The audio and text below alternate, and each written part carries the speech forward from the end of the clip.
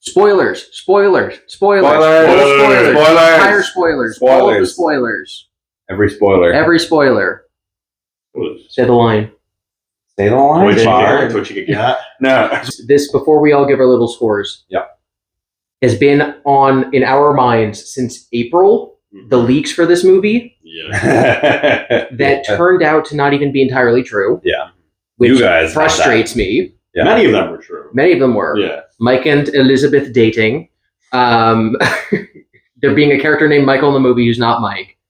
Abby getting got by the puppet, but the leak said that she dies and that's the end of the movie, which is wrong. Yeah. Balloon Boy being Garrett, which is just completely false. Yeah. I think that was it. Thank God. Those are the main ones. By the way. Yeah. When you told me that, because you had suspicions that it wouldn't be the case, and so you told me that leak before we went in, and I was like, no way. I can't believe you spent so long. No, I'm not being like, wow, you believe that. I just mean as in, I can't imagine your mindset. The other ones. That's what I mean. I'm not like criticizing you for believing it. I'm just saying I can't even imagine the headspace you were in, thinking that Garrett was going to turn out to be Balloon Boy. Yeah. Now I understand why you were like, this movie's chap. This movie's going to be when the first trailer came out and Mike and Vanessa were on a date, which confirmed that at least one of the leaked points were true, I'm like, we are done. We're in the end game now. We're screwed. Scores. All right. GiBi, you go.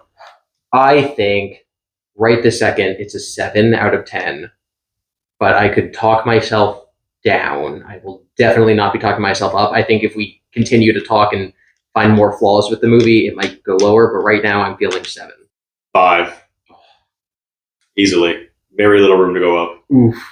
Yeah, 4 or 5, yeah. Jesus. Yeah. And what would your rating of the first movie be? 7. For different reasons. 4. Okay, so you enjoyed it more. I enjoyed this one more. I'd say I'm like 4 or 5 for the first. I feel like I had a similar, like cinematically, I was like, I think this is pretty much on the same level as the first movie. I think they sort of average out to be the same. I think the first one was a better movie. Yes. Because this one, as we'll probably continue to talk for the entire length we're doing this, didn't have a third act and didn't have an ending and didn't have character motivations to do literally anything. Yeah. Whereas the first one was just kind of like, meh, I don't really care. This one had higher highs, but then also wasn't even done. So yeah, I think that like the fan aspect, which I know like Scott has talked about, like this is for the fans. And in terms of like the Easter eggs that you can like clap at and be happy about, like those are better in this one. I don't know, like more prevalent, I guess, or they're more fun because they're not just like FNAF 1 things or Balloon Boy. It's like we're already in spoilers, so like circus fucking baby. I think what we should do is go. Actually, I don't mind. I think we should go as best in order as we can remember. Okay, and then crash out at the given crash out point. Oh, sure. Okay. Okay. So I will start us off. We open in 1982. Woo! Charlie dies in 1982. Can I have my crash out first? Sorry, fast there. All right, we're already there. Okay, this is my crash out. You two can attest to this in both DMs and literally all day today. Yeah. You would be like, oh my God, I'm so hyped. All day I've been like, I'm almost nauseous with anxiety over what this will do to discourse about the games. Yeah. Because there will be people, both people in our comment section from now to the end of time and other YouTubers, potentially our friends, who are going to take lore from this movie and use it as evidence for the games. Yeah. There will be so many people right now who will say, Charlie died in 82 because of this movie. And that's already frustrating me. Yeah. There are going to be so many people who will say, the toy animatronics aren't haunted, they're controlled by the puppet. Charlie died in 1982. Not will care. Yeah. There was a couple other... Mike Schmidt from FNAF 1 isn't Michael Afton for some reason. Like, that's a different character. And I just don't... You can't translate things from the... I've been saying this since the first movie. You can't translate things from the movie to the games. And I just don't think those have any bearing whatsoever. I agree. Mm-hmm. But... Yes, I have one contradiction. Here's my one but, and it's on this particular point. Mm-hmm. given that the first movie is so non-specific, when it comes to like game lore, it's very much like kids were stuffed into suits, and there were 5 of them, and that's like pretty much the baseline. It shows the order that they were killed in. In the opening credits, yeah, sure. But like, as in stuff that would be important to the games, it's like either so different that it doesn't matter, or it's so non-specific that it's like, oh, okay, who cares? There was no need to put in 1982 of all years. There was no need to do that. Like, they didn't even give us a definitive date for the MCI in this movie. So the very first thing that comes up on screen after you've got like William setting up the Showtime thing was 1982, and I'm like, we have not seen that date since FNAF 4 in the teasers before the game came out. And if my theory that originally when FNAF 4 came out, the plush was supposed to be Charlotte, that would give a reason for that date to exist. Yeah, you know? Yeah, 1982 in the code. 1982 in the codes. So the only thing is like, why, as Scott Cawthon, do you put that in the movie? Yeah. If you can just, because you could just have it be like, you could just be like early 80s. You don't even have to say, I don't even need a time code. You just have it showing it. Yeah, 20 years ago. Or, well, because we do know what the modern day is. Do the little about sign. Yeah. My counter to that is that the first movie takes place in the year 2000. It's like March 2000. Yeah, which is not. Why? Why? Yeah, that's a good point, because it's not. FNAF 1 takes place in 2000 because of the movie. That's fair. That is fair. I guess what I mean specifically is that it's just like, okay, we decided to set it in 2000s because maybe we want to have it around like a certain era, like technology or media-wise. So 82, the games, we see it on like the Faz tokens, established 1983. Yeah. Charlie died at a Freddy's in 82. Yeah, she would have to have died. It had to be the Fred Bears. Contradicts the tickets to fun, contradicts the 83 establishment date, contradicts the the toys being around in the movie. My entire crash out is the most I hate the movie thing I'll get is just that I think people are going to take details from the movie. I can already see the comments in my comment section saying DCI, MCI doesn't matter. It doesn't matter how the toys are possessed. The puppet's controlling them. No, it's movie lore. It doesn't count. Yeah, I guess I also contradict myself. Given that Freddy's doesn't open until 83, like you were saying, this movie, I don't know if it was clear that Freddy's was only open for a year or a few months in 82, or if it had been open for many years before that. Because they do say at the beginning, when Charlie is sitting on stage looking at the puppet, they go, oh, she always does this when it's not like it's the grand opening or anything. Like the toy established, like the restaurant was there for a while. So we don't know if that's like, was it open in 82 or was it open? Dude, stop. The more you say, the worse it gets. Why? You'll know when I talk. Okay. Anyways, I'll have my first crash out now. Yeah. On the life of my mother and all my future children, this was not Charlie's not Afton's first murder. Bro is efficient. Okay, Afton is efficient. He is playing 4D chess. Well, he lures a kid, knocks him out, right? Then disappears in the background. Yeah. Chases her smooth, disappears from sight without a trace. Yeah. He was too good. He was too efficient. Can I ask, why was he washing his hands? The kid didn't even have a stab wound. He was fine. That's what I'm saying. That's why I think it was 4D chess. I think he baited. I think it was a bait to get Henry's daughter. Yep. Because he hates Henry. I think it was 4D chess. I think he bonked his ass on the head, pretend to be like, ooh, wash my hands. Right. Okay. I think it was 4D chess. Okay, so he was trying to get Charlie, so he moved the knight, he went, wada, the piece came in, he went, rah. That's what Crying Child saw. I'm going to kill you. I'm going to kill you. He was like, I'm going to use my kid to lure another kid outside. Because think about it. Is it like William Afton? Because the kid was alive. He was actually kind of fine. He was totally fine. Yeah. Is it like William Afton to just some rando boom and just like, all right, job's done. I hit him on the head. Now I'm going to stab the other girl 3 times and drop her through a trap door. Craziest thing to me is that kid was just some guy. Yeah, like, he probably grew up and was like, so who was that yellow rabbit that tried to kill me? Yeah. It would hit me in the head. I got like a concussion. I don't remember anything. I got a concussion. That's probably the explanation. Yeah, but like, where were you? Oh, you went into the back room. Because some of the newspapers say like, oh, broke into a back, like a girl was blamed because she went in an area that was on limits. And so I wouldn't be surprised if all of those mementos that no, they must. Oh, I'm about to lock in so fucking hard. I'm gonna lock in so hard. I don't think they were from the MCI. They're not from the MCI. There's at least previous other kids. victims. Well, there's 4, and one of them's Garrett. Yes, so yeah. not There's MCI. at least 4 kids prior and 1 woman. Oh no! Yeah, you They're know the fun times. let your boy get to it. Okay. We skipped over the first thing that made my eyes roll in the movie. I liked it, but it was still a little goofy. Where William is counting down over the opening logos, and it's like, make sure you stick around at the end for more fun. That like, cool, a post-credit scene's gonna happen. Yeah. I see you, Scott. Yeah, I didn't mind that as much. I was like, I get it. Like, I really liked the entire opening. I loved the tone.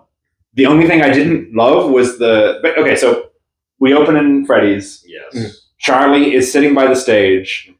Young Vanessa comes up to Charlie, and apparently we learn later on that they were best friends. Well, that's what Henry says anyway. Yeah. And she's like, yeah, Charlie says something about the puppet being like, oh, she's my best friend. I love the puppet. And Vanessa says, she's not your spirit animal or whatever you think she is. She said something, spirit parent or something. Which is not a real phrase. Which is not a thing. But yeah, so then Puppet's a girl. Puppet is a girl in the movie. Yeah, in the movies she is.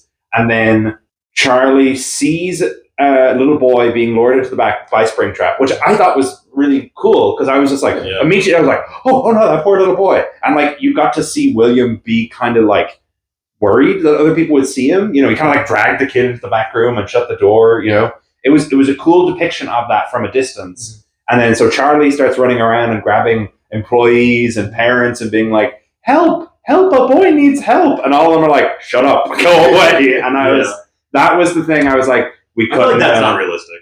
No, that was the thing. It could have been anything else. Yes. I think that it's unrealistic dialogue. Yeah. But it's the hyper reality of Scott's morality tales. Yeah. To have a world where the adults don't care.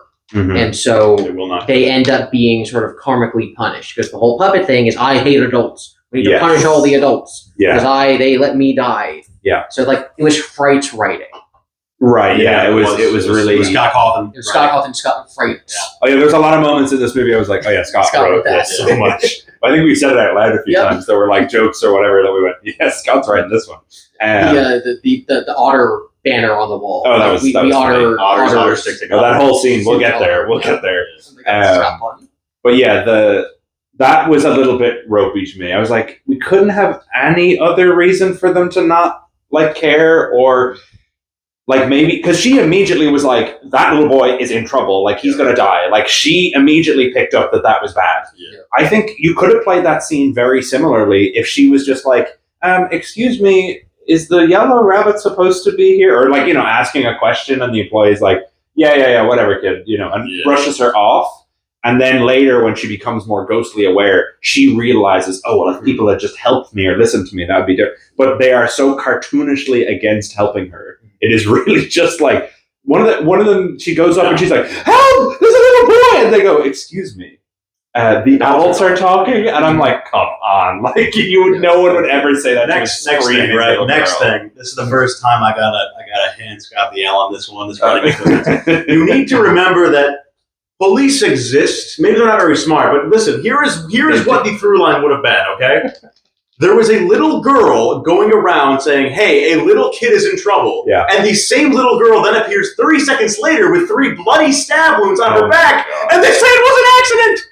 Before she died, she's going around going, someone's killing this kid. So this is probably my biggest issue with just the premise of Charlie's like death. Yep. Right? Is that when she dies, she gets stabbed by William. She stumbles out. That scene in the trailer where we're all like, is she the puppet? Is she already dead? Are they editing out stab wounds? Yeah. They had just been hiding them off screen. They were just like up her upper back. And so she carries out this little boy. He runs away because he's fine. And then we reveal, oh, she's been stabbed in the back 3 times. And then she falls into the puppet's box, but she doesn't actually hit the ground. The puppet catches her. Which is kind of like metal. It was cool. Yeah, I liked that image. And then it rose up into the air and it was carrying her. And that was then like title card. Ask anyone. They would have said, oh yeah, before this little girl, she just said there was a boy was being chased by some I don't care. I don't care what happens. She didn't, because actually now that I'm even thinking about it, she didn't die of anything else. Because I was going, oh well, she fell in the box and it grabbed her. But I'm like, no wait, no, They she must didn't. have thought she ran into a knife. Ran into a knife 3 times on her back. I don't know, In because real they life, say it was there's- covered up later. They say it was swept under the rug, Yes, but I don't know what that means. Okay. But I don't know what that. I don't, like, I mean, what it'll did be they that's like, bribe? they pay, yeah, But- pay But Henry would know. Like he would. Surely, Swept under he the rug. didn't know until the other kids died. yeah, that's the I have thing. suspicions. Yeah. It was swept under the rug by Fazbear. Henry works at Fazbear. Mhm. What do you like? Yeah, but- Who? Yeah, okay, but okay. So Scott if it's Whelan? William, right? Let's say Henry. Okay, let's do our little rewrite of the movie. Mhm. Is Henry has Charlie's body there? Yeah. He sees that she's been stabbed because obviously he has to like set up her funeral and bury her and all Yes, this kind of an stuff. And they have to autopsy. do an autopsy and blah blah blah blah. Yes. He knows she's been stabbed. I'm sorry. So she runs out of the back room. Yeah. Where they know the kitchen is. Did the police not think to measure the length of the kitchen knives that are used for She industry stabbed standard? herself in the knife. Industry standard That's method. the knife. She That's grabbed why the knife.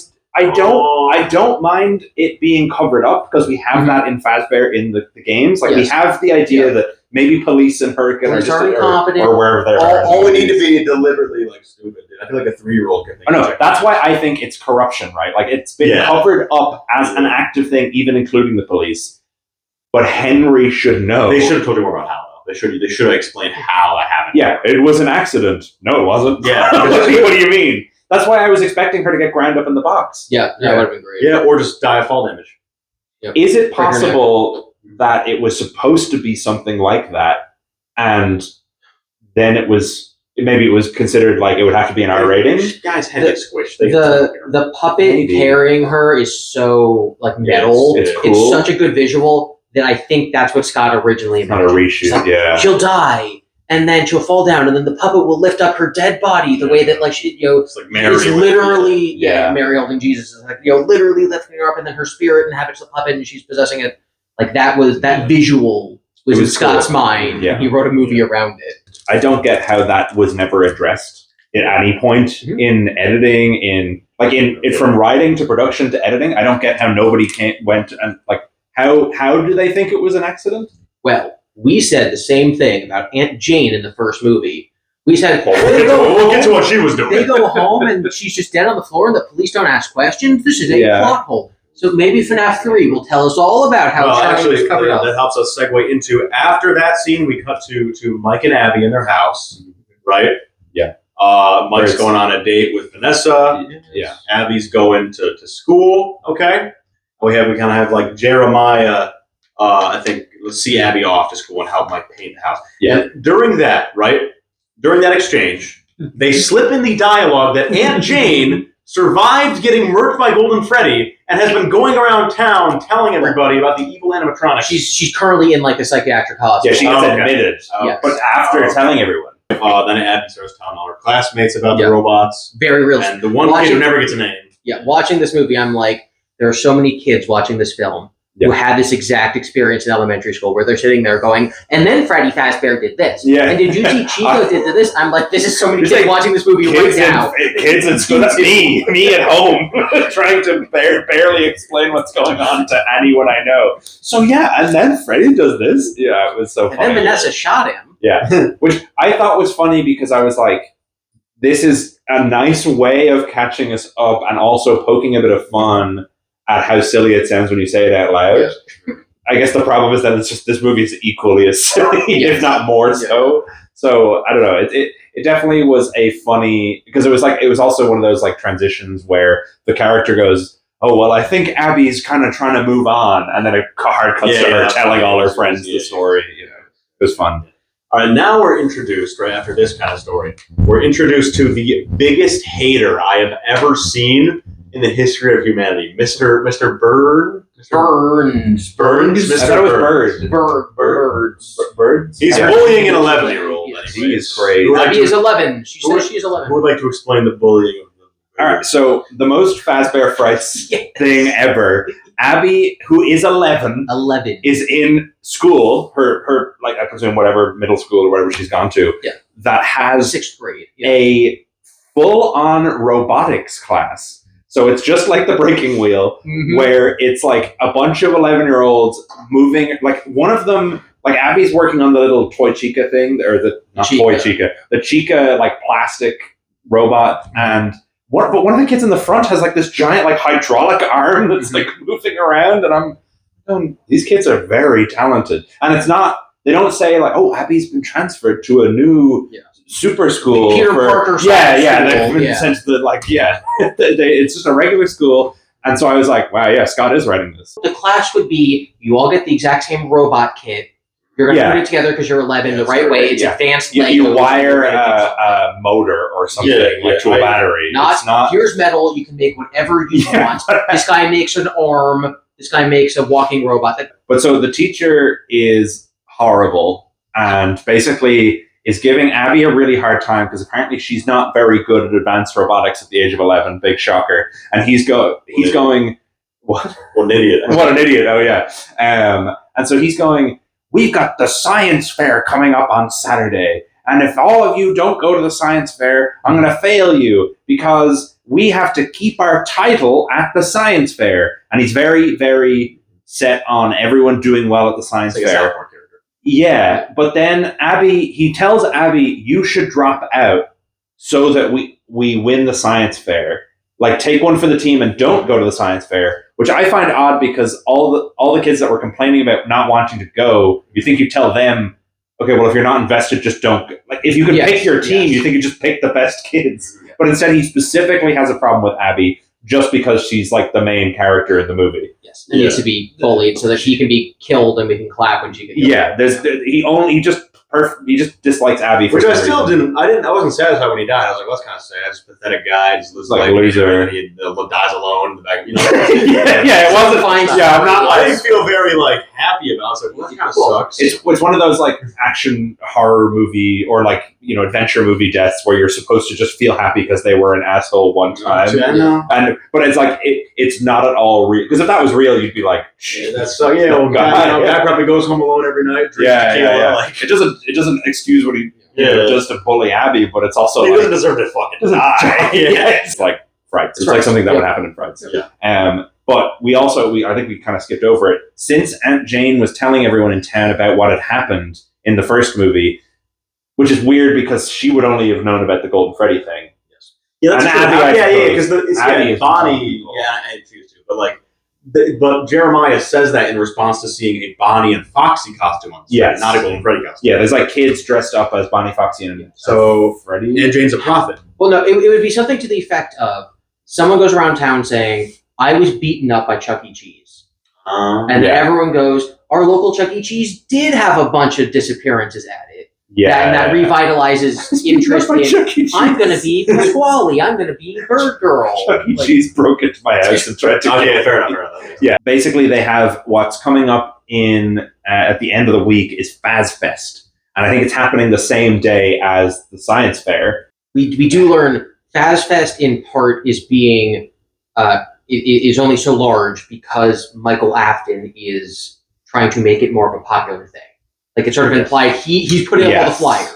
Yeah. He's like, I used the opportunity to create Fazfest. Yes, yeah. So you fanned the flames.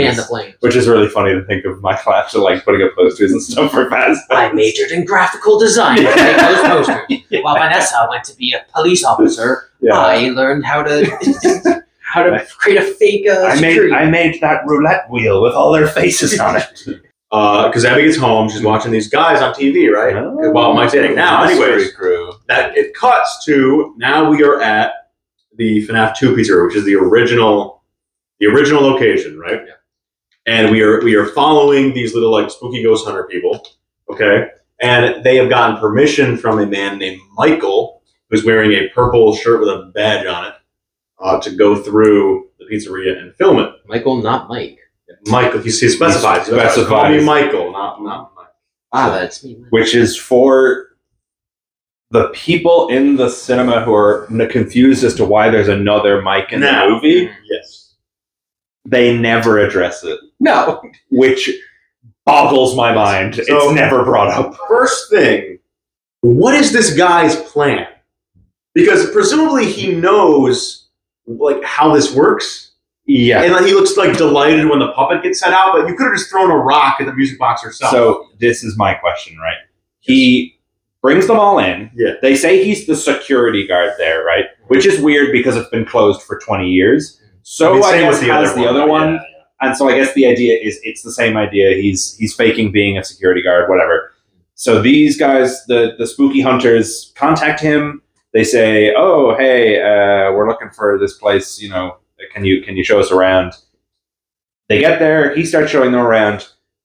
Then McKenna Grace goes downstairs to Charlie's box because she hears like the puppet box going over the like radio thing. Yeah. The other characters get split up because one of them goes to Kids Cove with Michael, and the other guy goes down like the river ride, and the puppet plush things are there, which is it's a weird thing there. But anyway, so the puppet plush things are in there. He falls in the water, even though it's only like chest high, this like wall, but everyone acts as though like they fall in and they can't get out. I'm like, I could have that. But he starts walking around in the water, and then the first character that activates that we see is the mangle, right? Which it shouldn't, because there's only one spirit in the building, which is Charlie, who has not yet woken up, taken control of the... Yes. I think Puppet wakes up first. It's got to be simultaneous. They hear the scream. McKenna gets got. The guy who's actively standing next to Michael's like, "What is that?" And Michael's like, "Ooh, I'm going to raise my eyebrow." And then Mangle tears him up in his body parts. But I thought the balloon or the cloud behind him starts flickering first before any of that happens. So it can... I guess it's weird ghost stuff. Actually gets closer. Can it simultaneously... Yeah. Also, if Charlie's not awake yet, who's the one projecting the music box into them? I think the music box is ghostly because it's connected to Charlie.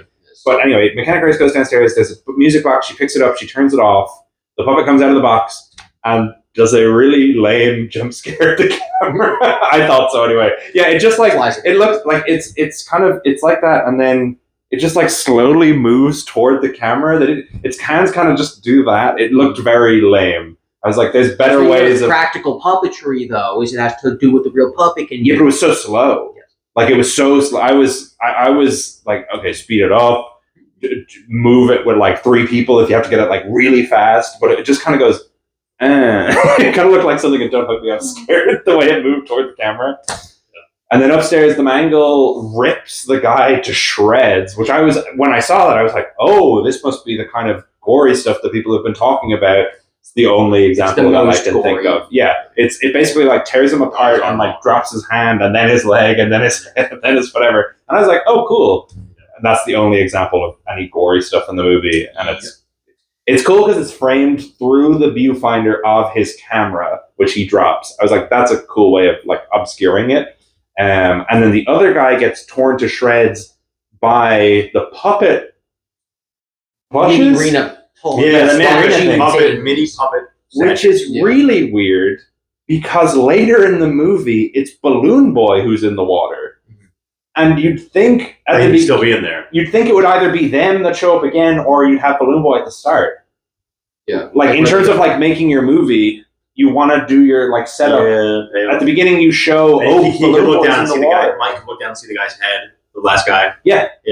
But like in terms of you're setting up your threats, set up. Oh, Balloon Boy's in the water. He's gonna get the guy, or it's the puppet things. Because I was like, oh, they're kind of creepy. And you see them all like at the same time, you know, when he looks down into the water, which is the same shot they do later with Balloon Boy, but they never mention those puppet things again. It felt like there were 2 versions of the script. Yeah. One which had Balloon Boy in the water and one which had the Minorina things in the water. And they shot half of each. Yes. They couldn't resist Balloon Boy. The propeller sticks out of the water. It's Jaws. It's the shark fin out of the water. That's what we're homaging here. Yeah. But then I don't know why why didn't Balloon Boy kill the first guy, like you're saying? Yeah. Balloon Boy should have killed him, so now we know that Balloon Boy's a threat. Yeah. So and Mike calls in it later, and we get the tension. The first time you see it, it's just the propeller. Yes. Don't show what it is. You just see the propeller, and then he goes, "What?" and he gets sucked down into the water. Yeah. And then the next time we see him, we get to see that it's Balloon Boy, or make it JJ or whatever. So anyway, Micheal Afton, Yeah. whose plan this was, goes down completely defenseless to the puppets area. I think this makes perfect sense. He's there helping Charlotte, and she knows that.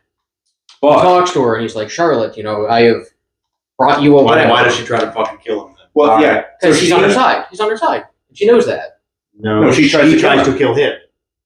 He runs away like this. Oh! Yeah. So can we also just, first of all, I think you guys liked it. I hate the puppet possessing human beings. Why? Yeah, doesn't make any Awful. sense. That doesn't make any sense. Awful. Love it. Stupid. Why? Just let it be the puppet. So good. No, it did. Where is it going? Is it crawling down the throat? I thought it looked cool. Is it crawling down the With throat? McKenna. I thought it looked cool. I thought McKenna did a great job. She was fantastic. I thought she was really creepy. Mm-hmm. I'm like, this is not FNAF. Does it dematerialize, or does it the puppet go inside their what intestines? we see of McKenna Grace is you see the legs of the puppet like wiggling around out of the bottom of her jeans. Yeah. And I was like, is she entered inside of me? Is she entered inside of her right now? Must be, yeah. But then her face becomes like an amalgam of the puppet. So I guess maybe what's Which happening looks like is Nightmare Realm, by the way. the puppet is crawling inside of them, and then using ghost agony magic, it's making them look like the puppet. Because we see later Toy Chica, she like hides in Toy Chica's chest. And I think so I guess Abby, that's what the puppet is I think doing. later in the movie, Abby starts coughing when it comes out of her. Yeah. Yeah. Even though We don't see it. having the puppet in your rib cage, especially if you're 11 years old, would just you to be dead. Suffocate. Anybody would suffocate. You won't die. You won't die. But yeah, so she possesses the human beings. I just thought, I was like, this felt like, old superhero movies, like from like the 2000s, where it felt like kind of whoever was writing it was kind of writing their own movie, but they just used the iconography elements from whatever franchise they had to write, and they weren't really a fan of the original thing. That's what this felt like. Like somebody wanted to write a horror movie where there was a creepy thing that possesses people and makes them have like black tear streaks on their face and makes them all like this big spindly monster. I was like, that's a cool horror thing. Let me ask you this. But why is Scott writing that into his animatronic thing? This is great on that point, because the puppet spends a significant portion of the plot in Toy Chica. Why does the puppet possess people to begin with? Because, tell me this, what does she accomplish?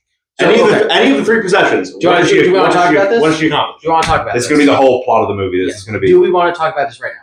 Yeah, right now. Okay, so because this is the first time it happens. What is the puppet's goal? Kill It parents. seems to be possess a body to have a more range of freedom and power. And it seems that it wants Abby. It is luring her there to free them. It wants Abby. Why does it want a body? Why does it need a body that will give it more freedom and power?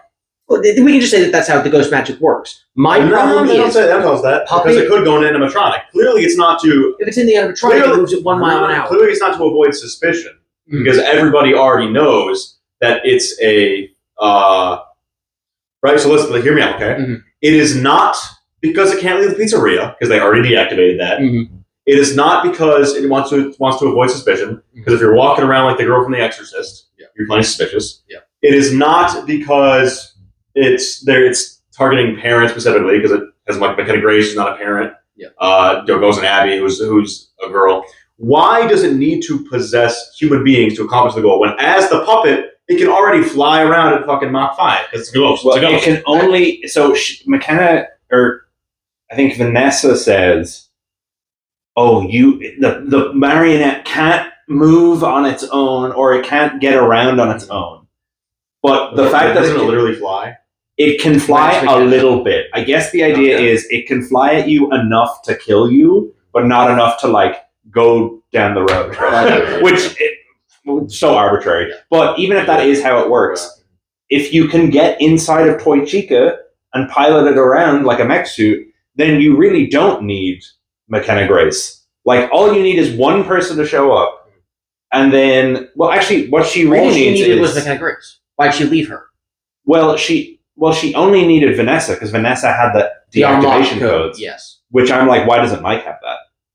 Yeah, she gets to Vanessa at the end anyway, so why not do that? Yes. Why? Okay, so this is the biggest one, right? So Vanessa eventually will arrive. So you got it. Mine is after the Vanessa scene. My big, what are you doing? So Vanessa is lured to the pizzeria because at some point later on, Abby tells Vanessa, like, oh, I went to the new place with Chica and the log ride or whatever. And Vanessa obviously knows this is the place where Charlie died. So she kind of cops the whole thing. She's like, oh, Charlie's trying to leave. So she goes to the pizzeria, talks to Charlie, who is currently possessing McKenna Grace. McKenna Grace, Charlie, captures Vanessa, strings her up, then waits for Abby to get there, brings Abby into the room with the computer, and asks Vanessa what the code is to turn off the defenses. As that's happening, she's using Toy Chica to talk to Abby to turn off the defenses with the code. And so then we leave that scene, and I immediately was like, oh, well, she's going to get Vanessa now. Yes. Because now she can leave as Vanessa, and she can, like, trick Mike or whatever, and she can probably, because I thought, oh, she can probably turn off the puppet, like, face magic thing. That'll just be showing when she's being evil, but she can probably just act like a mimic. But Did she literally just leave? no, she Vanessa? ties up Vanessa and puts her in a closet or something. Yeah. Why? Why did she do that? Why, if she didn't need her, why didn't she just kill her? Yeah. She ties her up and puts her in a closet and leaves inside of Toy Chica. Yes, to go somewhere with Abby. You could argue that part of the Charlotte-ness does not want to kill her friend Vanessa. That exists to some extent. Well, my crash out is the next scene. Toy Chica has the puppet inside, as we'll learn later, and is leaving with Abby. And Abby's like, I'm going to call the cab, and we're going to have this little funny scene. If the puppet's goal is to possess Abby, why doesn't she do it right that moment? Yeah. They leave the building. She's alone with Abby. Abby needs to go and grab a telephone to hail a cab. Why not possess Abby right then? You're missing the bigger problem, and I'm going to go out of order here. But this is a huge problem. I just thought of it. Okay, so we're going to skip a little ahead here to like the whole kind of science fair thing. Abby is letting Toy Chica escape the perimeter of the pizzeria, the original, while Charlie is strangling Vanessa. Then Vanessa goes in a locker, and they leave, whatever. Then Abby goes to the science fair. The bully teacher destroys her little toy, goes back to the pizzeria to tell Toy Chica they destroyed my toy, and the puppet just knew and is sitting inside of Toy Chica to use Toy Chica as an Uber. The puppet just went from killing Vanessa, stuffing her locker, to crawling inside of Toy Chica, and somehow knowing that, okay, Abby's going to show up because it's a project I fucking destroyed. Yeah, why spiking the mic?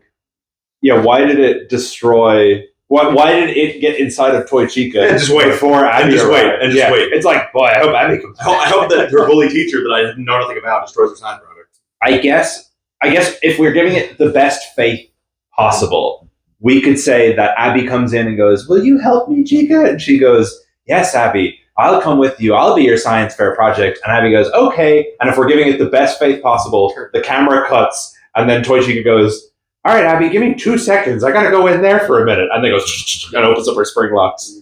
Toy spring lock theory. Okay, we're ahead now. Though, what happens after the people die?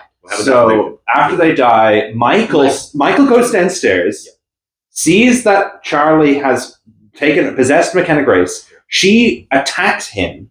He runs away. He gets out the front door. He turns around, smiles, and goes, "Welcome back, Charlie." Presumably, the only thing which was stopping Charlie was the music box, which is destroyed. Why didn't Mike just destroy it himself? Yes, Michael. throw a rock at it. Or I guess because she maybe needs a host, kidnap somebody, drag them in there, break the thing, or turn it off. I don't see why you'd go about it. Well, why did it take like you're 20 years? What I'm saying is McKenna Grace easily could have not turned the music. I know I wouldn't have. I'm leaving that shit alone. Yeah, I would have got out of there. We have to read between the lines and talk it out, but it must be something to the effect of William never told him to do that. William disappears / dies. Michael puts his own plan into action, which is, I will get the community interested in Fazfest, wait for Halloween to roll around. The night of Fazfest, I will let Charlie loose to do ambiguous thing William wants him to that we, the audience, aren't aware of until the third movie yet. Yeah. He chose celebrities who have a television show. Yeah, people good way to go notice they undetected. Good way to go undetected. Their van is in the parking lot. But wait. Like, what? Oh, it's getting, wait. Even worse. Because I was about to defend it, but now it makes less sense. Because I was about to say, it makes sense because he's trying to build up hype for Fazfest, but he gets them killed before they get to make their episode. Yeah. So, it's not live. You're saying that it's using Charlie's anger to further William's agenda. Yes. Charlie wants to kill adults. William wants to kill children. William never once in any continuity goes out of his way to kill people older than the age of 18. What does he say at the end when he comes in and he goes, ha ha ha, I was the villain the whole time? What does he say when he walks in and he's like, this is what we were made for, Vanessa. We have to continue his goal. Continue his legacy. Yeah. We have to continue his legacy. You have a purpose. The way we're going to continue his legacy is by letting Charlie Kill do adults. her own thing? Letting Charlie kill adults, which William never once in any continuity wants to do. Yeah, why would he When want has to William let once her targeted kill someone people? over the age of 18? Something creating agony, like You're just being us a not bad knowing person? the answer to a question that's clearly being left up to part 3, I think isn't a huge flaw. I don't think I it'll be don't think it'll it will be addressed. answered. I think William's going to go back. I genuinely William's going to go back to killing kids and kids only. the way they handle the MCI in this, Yeah. I don't think they're going to have a scene where William goes, the real thing that I've been trying to do is blah, blah, blah. I think it is genuinely being treated as William's a bad guy. So he wants anything that's bad. Now, what you could say is that Michael and Vanessa don't know that William is targeting children specifically. So that's why they're having Charlie do her plan. Definitely do, though. Yeah, well, I mean, that would make sense, yeah, because they said you have a purpose, unless they know what that purpose is. Well, Vanessa, when she was a kid, knew. That She was tried just- to stop Charlie from going into Well, the that's what back I room. mean. William's legacy, their purpose is not to kill 50-year-olds, which is what they're doing. They're killing people who are 40 and 50 through the puppet, which is not what they want to do. And I'm sure William knows you get more agony out of children. Yeah, it was Which is weird. why he's doing it. It was weird as well. I know we'll get to it later, but like the people that she's targeting specifically, one of them is like a very old guy, Yeah, the other one's and the other one's like she has like a 9-year-old kid herself. I'm like, she's the mother. I guess. Yeah, but she's an older. But is it not the Is it- specific people that harmed Charlie? No, it's just that all parents. I thought it was that at I first, thought it was that too. but No. then it doesn't seem to be that It's because all- it's it's all a woman who has parents, a child. No, but the two people that Toy Freddy is trying to kill are not parents. They say no one else is in the house. They could have adult kids. If they had Yeah. kids 20 years ago, their kids. They were. I'm pretty sure what it was. But why do they targeting target them people from the specifically? science fair, right? They're trying to go from the science fair. No, because Toy Freddy goes from Fazfest Yeah, to sure. there. Yeah, That's why I thought they were Do specifically. they even inbuilt like scanner to help a woman's giving birth? They're like, Hey, just asking the questions. but then they can't kill any like unless they're married. They can't. I thought it was like, oh, these are people that hurt Charlie at the time. So Well, they specifically established it's parents and parents. It's parents. Yes. So they must be parents. yeah, but like they just randomly were like that house Yeah, no one else is in the house. Yeah. because it also takes them How like do they know? 25 million years to walk there. How do they know? Yeah. Yeah, well, they just pick a house and go. I hope they're parents. They had to send Freddy to Elm Street. That was very important. Yeah, Elm Street was what, but that's what I mean. It was a very specific address. That's why I thought, oh, these are people that she knows.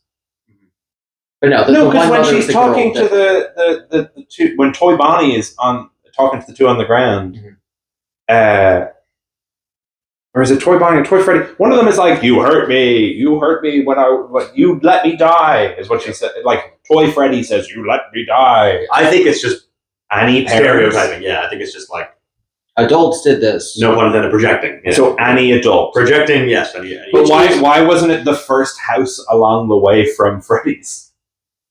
Like, why was it this house randomly Pick a bone 25 with minutes Scott. away? Pick a bone with Scott. I just Why don't know what that. Toy Chica picked random. I mean, not random. It was the teacher who was giving Abby a hard time. There must have been other parents there. Well, I don't know why she You're waited. missing the Also, you're missing the much bigger problem with that. Okay. scene, which I'll get to so later. so We'll do we it later. have Michael. For some reason Knows about Charlie. knows about Charlie and frees Charlie to do her own thing because he thinks that will somehow continue William's legacy. Yes. Then Mocula's with dating. Mark and Elizabeth dating. With the little Scott joke of, it's so fancy here. When you make a crumb, the waiter comes over and cleans out the table. That was fun. Little that was fun. cutesy Scott-ism So right they start talking about like, Abby's weird, whatever. I'm Now, dreams. Problem A. Vanessa tells Mike to tell Abby the truth about the fact that the classic animatronics are not there but are actually missing. Yeah. However, the classic animatronics, we will soon find out, are not fucking missing. They are somewhere, which means Mike must have walked around the entire pizzeria and not found the classic animatronics, Or Springtrap. who then later show up later in the movie. Where are they? This is actually contradicted in a completely different way. When we get that scene where he goes there and meets Abby and tells her, like, I was lying to you. She's like, where are they? Pieces of them are here and there. Everywhere. Pieces of them are here, pieces of them are everywhere. And then they are looters broken, and they are perfect condition. Pristine condition. At the end of the movie. They look better than they did in the first movie. Yeah. It's like, I think they changed Freddy's head mold, actually, for this one. He looked better. He looked more game accurate. So that's a later contradiction. The first contradiction is that Mike knows what's happened to them. He knows it's heavily implied that Mike has walked around. Okay, he's walking around the pizzeria. He went, wait, where the fuck they go? Where'd they go? Yeah, he's looking around. They're not there. The post-credit scene also calls into question why Mike didn't find Springtrap if he did that. Well, so it's an unknown room that no one knows. Even though they found it very easily. Yeah, but that's some guys showed up and they were like, "We better get this place." Yeah, they found it within the first 20 minutes of being there. Yes. Like on the way in the door. Well, those two are. But maybe Ethan has been there. Ethan, the phone dude, has been in there for a while. But like, even if he's been there for an hour, If Mike, well, no, because okay. Also, it's just a door. It wasn't like a false wall like in the games. It's just a door. Do we agree that Michael loves Abby? Do we agree that Mike care? Yes. Do we agree that he wants Abby to be happy? Yes. Do the animatronics make Abby happy? Yes. Would he search narrowly? No. He would find Springtrap. He would find the room. He would go around for hours looking for them. Yeah, I think also I do understand that Mike doesn't want Abby hanging around with big murder robots. Yeah. Like, I get why he's worried about her being there. They know about Garrett. He would want to find the fuck out of them. Well, he did. The decision he made in the first movie was picking Abby over Garrett. Okay. I'm sure he won't ask anything about that in movie 3. Yeah. See, that's the thing. I'm sure Garrett will never come up again. I don't mind that as much because that's kind of movie logic. Like, he's learned his lesson, so he's going to move on from that. Yes. Like, he knows whatever answer it might be, I don't need that answer. Like, logically, he should just be like, by the way, guys, if you have a chance, could you tell me what happened to my brother? You know, I know you tried to kill my sister and all that, but you were being controlled or something. Oh, wait. Oh, God. Oh, fuck. The last scene of the movie. Golden Freddy kid shows up. Yeah. Hey, Mike, Springtrap's alive. Can't hold him, dude. Yeah. How did the other guys find him? Why didn't Mike go back and call police? The Golden Freddy kid literally snitches and says, yeah, Springtrap's still there, by the way. Mike overtly says he doesn't understand what he's saying. Is he stupid? Mike says, like, to Vanessa in the room, like, I have no idea what he's talking about. Is he? Yes, Mike's stupid. I think it's funny that the Golden Freddy kid says that. Mike's like, what? And then he's like, ah! And he just gets like, he fades into non-existence. He's like, oh, I gotta go to heaven, bye. You know, like... No, Mike, you have to know. Mike, you have to know. The killer, he's more powerful than ever. What? Who? Oh, I'm going to heaven. I wish I had more time. How was that defensible? The kid literally shows up and says, hey, by the way, Afton's still alive, though. And then a bunch of years pass, and these guys from a horror attraction show up again. But I think that's probably the same. Within the week of the movie. Even if it's happening simultaneously, it's like it's going to be weird. Yeah, Mike should go back and he should be on that. Do we think Michael Afton sets up Fazbear's Fright in the third movie? Because he does get away at the end of this, and he's trying to do He's trying to do that. He's trying to recreate, make Freddy's more popular, agony stuff. It's so exactly he what doesn't know Springtrap is a thing. Yeah, he thinks he's dead. He's carrying on the legacy. Thinks he's dead, but he didn't do enough. So see, the problem is if you have a character who's actively trying to work for William, who he should also have done the legwork of going to the last place he was seen and having a look around, because those guys find Springtrap. It's like we don't even see how that happened, and they're not going to address it. Michael looks shook when he sees the classics. Like, what the fuck's going on? Yeah. He's like, what are these things? I mean, to be fair, we only ever see Mike in one room in the original building. He just runs into the lobby and he's like, hey, if anyone's here, help Abby. And then he leaves again. So maybe he just wasn't bothered. Or it's like, is it too destroyed that he can't go into the rest of the pizzeria? Is that the idea? Well, Ethan, the phone dude, got in. Yeah, all right. He got in pretty fine. And He he doesn't figured get it that out. gear, right? He's not a cop. He's just dressed in his like. He doesn't have a friend who's a cop. I guess Mike and Michael both weren't bothered. They just weren't artists. They did not care. Okay, what's out of order? What happens? What were we talking about? Date. So Date. they go on the date. Mike and Elizabeth date. Oh no, it's time. Yeah, you should try dreaming about your. Oh, it's time. It's finally time. So Mike on the date tells Elizabeth Lail, Vanessa, that she should try using dream theory to figure out more about her father. So Vanessa goes into her closet at her house and whips out a rectangular box with 2 locks on it, from which she pulls out 4 toys, which are a jar of marbles, a diary, a handheld mirror, and Garrett's plane. Now nobody talk. I'm about to crash the fuck out. Here it comes. Now listen to me. Listen to me. Listen to me. Okay. Hear me out here, okay? Stay at this volume where you're going to spike the mic. Okay. She goes to bed, okay? And she wakes up in a dream of her old house. I need to say one thing. Oh my God. She turns the TV static on.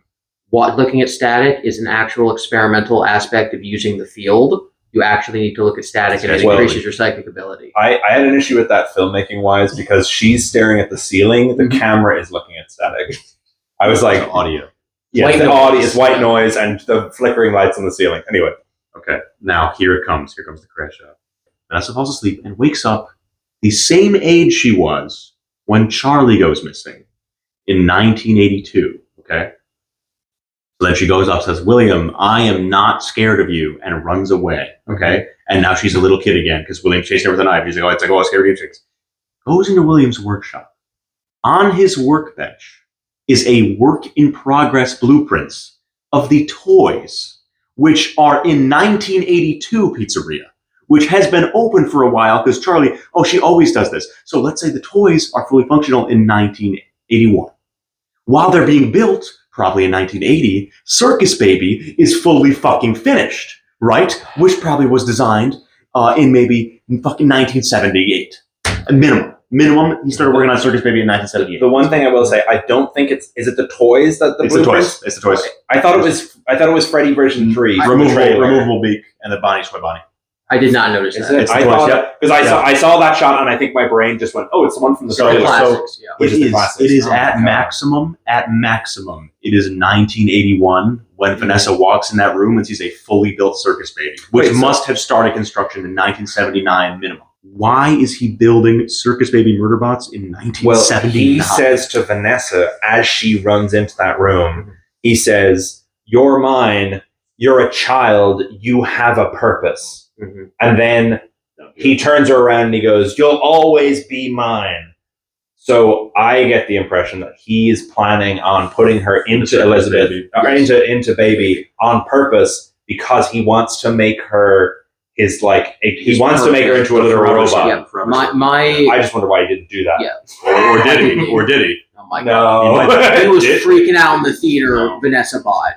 Yeah, I screamed for this spot. My headcanon here might be that Mrs. Afton dies and he becomes obsessed with immortality. He's like, I'm going to put my children into robots so they're all immortal. Yeah. And then they'll be my perfect little baby. Like, I don't want you to grow up, Vanessa. I want you to be my baby forever in this robot. Oh, that's good, actually. Yeah. So I can have my perfect family. My You'll be mine. my baby. You're he doesn't go like the golden child, but he does say, you're my favorite. You're the best He one. says you're my favorite. She can't. Okay, so then do we think that gives any sort of credence to Elizabeth actually being the golden child in the games? I think that's just manipulation. I think he's just. Well, yeah, it is. Manipulation. One is the favorite, and then the other one, by telling them you're the bad one, is still a form of manipulation. You don't tell them all that they're the favorite. You tell one he's the favorite, you tell one he's the worst, and it manipulates both. Yeah. Okay, so let's keep going, right? Yeah. So we have the Vanessa dream. She kills William in the dream. I thought a really cool effect was William falls over the banister, hits the ground because Vanessa shoots him. She goes into her police outfit. She goes through her Mike dream character arc in one scene. She kills William. He falls over the banister. He falls on the ground, and we don't deal with that anymore. She's over her trauma. She dealt with it in one scene. We can move on now. She's not projecting in her spin class and she pulls out her gun at her. Like, Yeah. Oh, we forgot to talk about that, didn't we? Yeah, we did, but like, whatever. She was hallucinating Springtrap for as many scenes as we see in the trailer. Yes. Yeah, that's true. Like everything in this movie is in the trailer. Yeah. Everything is in the She's trailer. Except for doing, Baby. she's like riding an elliptical bike, and then Springtrap's like, "You're not going fast enough. You suck at biking." Oh, yeah. Yeah. I thought that was going to be persistent throughout the movie. Because you'd think that would be the thing she overcomes in the third act. No, she got over. She overcomes it in the first. Whoa. This movie doesn't Sorry, have you're that. right. You're right. That's what he's talking about. But Looks instead, like she Dream over Theory really was based. after the date scene, before we go off to see Vanessa doing her Dream Theory, Abby at home. I can't remember what inspires her to. Oh, when she's at school at one point, the kid's like, "Hey, you're pretty good at robots," even though in that exact same scene we're explicitly told she's bad at robots. But immediately the kid next to her goes, "Hey, you should maybe fix those robots yourself." So she goes home, decides to go fix the robots at Freddy's herself. She goes to Freddy's. The animatronics are missing, and Mike, after the dream, comes home and sees that that Abby's gone out. So he follows her to Freddy's, gets there, and Abby's sat on the floor, and she's like, "Oh, you told me they were broken." And he's like, "Oh yeah, listen, I don't know where they're gone." Yeah, there's pieces of them here. there and there and There's everywhere. pieces of them there. I think there's a draft of the movie which existed where the classics were the Wizards, Retrofits, yeah. and what happened at some point was that they changed their minds, because in that scene, Abby's sitting there and looking around, and Mike comes in. She goes, "Where are they?" And he goes, "Oh, well, there's a bit of one over there and a bit of one over there." And she goes, "No, I know that.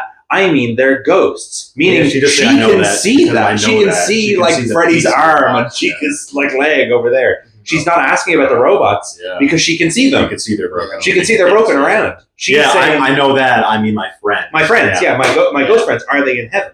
Yeah. Which sets up the end of the movie. But that's so weird. So she knows the robots are fine. She knows the robots are not fine. Sorry. She knows the robots are broken, which means that the classics weren't supposed to exist in this version of the movie, or wherever that scene comes from. Which also double contradiction now, because Vanessa told Mike to tell Abby the truth because they're broken, which they are. They are. But he said that's not the truth because they're not, but they are. Broken, Yeah, because they're there. Yeah, So it's a double contradiction. Yeah. Well, okay, the part of the lie could just be that he's not going to fix them. So we go from the version of the movie where they're not there anymore to the version of the movie where they are there and they're broken around, and then back to the version where they aren't there and they're perfectly fine. They aren't there. Where are they? Where are they? Michael doesn't know because he's sure. Because at the end of the movie, when we find out that the toys and whatever are still under the control of Charlie, Mike goes back to Freddy's and goes, "Guys, I need your help, Abby. If you ever really cared about Abby, we need you." And then at the end of the movie, the Avengers show up and they come in and they rip all the pieces of the toys apart. And they're perfectly fine. They're normal. Yeah. They're totally normal. Not and then they immediately power down. Yes. Which presumably is part of the same kind of safe program that they have in the FNAF 2 building, which is after they leave the building, they lose their power. That scene has way more issues than so many. Possibly. Which I'm crash out when we get there. Okay. Oh, I'm sorry. So you're telling me the animatronics need power in order for the spirits to stay inside of them. Oh, but God. Golden Freddy is perpetually powerless. He's, No, in the games, in the movies, he's got a little light in his eye. The Stitch Wraith also needs power to stay inside. Like the idea at the that's end of not the an Stitch electric line. light. That's a ghost light. The idea at the The end of the blue one? Stitch line is that when he runs out of battery, he will fade. Okay, forever. how is teleporting? What kind of I don't even think he's a real I don't even think he's a real robot, to be fair. So why does he have to leave? Why does he have to leave? Well, because the movie needs them to. Because the movie's sick of talking about them. So okay, we'll get there. We'll get there. So okay, sorry for reading the Golden Freddy pose on camera. So we're at the scene where Mike's like, "You're really sad. I'm going to get you one of these pieces of garbage from behind the prize counter to like make you happy and bribe you into not being sad anymore." Abby just sees the Faztalker on the floor. Since in the first movie, How the puppet get in there? It's on the FNAF 1 pizzeria. How'd the puppet get in there? Cause ghosts. those Okay. So you're telling me that it can somehow move across Yeah. the entire city while sleeping? It doesn't It's matter. not asleep. It's not Well, asleep. no, I don't think the puppet literally put it there. I think that it's just able to communicate through. Oh, it was in the pizzeria, and it just knew somehow ghost magic about Abby. No, but this is not in the new pizzeria. This is in the FNAF 1. No, I know. Not the puppet is somewhere else killing McKenna Grace or something. Yeah. Abby gets the Faztalker. Yeah. Which can communicate with the spirits. Okay, hang on. Okay, it's just the answer is just ghosts, as it is in most of the movies. How does he? We find out later that the ghosts of the MCI in the first movie are not actually there. How does the puppet know anything about Abby at all? It's been asleep for 20 years, and it wakes up and it's like, I better try and lure Abby here. It doesn't know. It doesn't seem to have any connection to the MCI at all. You could just say general fieldisms and Abby's okay. We have established this. Abby has the Shining. The Shining, yeah. Abby can see ghosts in ways that other characters can't. Now, in this movie, when Kelsey, Andrew, Cassidy is going to heaven, he can just talk to Mike. He's just there. He's manifesting in front of Mike. Mike can see him. Oh, yeah. There's the scene when we see dead Charlotte as a child with sort of the puppet makeup, and Vanessa's kind of crouched next to her like, I'm so sorry, Charlie, that like this happened to you. So Vanessa can talk to she has the Shining ghost. too. She has the Shining to talk to Charlotte at least. Which was weird because that surely should have been after it closed. I guess William could let her in. Yeah. Why would he? So it's like ghosts apparently can choose to manifest to anyone they want, but Abby can see people that she's unrelated to. Like it makes sense with real world ghost lore, but it makes sense. Like from the point of view of the audience, we're supposed to be tricked into thinking that the MCI spirits have been put into the toys. That's what we're supposed to think. We're supposed to think she's really talking. Yeah, we're supposed to think Susie is in the Faztalker. Yes. And Abby gets there and goes, "Oh my God, Susie or Chica, how did you get in this new body?" Charlie, that's Charlie who's never heard of Abby. It lures Abby. So good thing Abby picked up that Faztalker. Yeah. Because otherwise the puppet would never have ever done this. Maybe you have to use the fieldisms. The field, or something. Which all hospitals are equipped with. Because, obviously, the logical decision for Abby at that moment would be to pick up the Toto that's on the counter right next to all the other clothes. Toto's in the movie and did not tell me. Yeah, but instead, Abby picks up the Faztalker.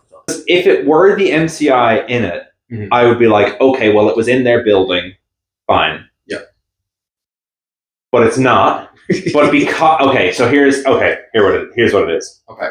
Because it is a Faztalker that looks like Toy Freddy. Yes. The implication is that it comes from the same building that the puppet is in currently. Mm-hmm.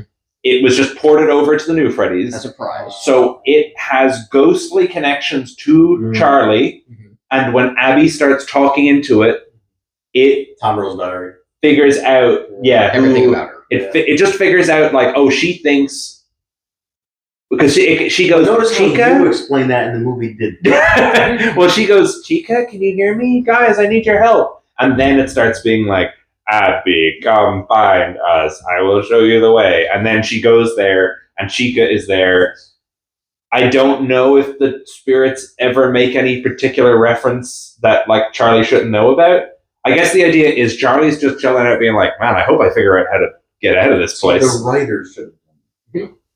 Scott should have done that. Yeah. Well, also, it's kind of useless to get... Okay, so if... Abby doesn't even lure Vanessa. Vanessa chooses chance, kind of. So this is also the thing, is it still look because...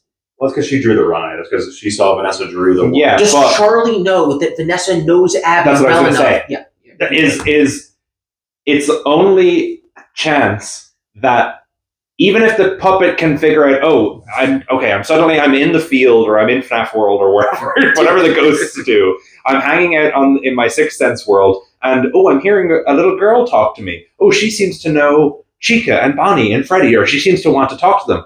I'll trick her into coming here.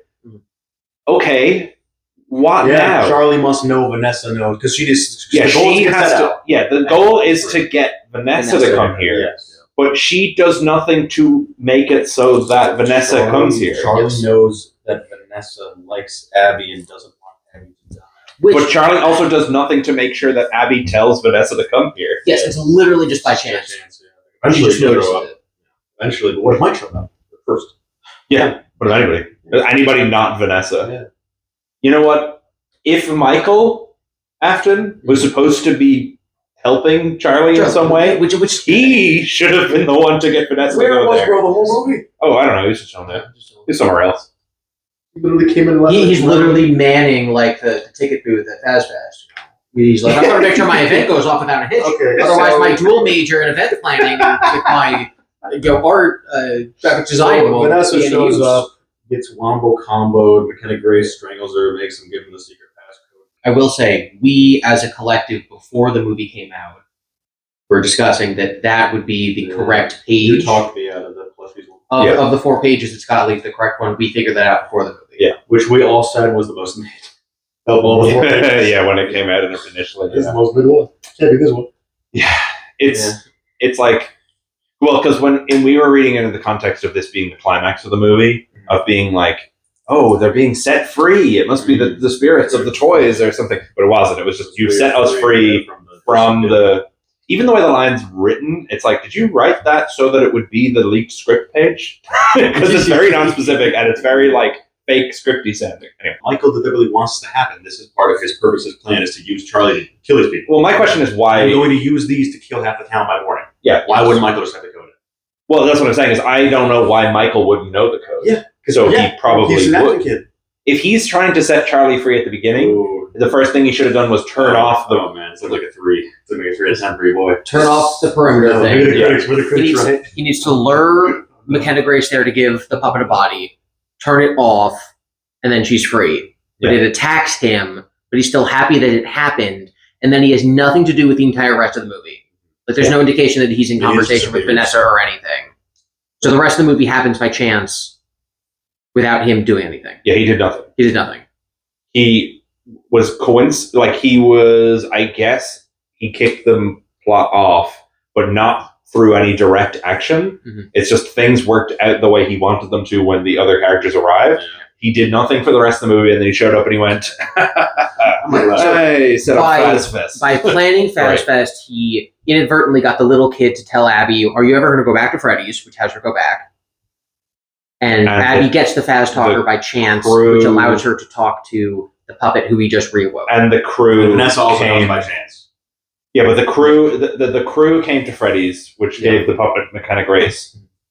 Which this is now why I'm starting to think of why the puppet had this mechanic of being why is McKenna Grace necessary? Why don't we just wait for Abby? Yeah. And just project the music box. Why not just kidnap anybody? Yeah, I think that was Michael Afton's plan. He did just kidnap anybody, but he chose a celebrity, which then makes it not make sense. Yeah. Well, he doesn't care because everyone's going to be dead by morning, so he's dead by daylight. So he doesn't care. So I guess the idea is like it happened by chance that this was going to work out. But at the end, he's like, my genius plan of I put a little push. And I made Fazfest happen, and it's the perfect cover, because no one will see us coming, because they'll all look like that. But at that point, he's implying that he's controlling the toys. Also completing... Which he's not. Actually, wait. Sorry. At the end of the movie, he tells the toys what to do. Oh, break their bones. Yeah, he tells the toys what to do. Why? How can he do that? Wait, yeah. How does he do that? Wait, why is he controlling them? How? Like, the movie only works. I guess this is why it's retconned that first scene in my head. It only works if he's in league with Charlie. If Charlie's like, thank you for... But Charlie tries to jump him. But Charlie tries to jump him. If that hadn't happened, the movie would make sense, because they're in communication. But you know what's so silly about that last scene as well, though? Is Mike... He wields the music box like it's the Mighty Morphin Power Rangers thing. He's like, Dino Thunder or whatever. And then the puppet gets out of Abby and goes, and then goes like down the hall into the bedroom, and then the rest of the scene happens where the toys just show up, and Michael comes in and he's like, I've been planning it all along. And the whole time the puppet's just like in the other room not doing anything. I think this movie has a problem where characters and events occur exactly when they need to, not driven by any logic or like... big problem because why was the puppet not doing anything in this scene? This invalidates the entire movie, because if Michael can just order the toys to break their bones, his entire point of setting Charlie free is pointless. He doesn't need to let the puppet out, because the puppet doesn't need to conduct them.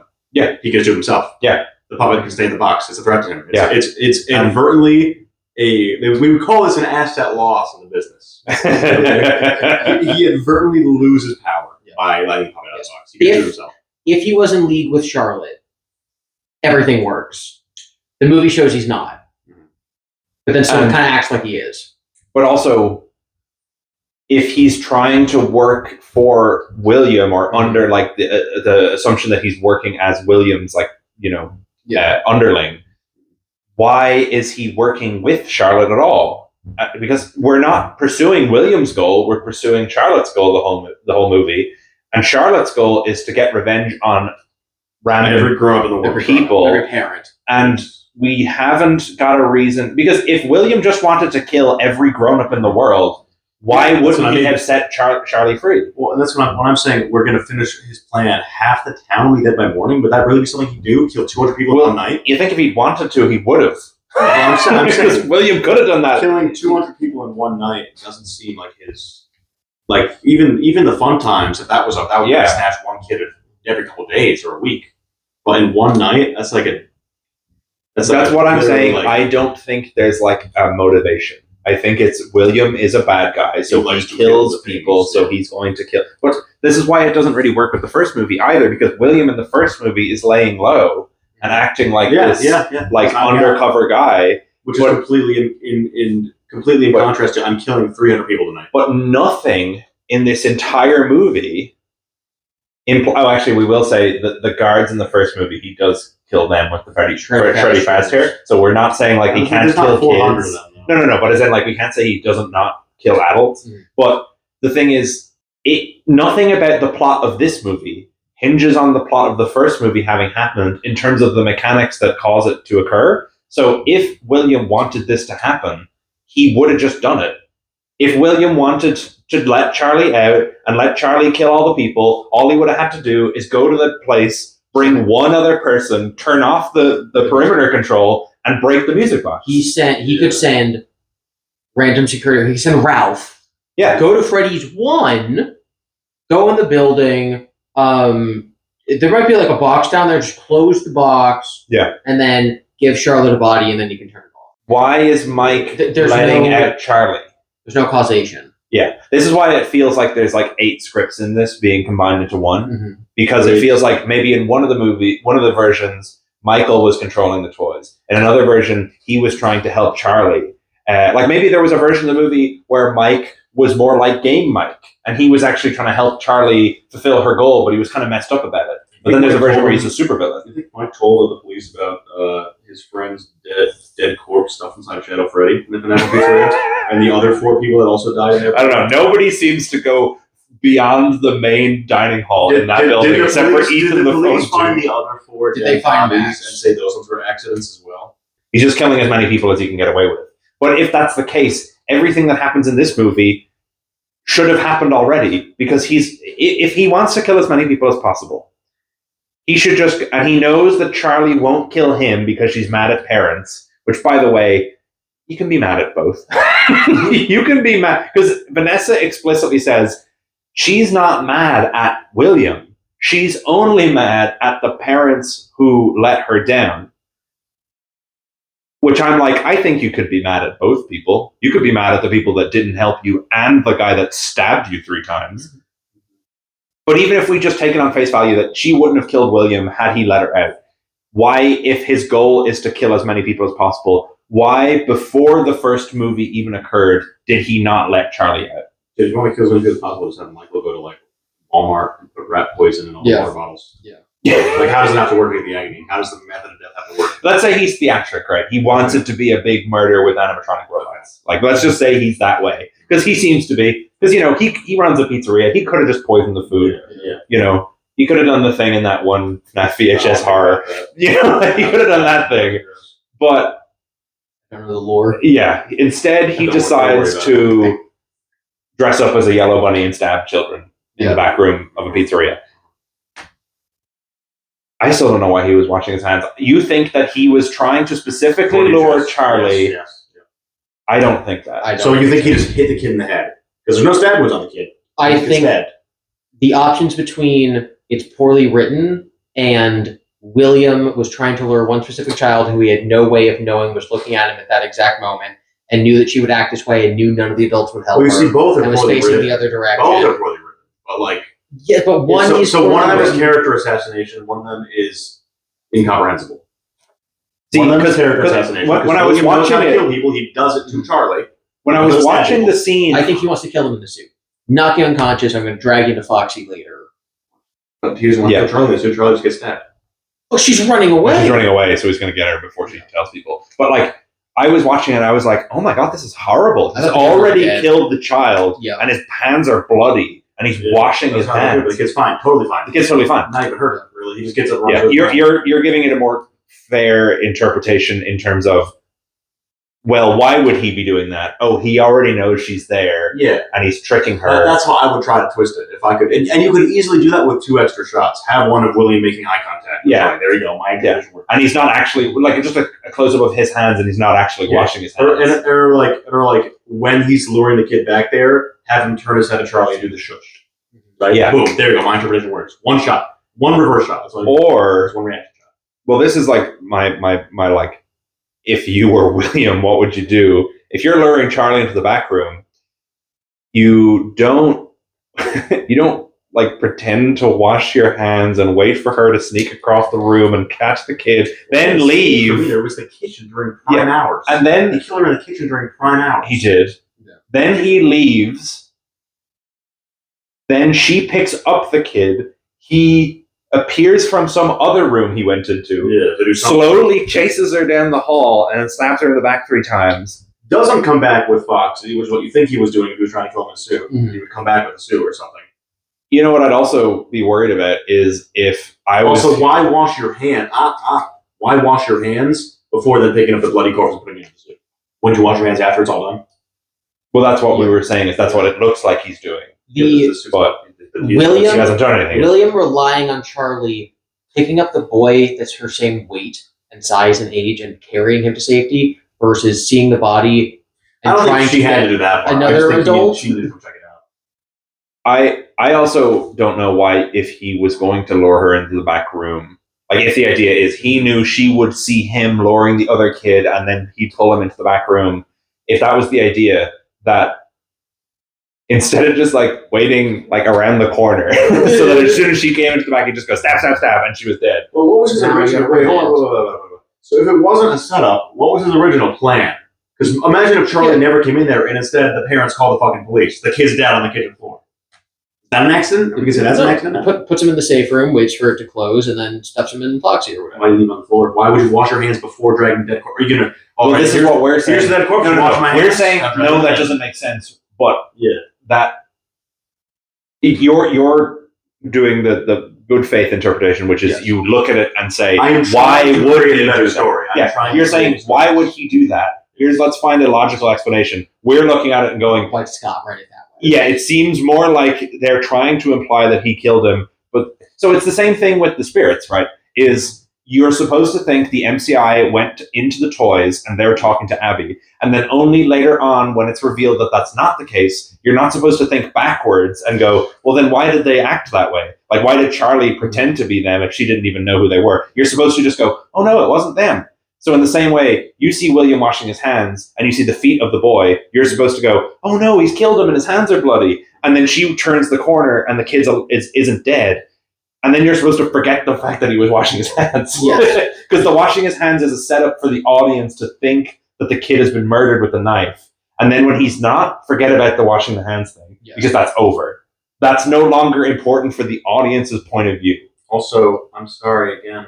But I don't washing know. Your hands in the kitchen sink, you're still going to have some residue there. Right? 1985 or 86 was the first DNA case. Which I think is cool. I think that's a good evidence for 1985. Would they still have been able to know there was blood in general? Well, I think a lot of... Yeah, like the kitchen. Okay, fair enough. Yeah, I think if he washed it clean enough and they looked into the sink, they kind of go, I don't know. Well, I've got to say, William is sure lucky that during prime birthday hours, not a single other cook needed to use that kitchen. Yeah, it was completely empty. In fact, the lights were off. Yeah. Where's the pizza coming from? There wasn't a single other person in that back room. Nope. And you go out, the party was packed. All kids were watching the stage. Parents, birthday people were parties, eating. Birthday hats. People were eating. It was cake time. Yeah. Yeah, So the where do they go? animatronics. Do they have a second kitchen we never saw? If we go best faith, it's right before closing, or it's right before the last showtime of the day, and so it's about to close. So the kitchen is closed. Yeah. Well, see, these are things the movie should tell you, not we should think about. Yeah. The movie should help you. Yeah. Right? Yeah. You don't have to say it. It can be show don't tell. You can have just one shot. Ready? One shot. Pizza girl handing a girl a pizza, saying bye, and closing the thing. Bringing down the metal. Yeah. We're closed. Yeah. Turning the sign around. I've been in film school for 4 months. This is easy. Yeah. And so, okay, where were we before we started jumping around? We went to Abby Faz talks. Abby gets the Faztalker. And goes to finds them, lets them free. Yeah. Oh, no, goes to talk to them. We don't see this scene, but she brings her little Chica robot from class. Oh my God. Freddy's fingers are too fat to help, but Chica helps her build it and molds clear, transparent plastic into the With the fingers too big to type in AC. Yeah. On the keyboard. Okay, but hang on. So at this point in the movie, I was certain I could have bet anything on it that William was in fact the one controlling all of the robots from the spirit realm. Yes. And the second she said, Chica helped me build it, I went, well, William's a robotics genius, so of course he helped her build it. Mm-hmm. And Toy Chica is William Afton. Toy Chica is William Afton. But Charlie is just also great at robotics. Charlie I guess. But okay, we're gonna get to this later. It takes one to know one. I just want to put a little pin in what the fuck Henry's actual job was, because it seems like William did everything in this universe. Yeah, he built the toys, and they never really address. They just say he was really invested in his work. That's all they say about Henry. Yep. Business. Maybe he was the business side. He made a music box. He says business. He says business partner in the very last part of the credits. Post credit. Yeah. Anyway, so somehow Charlie knows how to make a tiny robot. And 3D prints, molds. I don't know how she made that casing. Yeah. Because I thought it was like Abby was... Because when we saw it in the trailer, we were like, oh, it must be like some sort of mass kit. produced. Yeah. Yep. But we all saw that. It's just... I don't know. I don't know how they make it. I genuinely don't know. The puppet from inside of Chica managed to use Chica's big clunky fingers to make something that delicate. Sure. Yeah, or she just like stood over and was like, yeah, what the left one? Why are you there? No one's gonna be. You can't. It was he's an 11-year-old. I still don't know where the being coached by another 11-year-old. Probably. Yeah. You're not going to be able to be like, all right, now take the red wire, coil it 3 times. Well, actually, in this universe, 11-year-olds are great at robotics, and Abby is actually just really bad. That's actually true. Actually, that's true. In this universe, robotics is totally normal for kids to be good at. So maybe Charlie just knows how to be a great roboticist, and the Schmidts are just particularly bad at robotics for some reason. So every kid is a robotics genius except for Mike and Abby. But now we're at the part where they finally get free, right? Yeah. So Abby goes home. We don't see that scene. Abby goes home, draws the pictures, makes the comment to Vanessa. Yeah. Vanessa goes to talk to Mike. Vanessa's like, you need to like figure out, because I think Abby may have gone to like the secret of the Freddy's. Yeah, and Mike's like, I'm here to fix you, and she's like, whoa, did you just like say that to me? That's rude. That scene annoyed me. I'm not gonna. You know how I was about to tell you that there might be an entirely other Freddy's restaurant that Abby like snuck off to or whatever? I'm now not going to finish that thought, and I'm going to leave because you have insulted me as a person. You know what? In fairness, though, she was being very clear at the beginning of the conversation. Mike's like, yeah, shut up, though. I know it's about the Faztalker. And she's like, no, she said she went somewhere during the night. And he's like, listen, I need you to shut up. Shut up, woman. I need to tell you that you need to be fixed. Vanessa talks to Abby. So she comes to the house early. She comes into the house after Abby has come home from meeting Toy Chica, who Toy Chica tells her that she is Chica from the first movie. Yes. But she's in a new body. And what does Abby asks, how did you get these new bodies? And Chica says, what? She said it was difficult or something? She gives a very vague answer anyway. She doesn't tell her. Yeah. We had to travel very far or something, she says. And then Abby's like, cool, makes sense. So then she goes home. Vanessa comes in. Abby is hiding behind... this is going to go up. I'm going to put a pin in it, but it really annoys me. So Vanessa comes in. We see the shot at the end of the hall. We hear the Faztalker glitching out. She goes in the door. There's a Faztalker sitting on the bed. And then Abby jumps out from behind the door and goes, "Ah, didn't you know the first rule of hide and seek is always check behind the door?"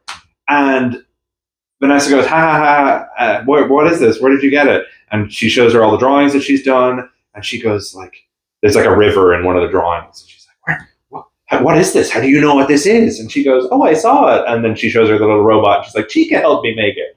Freddy's fingers are too fat." And Vanessa puts 2 and 2 together and realizes, oh shit, Charlie lured Abby there overnight. She goes outside to talk to Mike, who doesn't clock that the drawings are important. Like, Abby shows him the drawings and he's like, "Yeah, nice, great. Anyway, anyway, I'm mad at Vanessa. It's not like I've asked you about the significance of your drawings before. Yeah, no, I'm over that. I went through that in the first movie. I'm done with that. So then Vanessa's like, "We need to talk." And I said, "Yeah, we do." So they go outside, and Vanessa's like, "Michael, I think Abby's sneaking out again. I think she snuck to a different." He's like, "Shut up.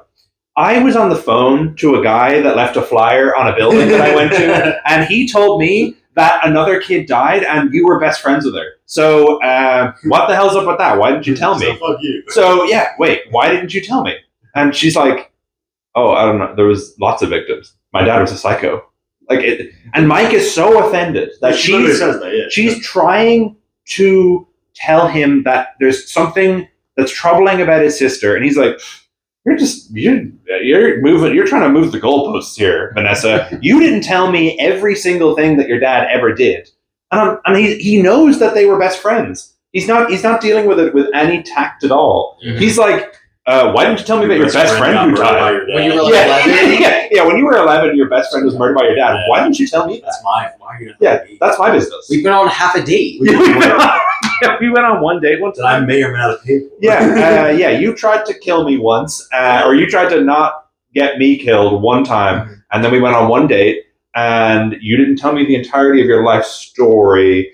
I'm kind of sick of you keeping secrets. I'm like, also, geez, like, I'm doing so much. I'm trying to fix you. Like, really, like, not trying to be a ridiculous question here. Did Vanessa think about maybe going to therapy or something? Yeah, well, she didn't need it. She only needed to do dream theory one time. That was over. Yeah, dream theory once. Oh yeah, I know, and it worked too. And it worked as well, so she's fine now. Anymore. I have my new family. Yeah, well, the reason she goes to the house in the first place is, and you see her when she's coming in, she's got a big smile on. She's like delighted with herself. She's beating her demons, and she's come in, and then she meets Abby, and that's what upsets her and makes the plot happen.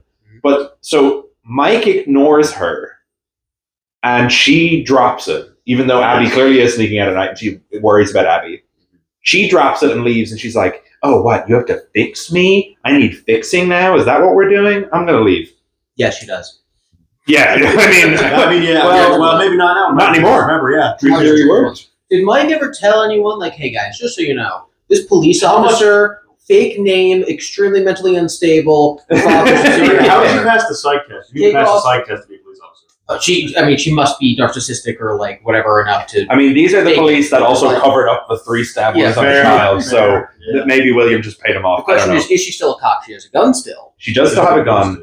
I also wonder, it's really funny, the scene where Mike told Vanessa to do dream theory was really funny, because he talked about it as though it was like aromatherapy. He was like, "You know, it really helped me, actually." And I'm like, your resolution to your plot in the first movie was in direct opposition to the dream. Yeah, you didn't do anything. It was because the spirit ghost broke into for 15 years. Yeah. The ghost broke into your dream and actually used your dream against you. It wasn't you, bro. Stopped dreaming. It wasn't you. So actually the dreams didn't help at all. And yet he says to Vanessa, like, "It worked great. Worked great for me. It took me 15 years and it still didn't work."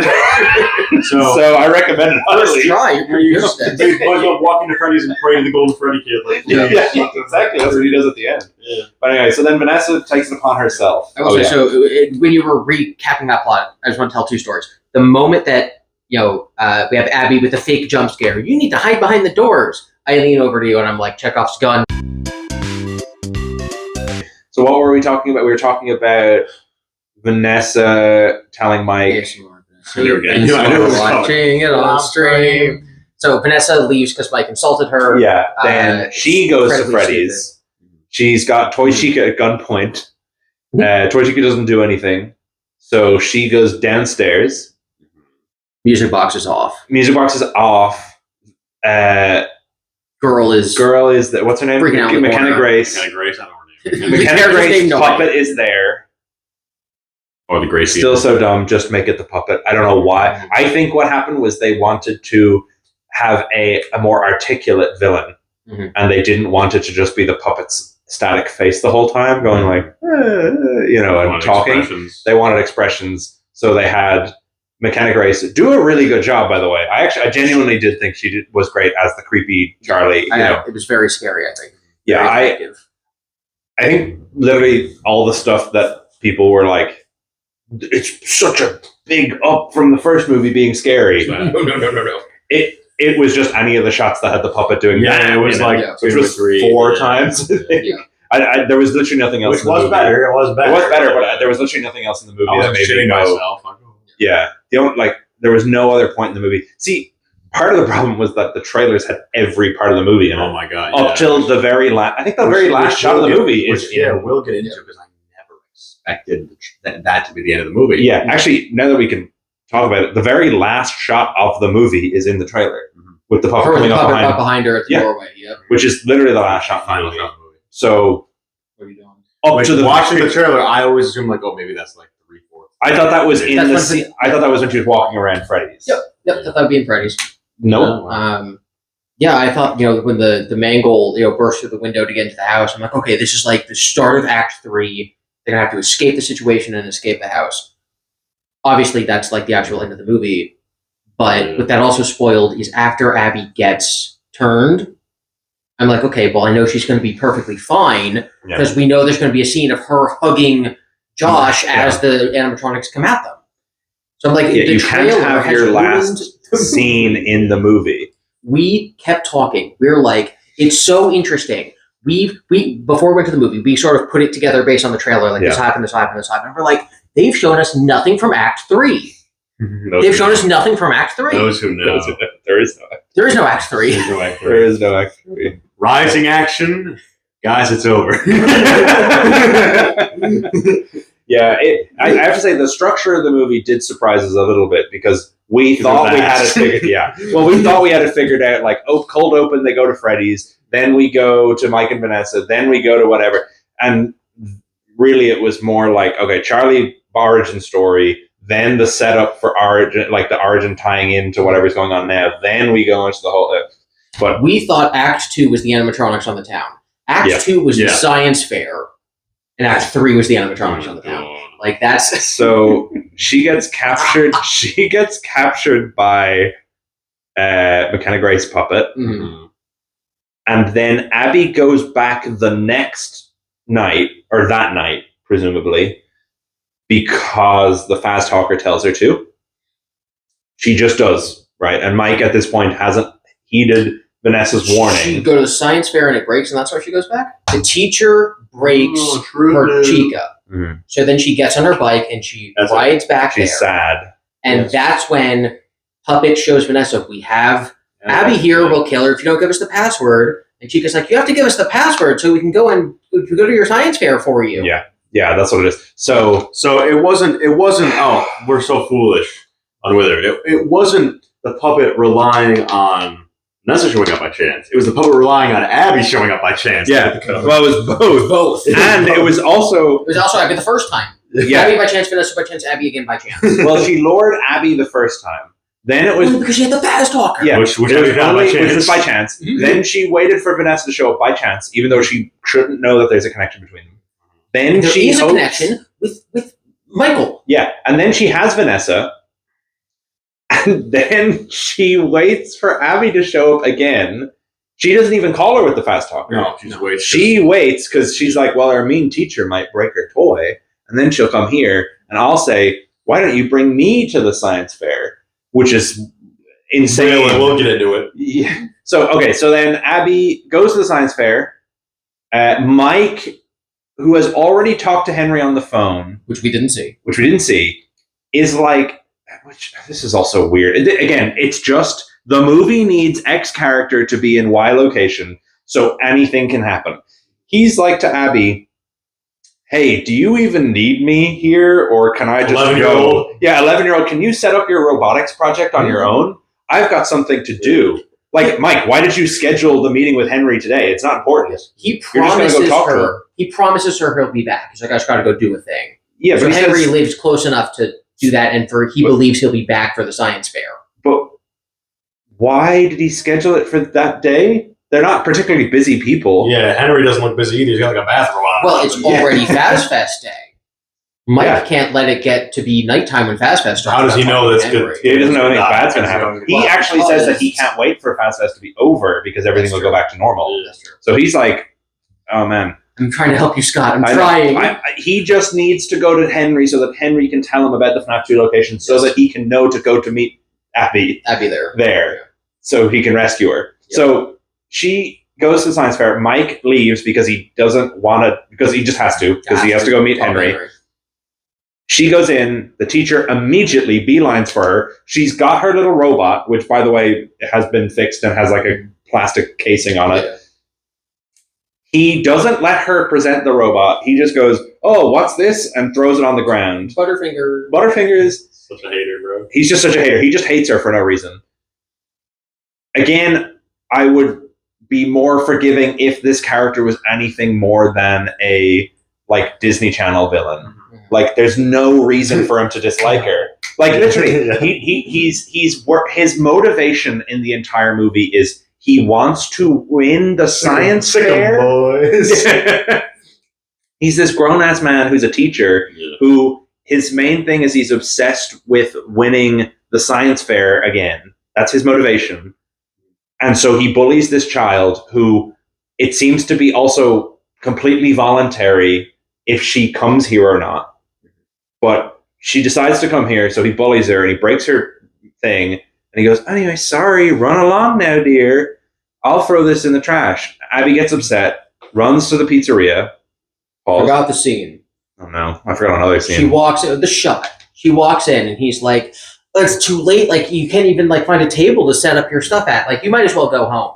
She's like, no, they're late? I saved a spot right next to boy wearing crying child stripes. Gregory Davidson.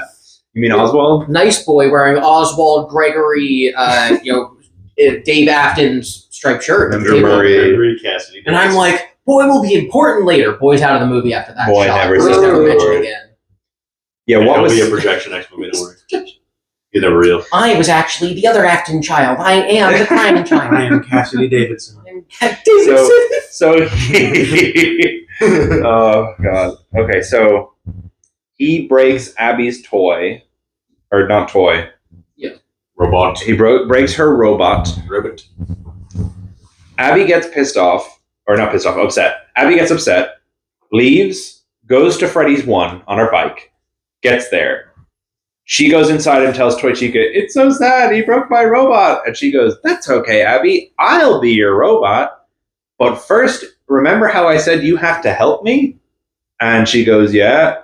And she brings her into another room. We then see on a TV that McKenna Grace puppet has Vanessa strung up, which, by the way, I wish that was just the puppet, because I love that visual. Yeah, that was a cool I love the visual of the puppet having someone ensnared in its big, long, slimy tendril limbs. Super cool. I love that. I think that's a great way of having the puppet be depicted as a threat. But we just have it be McKenna Grace with her long blonde hair and her like puppet makeup, basically. Looked like the people that were cosplaying as the puppets in the theater. Oh my god, we went to see it. Left, and this girl was in perfect McKenna Grace possessed by the puppet cosplay. And not even on purpose, I don't think. Not on purpose. She was just being the puppet. Unless she saw the leaks or something. Yeah. But anyway, so she's up in the corner and she's like threatening to strangle Vanessa to death. And she says, if you don't give me the code, I'll kill Abby. And we see Toy Chica like threateningly like rubbing Abby's head on the camera.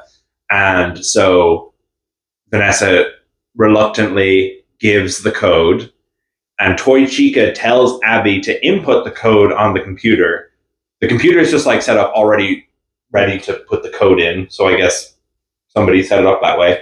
And then Abby puts in the code and it deactivates the perimeter control, which turns off the robots if they leave the building. Mm-hmm. So that's kind of like The week before didn't have that, but the week before had it so that they would run out of power eventually, which we'll talk about later.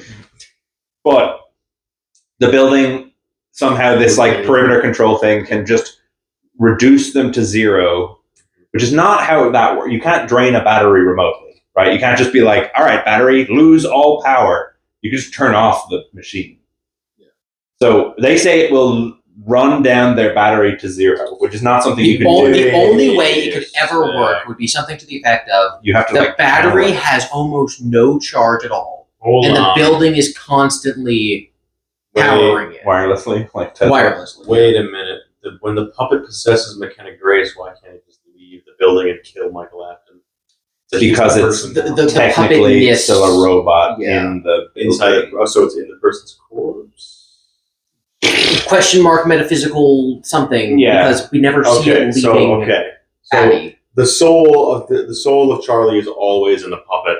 Robot, yes. Okay. Yeah. The robot either dematerializes or literally goes inside. Yeah, I'm assuming it was the latter. Well, we see McKenna's body. That would kill somebody. It would kill Abby if it was just like hiding in her ribcage. It would kill anybody. It would kill someone who was like 7 feet tall. Yeah, but I just mean even if you want to like, you want to say it can like, it's so slimy and tenderly it can like shrink down. Yeah.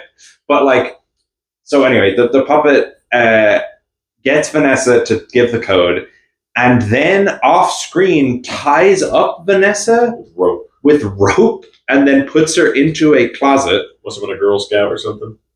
Then we cut to Mike's house. So in between the scene of that and the next time we see Toy Chica, which is when Abby says, all right, now we can leave, because Toy Freddy and Toy Bonnie come around the corner, and Toy Chica's like, now we can go, you've helped us. And Abby goes, I only have my bike. And then we directly cut outside and we go to Corey X. Kenshin's cameo again, where they're in the taxi and he goes, not you again. I need to get a new job, when Toy Chica has her missing feet. Only Toy Chica gets in. It's only Toy Chica gets in because the other two are going to walk. On foot. Yeah. So this is when Mike's at Henry's. Yeah, but so we were talking earlier about when does the puppet get into Toy Chica's chest? Even though Abby Abby goes to the payphone to call the cab. Yeah, and isn't looking at Chica and it crawls inside of her without damage. Any number of things could happen for it to get inside of Toy Chica. It's not impossible. Like, we don't know for a fact that we don't see them walk from that room to the taxi, so it's not an error. It's just an off-screen. Yeah. It's like that's like saying like in the next shot, like Abby had biceps the size of the moon. I was like, well, maybe off-screen she just worked out for like 10 years. Well, no, but in fairness, like there's a lot of reasonable explanations as to how that happened. But anyway, so then we go to Henry's house. Do you guys want to talk about Henry's house? Yes. Okay. So Mike gets to Henry's house. He has spoken to Mike on the phone. We did not hear that conversation. No. He pulls out this, paper clipped together cutouts of newspaper articles for Mike to leave through. And we saw this entire scene in the trailer. We saw the entire scene in the trailer. It's like, I thought it was an accident. They swept it under the rug. There's nothing else. That's everything. A couple years later, there was more killers there, and I realized what it was, and it was him. It was William Afton.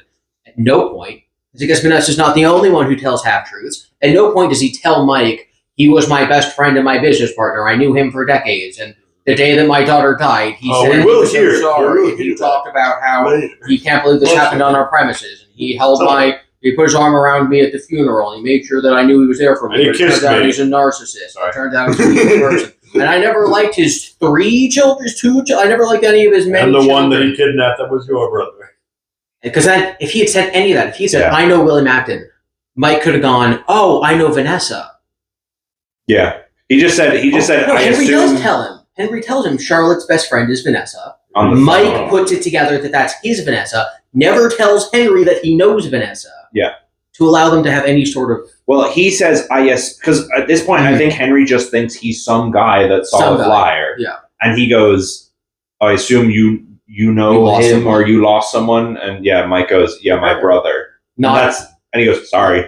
Yeah, he never goes, yes, actually, I went to Freddy's. I talked to all the ghosts. I know the bodies are actually still actively in the suit. So in case the parents want to bury those, we could go look for the robots. Conversations that any realistic person would have don't happen because Henry is a glorified newspaper that Mike is reading. Yeah, I wonder He literally has newspaper. And literally, the newspaper is what moves the plot forward because he sees the log ride in the picture. What's that? That's not the pizzeria I know. It's almost like someone was trying to tell me this. No, that's the old one. It's almost like someone was trying to tell me this 20 minutes ago. Yeah, and then he puts it together and he calls the school, and we have joke character number 18 show up, who is the receptionist at the school, who says, "I'm so sorry, but there was an incident where she went missing." And, and then Abby, he hangs up on her mid-sentence and she says the line from the first movie with the guy and the chemist, which is, what an asshole. I still contest that scene feels like a cameo scene that didn't have a cameo in it, where like the guy behind the counter should have been like Markiplier or something. But I guess it's just, this will be a running joke that in every movie, Smike is the chemist. But like, I assume that now in every movie, someone will call Mike an asshole. Mm-hmm. That's the joke. That's the joke. But it'll be after the next one. Yeah, I actually thought that when I was watching the scene. I was like, that'd be hilarious if he's like, "Michael, you're an asshole," as he's crawling out of the safe room in Fazbear's Fright. But then he gets up from the table at Henry's and he goes, I gotta go. Something's wrong. And he runs toward the door, and Henry goes, wait. Before she died, my daughter, I built her a music box. It always used to help put her to sleep. While you're there, would you mind taking this and putting it there for her? Like flowers at a grave. Yeah. Yeah, but really. Didn't he have years to do that? Didn't he have years to do that? He could have gone. Yeah, like down the road. Do you think like if your mother died, would you wait like 20 years to bring any flower? Like no. He's like, if you're on the way, do you mind like popping this in? Yeah. I haven't had time to visit her. Anyway, so what a great scene with Henry. I can't wait till he shows up again. I said out loud when that scene ended, I said, this better not be the last scene with Henry in the movie. Don't worry, there was almost one. Almost. There was some audio. They phoned in some audio. When we kind of said this a couple times, when I was on my way were sort of pre-plotting the movie in our heads what we thought would happen, I was imagining the scene where Henry's out with him for the rest of the movie, and the puppet's sort of coming at them down the dark road, and Henry has to be like, "I'm sorry, Charlie," and then either the puppet kills him, or that's what turns her back to like rationality. Yeah. Henry not going with Mike in that scene, I'm like, what are you doing? So that tells me that Skeet Ulrich was available for 2 days of shooting. Yeah. And they thought it was more valuable for the Scream joke to have that be Henry than it was to have Henry be a big character in the series. Yeah.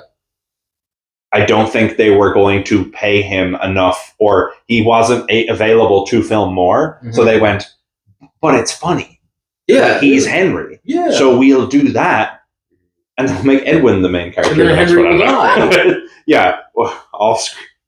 So he'll die over credits. He'll die in the credits. We'll get there. So I'm just saying. I think that Henry dying in the credits is actually a reference to Security Breach, where when you beat Burn Trap and the credits are playing, you can still die. That's funny. That's good. And finally, the science fair. So no, not this. The science fair. Sorry, oh my God. Mike goes to Freddy's right after Abby leaves, and Abby goes back to school. And Mike would have gone had he not called at that exact moment. Said she wasn't there. So Abby goes back to the science fair in the taxi with Toy Chica. They make a joke about the Toy Chica's beak falling off. Not important. It happens for 5 seconds. I guess, is it Abby draws Toy Chica without her beak? Before this. Yeah. So I guess it happens a lot? I don't know. Yeah. Or she manifests it. Yeah, God victims out the window. I don't know. It just happens now, guys. Gabby? So they go to the science fair. Megan Fox meets the teacher. The teacher is like, "What are you doing? Putting some sort of person in a costume at my science fair? Get out of my science fair. We're here to win this thing." I'm like, well, it's not your science fair, but whatever. He's like, "Get out of here. You're disqualified, or you don't get to participate." And he walks away in a huff. He has to go get his keys in the office. And then Abby's sad again. So then the Charlotte the puppet, who's Toy Chica, is like, "You know what I need to do right this moment? Kill that guy." Yeah. Him specifically. I was he here. made my Abby sad. I was here with the person I've deceived into thinking I'm their friend to let me out of the building. I was here to pretend to be a part of her science project. But while I'm here, he's being an asshole, so I guess I'm just going to kill him anyway. Also, how this went over so smoothly, I don't know. Because half the town is so obsessed with Fazfest, it's like the big thing. On the flyer, it's the toys for Fazfest, not the classic. He knows it's Chica from Yes, Freddy but Fazbear. why are all the other kids like... I feel like this would be a lot more like, holy shit. Wait. Oh, he wait, thinks you're it's a right. mockery of the fair Wait, for it to be Chica from FNAF. are we sure on the Fazfest? It's the toys. Why? Why is it the Wait, toys? because it's based on what Aunt Jane said. Yeah. So did Michael Afton make the flyers? Yes. So, Michael Afton did make the flyers. So Michael Afton made the flyers, and that's why he made it with the toys, because he wanted the toys to blend in so they could kill people. Yes. And have it not be tied back to Fazbear. You know what he should have done is instead of sending them to random buildings in the middle of town, he should have brought them all to Fazfest and killed as many people in one centralized location as possible. That kind of makes sense as to why you would set up a convention in the center of town to gather a bunch of people in one place. Have you guys seen Scream 2? Yes, I have. The beginning of Scream 2, they go to the premiere of the Stab movie. So Yes. everyone is dressed as Ghostface. Yes. So the Ghostface killer goes and kills someone in the theater. Dressed as Ghostface. Dressed as Ghostface, so that when his girlfriend dies or whatever, or the boyfriend, I don't remember. Yeah. One of them is stabbed, and they're kind of looking around. Who just stabbed me? Everyone's dressed the same, and the killer does that because they're smart, and this is on purpose. And Michael says as much in this, but does not act on it because they're killing random people in town. In their living rooms. In their living rooms. So then it's not blending in. Because you're not blending in if you are in the middle of the suburbs, nowhere near Fazfest. They're going to be like, why'd the robot come all the way out here? How these guys die? Why'd that guy in the costume come all the way? I don't even understand. I just feel like when Abby walked into her school, there would have been more of like a holy shit, it's Toy Chica. Or holy shit, it's Chica. I feel like it would have been more of like a... Yeah, someone would have said that. Yeah. But especially at a robot... just kind of like respectfully like... Also, hang on. Especially at a robotics fair. Yeah. William Afton would be a famous roboticist in this universe. Oh, it's literally said he's credited with some amazing achievements. He's popular. They say in the...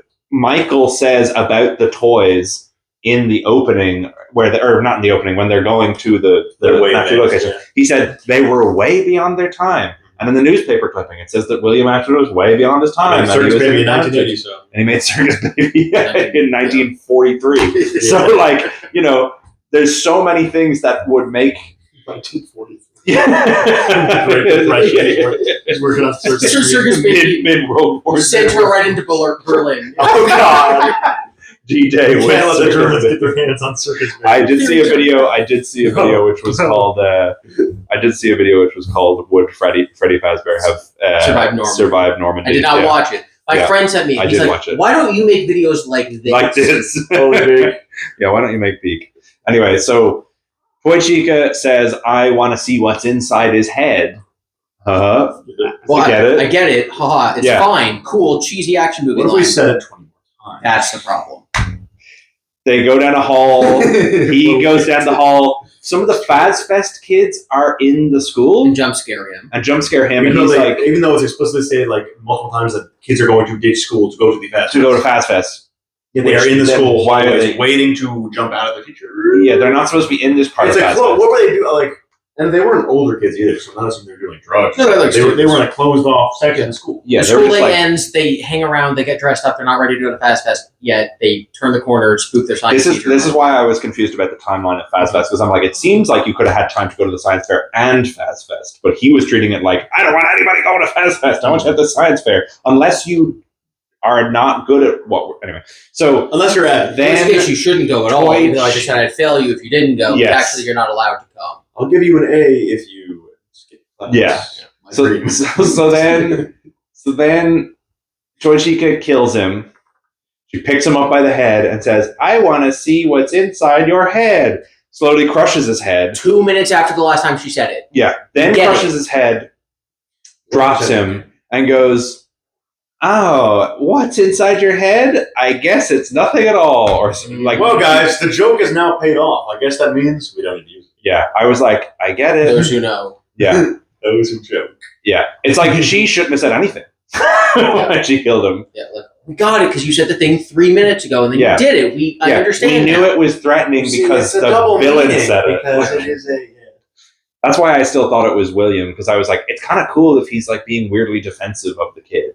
I was still like, Toy Chica is William Afton. Oh, Mike goes to the FNAF 2 building. Clearly does not bring in the giant music box. Bro left that in the car, does not care about leaving it where Henry wanted him to, because he had to climb through a window. He didn't care. He doesn't will care. Yeah. He doesn't He will not care. So yeah, he breaks through a window, falls in the basement. And the unwithered truth! On the back wall, the 4 unwithers are just sitting lined up on the wall. And they are the truth. You can explain. They are the truth. So in this universe, it's confirmed because Mike sees them, and I was like, say something, Mike. Say something out loud. I know usually I would criticize if they said something out loud in this scene, but I was like, he should say, like, hey guys, or something. Like, I don't know. I was like, if these are supposed to be the classics, he should say something. But after he goes into, he misses McKenna's Grace's body walks by sitting next to him. Blind in this movie. No one has peripheral vision in this movie. He says something about the classic. I don't remember what the line was, but he says something about, I just saw the old ones in the back. Even though they clearly look different. He's like, I saw the old ones in the back. Yeah, like, they can help us. And then she's like, no, those are the prototypes. Yeah, she says those are the prototypes they used for parts. Mm-hmm. So those aren't even the classics. This is not games canon.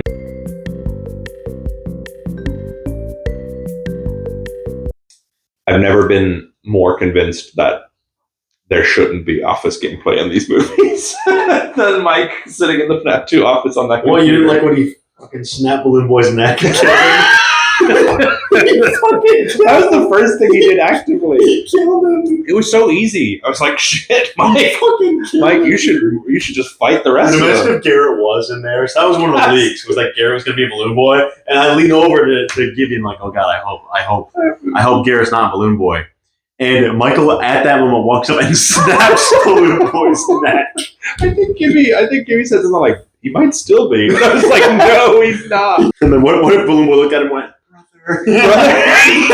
well, because his eyes started flashing and he looked like he was going to project something on the wall. And I, at that moment, when it like went to the shot from behind and it looked like Balloon Boy was projecting something on the wall, I went, oh no! Yeah, I thought he's going to project like Nebraska. Yeah, he's going to show them like at their family. I thought so too. Yeah. And then he just goes Balloon Boy's fucking neck. He was like, no, I saw the leaks as well. Get out of here, Garrett. He didn't even have a cool guy action hero line where it's like, I never liked that one. He got straight to just kill him. He just killed him the whole one. Because like he jump scares him twice in the original movie, right? Yeah. So where's the, that's what you get for that. Yeah. There's a jump scare for you. He's in cold blood like a mercenary. Nothing. Just kills him and walks away. I can understand also if you're watching the movie and you don't know who Balloon Boy is, you're just like, what the hell? Who was that? He tried to kill him in the water, and then he was just in the office, and he snapped his neck.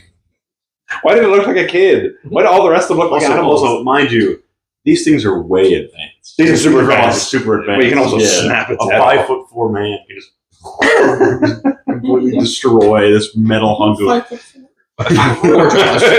This 4'9" man can kill Balloon Boy. This 3'2" shorter than Balloon Boy. This ant. But anyway, so Mike goes to the office, and this is the weirdest. It felt like a student movie or something. The way that the scene played out, I think it was the blocking in conjunction with the performance, in conjunction with the writing. There was so many problems with like the layout of the scene where they come into the FNAF 2 office, they sit down, and Vanessa goes, the puppet, it controls them wirelessly. And he goes, wirelessly? Wait, you have to go help Abby. I'll stay here. I'm like, why? Why are you staying here? And then, because I gotta play FNAF 2. And then she goes, okay, goodbye. And then she leaves. And he sits down at the computer and goes, come on. And he taps and there's like, tracker. And then he clicks like, Freddy. and it opens up and it shows that Freddy is at the house. Freddy is on Elm Street. He's on Elm Street. Okay, this might be a stupid question. Yeah. If the robots are never supposed to leave the building, why does the tracker go like 5 miles outside the building? Because Matt, it's ahead of its time. Well, I'm saying like maybe GPS satellite on the roof. maybe it's a fail safe.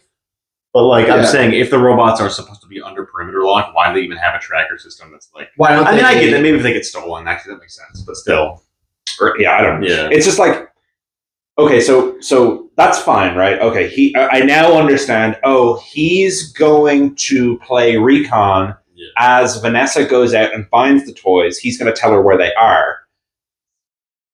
But also, they're not fast enough to move faster than Vanessa will in the car. So what I would do is open up the tracker, go, where's Bonnie? All right, write that down. Where's Freddy? All right, write that down. Where's Mangle? Okay, write that down. All right, go. Let's both of us leave and split up. And both of us go after one or the other because the purpose is one of the 4 docs has Abby. Yes. That's the function of them going to check all. Yeah.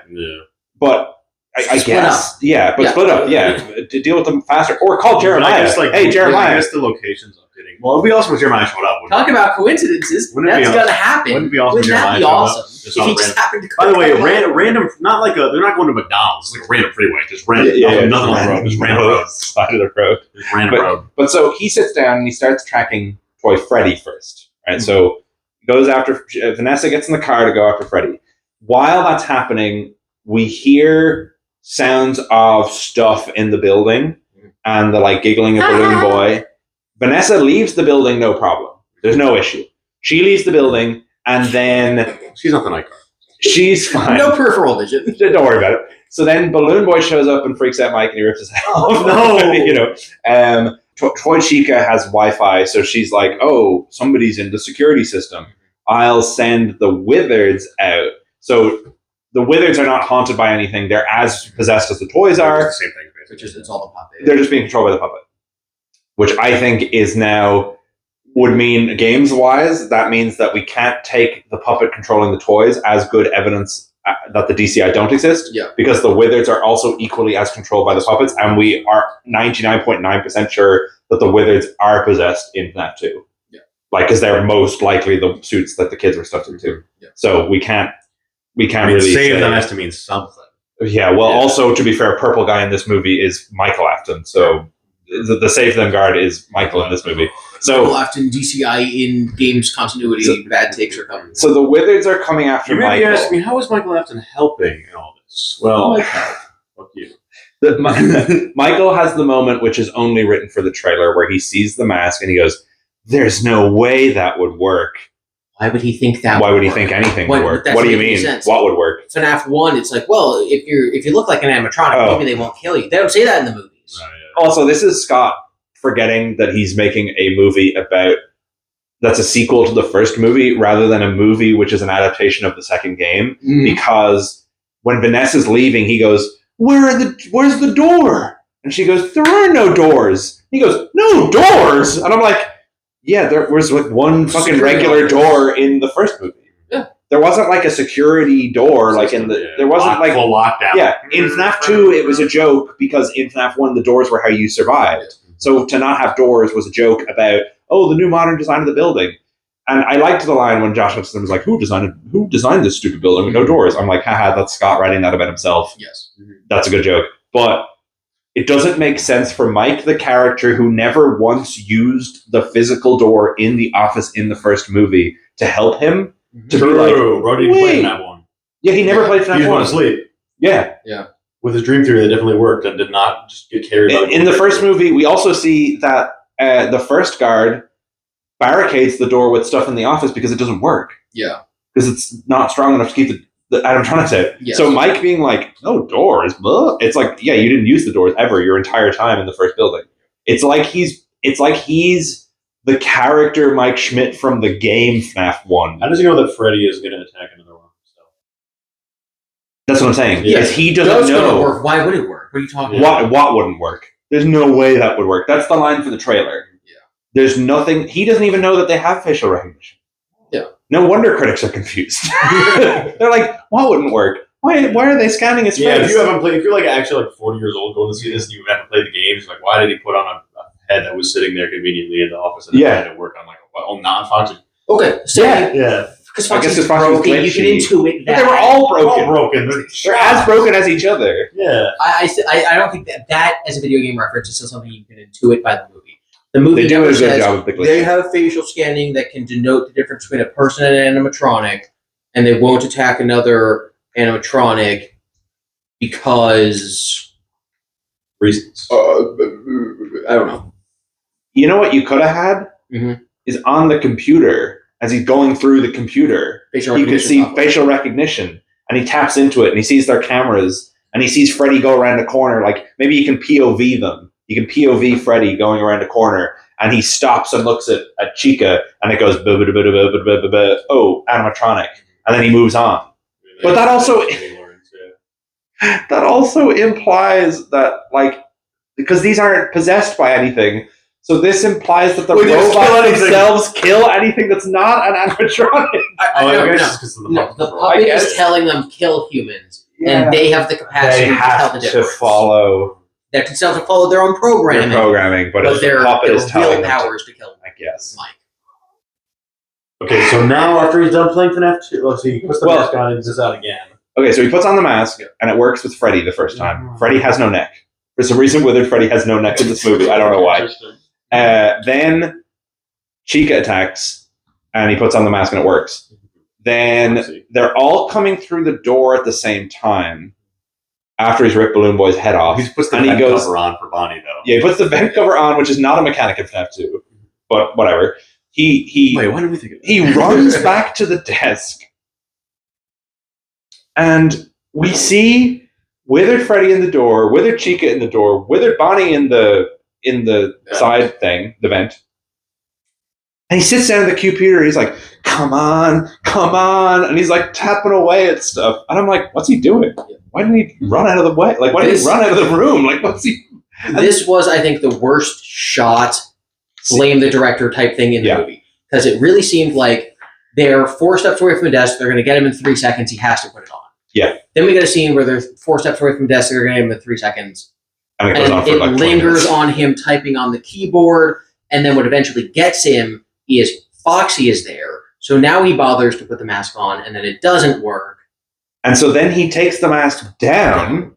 Like, maybe if I try it again, it will. Well, he does like it was funny because he kind of did the thing in FNAF 2 where you like flick up the thing. But it was weird because Foxy was standing there. I think what they were trying to do was in FNAF 2, they're not like constantly running at you. They kind of stand in the doorway for a while. Look at you. And then you put up the thing, and then the lights flicker, and then they appear next to you. So I think they were trying to do that, you know, they move only when you're not looking thing. But none of the other parts of this movie or the previous movie have established that that's how they work. Mm-hmm. So it's really weird when they just stop coming after him. They're just stood in the doorway. He goes onto the computer and randomly discovers that actually what he can do is just turn off all of the robots. Oh. Which I'm like, man, it's crazy that he thought to do that now instead of earlier when he was worried about his sister being killed. True. Wait. Bro scrolled down like 2 pages. Yeah, he was like, more there's a kill Maybe I switch. should have looked at all the options. Yeah, or maybe Vanessa, who knows everything about this building, including the secret top password. secret access code, would have known you could turn them off. Yeah. You go and track them down. I'll work on the computer that you know top everything secret about. access code that's probably not on the regular computer, by the way. Probably something that only has to. You have your gun on you, right? And She like, was you're gonna use definitely. it? No, you're not. She had to be driving. She gives him a walkie-talkie, which that must be a really good walkie-talkie, by the way. But she. Must be like They could talk to each other. Yeah, okay, I'm on my way. Also, maybe turn them off. Yeah. Boom. Well, they were talking to each Go other. to menu, scroll down to page 3. Yeah. There should be a big. See, again, icon. this is an example of a thing happening because the plot needs it to. Mm-hmm. Is Mike couldn't turn off the robots before this because we wanted the scene where he plays FNAF 2 and Vanessa gets attacked by Mangle in the car and the robots go and attack the people in town. But now we need Mike not to be killed. So instead of riding away for him to escape or not, because I was like, oh, he's going to go through the vent on the other side of the room. Yeah. But no, he just sits down. It's so funny because, and again, it's like you can tell Josh Hutcherson or the director or somebody doesn't know why they're doing this. Like, somebody doesn't know why Mike has gone back to sit down, because it's very much like, the robots. All right, I'm going to go back over this way. And it's very no urgency when it's time. Yeah, it's like, how do I play? And I can totally get it, because like, how do I play this that the robots are right next to me, but they're not moving? But I have it, like the first time he grabs the mask, I was like, could you not have put it on the desk next to him? Because he has to, like, I think it's Freddy appears in front of him, he goes, "Rrr," and Mike goes, "Oh no!" And he's behind him, he grabs the mask and he turns and goes, "Ah." And I'm like, you couldn't have put it on the desk beside him. You couldn't have just like put it there, so we could have just gone, "Oh," you know? It was so weird. The blocking was so strange. There was a few times where it felt like there was like a slow movement or action where there should have been something really fast. It's like puppet jump scares were a little too slow. They were slow, yeah. Okay, since we're going to keep bringing it up, you brought it up like 17 times and we're going to keep doing it. You keep saying stuff is happening because the plot needs it to. Yeah. Mr. Coffin, if you're 3 hours into this video, oh no, when you're writing the script, I love your work, and you get to the point where something needs to happen for the plot to progress, all you need to do is on the next draft, go like 2 pages before that and lampshade it by saying, "Gee, it sure is really useful that there's a kill switch here, but I can't get it. I can't get to it because like it'll take 5 minutes to load. So I'm waiting for it to load. I need to do this other stuff." Yeah, if you need something to happen, you just say it earlier in the movie. Yeah. That it can happen, but it's difficult. That way it's not coming out of literally nowhere. That's true. Wait, that's true. Yeah, you could do it that way. If you lampshade everything in the movie, it comes off as really lazy because that's what you are doing. You're just patching up holes in the script. Yeah. But if you don't lampshade anything and nothing makes sense, that's worse. Out of fucking nowhere. I think like you can find We'll talk. I suppose when we go on, we can talk about like patches, or maybe at the end we can talk about like things we could have done. Maybe if we had one more draft. If we were given the next draft on the script, here's 17, here's 14 patches to fix most of the stuff that we're. 14 I love most Final Freddy stuff, but lacking. No, I mean, listen. There's a lot of work that goes into making one of these movies. It's easy for us to go blah blah blah blah blah, but it's also very evident on the screen the things that went wrong. Vanessa gets in the car, the mangle attacks the car. You've seen the entire scene that the mangle attacks, like to the point where the jump scare happens. It's just, actually at points I was watching the movie, especially the dinner scene at the beginning, it was like watching the trailer on 0.5 speed, because I was like, oh my God, I know. The trailer shows everything. Like most lines in the movie that are important are in the trailer. So when the movie is playing out at a normal pace, I'm kind of like, okay, I get it. Like, yeah, we're in the dinner scene. He's going to ask her how it is in the dreams, and she should do this in the dreams. Like, I knew everything. So in the Vanessa scene, when she crashes the car, I was like, okay, I know the mangle's going to jump scare her through the left window. And then she's like doing the slow pan around. And I know that's what you do in a horror movie when you're trying to set up the jump scare. But I already knew exactly when and where the jump scare would come, so it didn't help to slowly build to it, which is not the fault of the writers or the directors. That's the marketing. But then Mangle jump scares her, tries to grab her out of the window. But gets caught on a seatbelt. Is that what it was? I couldn't tell what happened. She takes off her seatbelt, moves to the other side of the car. Yeah. So then Mangle on the roof goes to the other side to then try to reach through that window. With the hand. She scoots back over to the driver's seat and starts the car, and then just drives away. Yeah, the mangle goes away. The mangle goes away, but then follows her. But no, it is on her car, because the next time we see her, we go to the toy Freddy house where he's about to kill the 2 people, like the kind of older couple.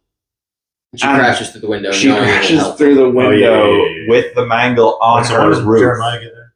That's after this. Okay. So this is after, because she crashes through the window and the wall. And busts the car, Busts the car, and then Mike deactivates all the robots, right? So Jeremiah's just driving. Well, no, so she kills Toy Freddy with Mangle, so and both of them are broken, and then Mike deactivates the rest of them. So except Toy Chica takes long. Toy Bonnie and the Withers. Just Toy Bonnie and the Withers. He saves himself with the Withers. Toy Bonnie, matpat, looks through the window at this little kid sleeping in the bed. Yeah. Gets into the room, meaning climb through the window. as a giant animatronic, or walked in the front door, found the bed, sat down, and is like, "Hi, I'm your friend," and the kid's like, "Okay." He's like, "This is normal." I was surprised at the voice they went with Toy Bonnie, actually. Not that it was bad. It was just feminine. It was really feminine. It was really high pitched, which it is in the games. It sounds very similar to how it sounds in the game. Toy Bonnie. I thought matpat did a good job. I was just surprised by the choice of, because I was like, oh, I was expecting it to be matpat with a robot. Yeah, like a little bit higher, like pitched up like one semitone.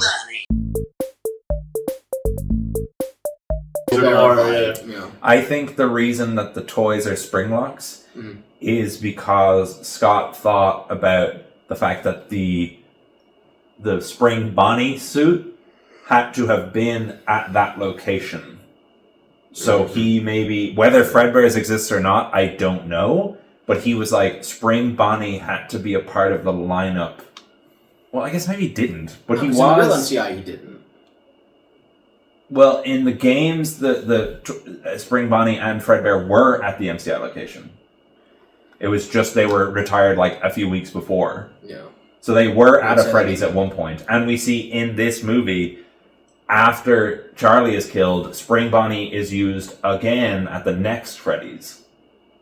Because there's the photo of him and Vanessa. Yes. So I'm like, maybe all of the suits at this place, bar the puppet and I guess Mangle, were spring locks? Maybe? So the spring lock suit is still in operation enough for him to take a photo with Vanessa wearing the suit, but this is at the time when Garrett is dead. Yeah, so this is probably at the 19. I mean, actually, is there any indication that was at the... It's when Garrett's dead. Yeah, but it's years later. Yeah, but that could... Oh, yeah, true, fair. Yeah. They show it after it says the new... No, I forgot about the date of Garrett's death. Yeah. I forgot about the date of Garrett's death. What do we... After... Yeah, I'm sure there's something we can Google, but like it's significantly later. I don't know how much significantly later it is. Probably, I'd say like, at most, like 3 years. Just after 82, though. Mike gives his age, and we know in the movie he's 25, and it's the year 2000. Yeah. So literally, wasn't it's it 87? 1990. Wasn't it 87 was the earliest it could be, or something like that? Yeah, something like that. Or the latest it could be? Either way, in this movie, we see that the toys location closes after Charlie's death. Then 82. Then there's like a whole thing on the newspapers of like, Freddy's is not coming back, it's closed. Yep. And then Freddy's the new Freddy's opens with the new, it's bigger and better, is what they say, even though it's not. Classics. And then the classics are there, and that's where we see the photo of Spring Bonnie. Yeah, bigger and better. It's scaled, it's way smaller. It's way smaller. And it doesn't have a water ride. Yeah, exactly. Yeah. That's what I'm saying. Or the marionette. It's weird. It's got 3 animatronics, or 4, sorry. It's the same as the games, but it's being presented as the opposite way. Yeah, it's not prequel. That's just whoever made the opening sequence didn't understand, or whoever who could have written that. Maybe the guy that made the series. Maybe, I don't know. But like, so what happens then? So Toy Bonnie is about. He talks to the little girl, goes inside to the mother's about to stab him. And then immediately deactivates right before. Yeah. No one dies in this movie besides Newman. That really, one teacher. I'm gonna stab you. Yeah, but he deserved it because Fazbear Frightisms. Yeah. So they all turn off. Oh yeah, Toy Chica is in the house with Abby. Mm-hmm. The puppet comes out of her chest. Comes out of Toy Chica's chest. So we reveal Toy Chica the whole time has been the puppet, even though we already knew that, but now it's like actually the puppet has been inside of Toy Chica, which I guess is the reveal. I don't know why that's super crazy. Yeah. But she then goes and takes Abby and possesses Abby, and as soon as that happens, the toys turn back on. Mm-hmm. Because of ghost magic. Force magic? Yeah. This is not something I think needs an explanation. I think the movie showing it is the explanation. The animatronics are powered down. Mm-hmm. The puppet gains control of a human being who has the shining. Mm-hmm. The animatronics turn back on. Something about the powers of the puppet mixed with a human gives it the energy to then energize everyone else back on. Which makes me wonder why she didn't just take over Abby. But they stay on when she gets scared by the music box. They stay on and work for Freddy Carter. Yeah. Their power cells just build up remnant soul energy, you know. Yeah, but it wasn't a power issue, it was a Wi-Fi issue. Yeah, like Mike remotely disconnected them. They weren't even on the server. Yeah. It's the classics that came from fucking nowhere. By the way, the classics came out. So okay, so we'll yeah, talk about that Mike, in 3 minutes. Mike is on this. Mike then leaves, and as he's leaving to go to his house, and Vanessa's also leaving to go to his house. Vanessa calls Mike, and she's like, "Mike, they've all turned back on. What do we do?"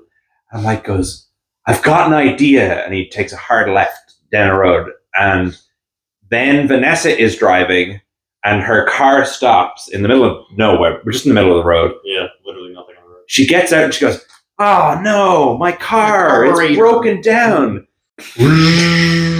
Oh, hey, Vanessa. It's me, the other named character in this Fancy film. meeting you here. Can I have a ride?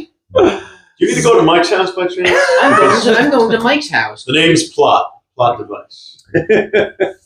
At that point, I'd already lost so much faith, but at that point, I went, "Come on." For me, Did you actually say that? that was Yeah. for me. That was the first time I'm like, that's a little that is too convenient for me to excuse. Yeah. The end of the movie is when that went like, oh, this movie's really good. Oh, that was a little plot convenient. Oh no!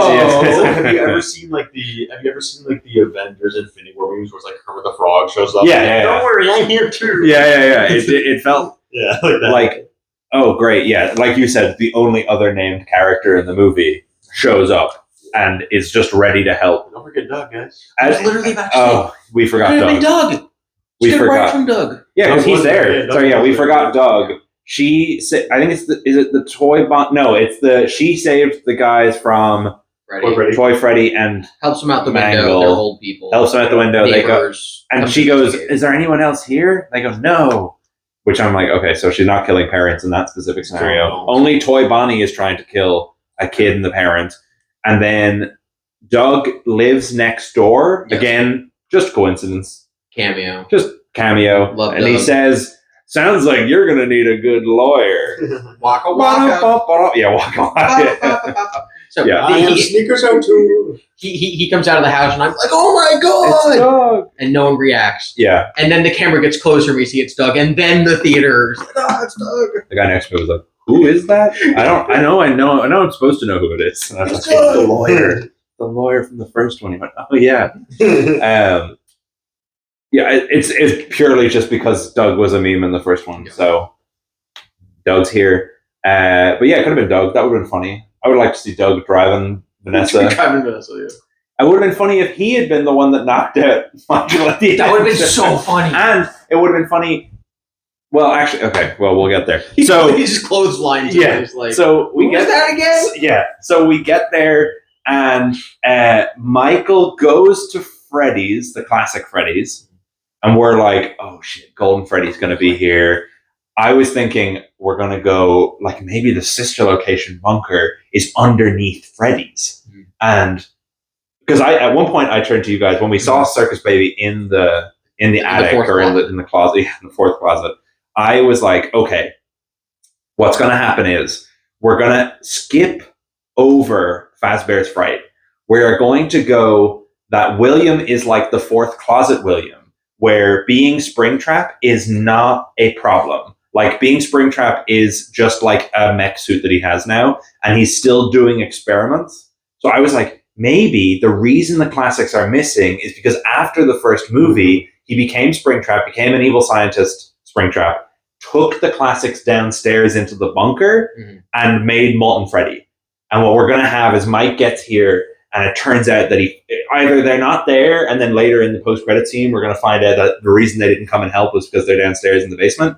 Or we're going to have only the Golden Freddy kid is there, and then at the end he's going to go, "But I need your help to save the others," or something. You know, if I help you, you'll have to help me. You know, something like that. But no, he goes there. He just screams into the void, "Hey, if you guys happen to still be here, please help Abby. If you ever cared about Abby, come help Abby." Even though they're not there, because Abby knew they weren't there. Even though they're not there, I was literal spiritual connection with all of them, and also can like see their broken parts apparently on the floor. We don't ever see them. They never point a camera at them, but that's fine. So then he leaves. They go to the house. Vanessa arrives. And this is the thing I put a pin in earlier, which I'm still mad at. The same shot from earlier, down the hall. we hear the Faztalker, and this was actually a cool part. Like, I thought it was fun. Or we hear the Faztalker going, Vanessa, Vanessa, and I was like, oh, this is kind of cool. I kind of like the idea of the puppet using the Faztalker as Vanessa's in the house. This is creepy. Cool. And obviously, it's paralleling the shot we had earlier. And we know now that Abby is possessed by the puppet. So Vanessa comes in the door. It's the exact same shot as earlier. I wouldn't be surprised if they shot the two scenes back to back because the framing is identical. And in the first scene, when we saw it earlier, Abby says, don't you know the first rule about hiding or hide and seek? You have to hide behind the door after having jumped out at her. So Vanessa comes in the room, sees the Faztalker, and I thought what was going to happen was that Abby was going to jump out from behind the door where she had the first time in the previous scene. And she said, did you not learn anything or did you not listen to what I said? But instead what happens is she's just over on the other side of the room and Vanessa goes, ah, and runs away. And she looks creepy. And then she's chasing Vanessa around the house. Vanessa hides. And then Vanessa hides behind the door. It doesn't actually. Vanessa actually, she's like behind a wardrobe or something. But the puppet thinks. And Abby thinks finds a door. And she's like, didn't you learn to hide behind the door? And then she looks, and Vanessa's not there. Vanessa's on the other side of the room. And this saves her for 3 seconds. But then, while she's able to walk behind Abby through the same door that Abby's currently leaning through to get past her. And then she says a clever joke. Then the puppet says a clever joke it's never said before. It says, I want to see what's inside your head. And I said, that was really clever because it's not like the puppet's ever said that. Yeah. Who did that happen? Toy Chica said that. True. Three times. Who not the puppet? Three times. It's weird because it's like a movie which understands that movies have scenes like that. Reincorporate. It has like, oh yeah, you set up a thing earlier and then you pay it off later and have the character say the same thing but in a different context so that it kind of is like interesting. That's 2 things from FNAF 1. From FNAF 1. But it's also like you don't understand the reason that usually happens in movies or like what comes of it. Because like you don't literally do the same scene again, but something else happens and then they do it again in a different part of the movie. And then it boggles my mind that the puppet was not hiding behind the same door. I have good news. Okay. What's your news? What were you saying about this scene? Yes, I was going to say, when this happens for the first time at the beginning of the movie, and Abby scares her, it's like, don't you know the first rule of hide and seek is check behind the door? She wasn't playing hide and seek. She wasn't playing it with Mike. She wasn't playing with Vanessa. She wasn't playing with the Faztalker. So that entering the movie itself already... Yeah, she was just hiding. She was just not there. hide and seek. Yeah, she was just like, oh, I happen to be behind the door. Don't you know that we're playing hide and seek right now, I guess? You know what would have been cool? Is if in that scene where she met Abby, they were playing hide and seek, and maybe you do your setup, whatever. Like she somehow tells Vanessa to play hide and seek with her, or Vanessa comes in and she's like, "Is Mike here?" And she's like, "No, but would you play hide and seek with me beforehand?" Whatever. And that's when they're playing hide and seek. That's when Vanessa finds the drawings or something. And she's like, "Abby, why are you drawing this log ride?" Vanessa hides in. Abby puts up her pillow fort from the first movie. Right? With like the bed sheets and the stuff draped all over where she was coloring. In the first movie, Mike goes in and she's like in there drawing and she's in the fort. Vanessa hides in her pillow fort and sees the crayon drawings of the log flume. Yes, yeah. And then Abby runs in and is like, I found you. You weren't even trying. And Vanessa's like, Abby, what is this? What are you drawing? And then when we go to the last scene of the movie, we don't do the like, oh, hide behind the door thing. She comes in and the Faztalker says, come find me. And it's like hide and seek. But now she's the seeker and she's trying to find the puppet. And you do all these shots from like down the hall and you see the puppet like, like going around the, rooms. And she's like, we see as Vanessa's going in, like the puppet is like in the shadows and then like snakes up around the wall or something. The whole movie. Getting warmer. Faztalker's been saying, Abby, come find me. Yeah. Now it's saying, come find Abby. Oh, that's Abby. Even better. Yeah. I need to find Abby before the puppet gets to her or whatever. So now it's a race against the clock. But we, the audience, kind of already know that maybe it's got Abby or maybe she's just tied up. Yeah. Like Vanessa was earlier. Yeah, no, that would have been a very interesting. That would have been something. That would have been a climax to a movie. Yes, yeah, and it would be creepy because she'd have to be sneaking around the house, but it's obviously Abby knows the house, but it's Abby / the puppet. Blah, blah, Loud blah, blah. clanging metal sound. She turns around. She kicked over an empty paint can because they've been painting the interior of the house earlier in the movie. Ah, there you go. Yeah. Or if you want to go real ghostly with it, the paint can knocks over, and you see footprints in the paint can, and you're like, what? And then Vanessa's following the footprints.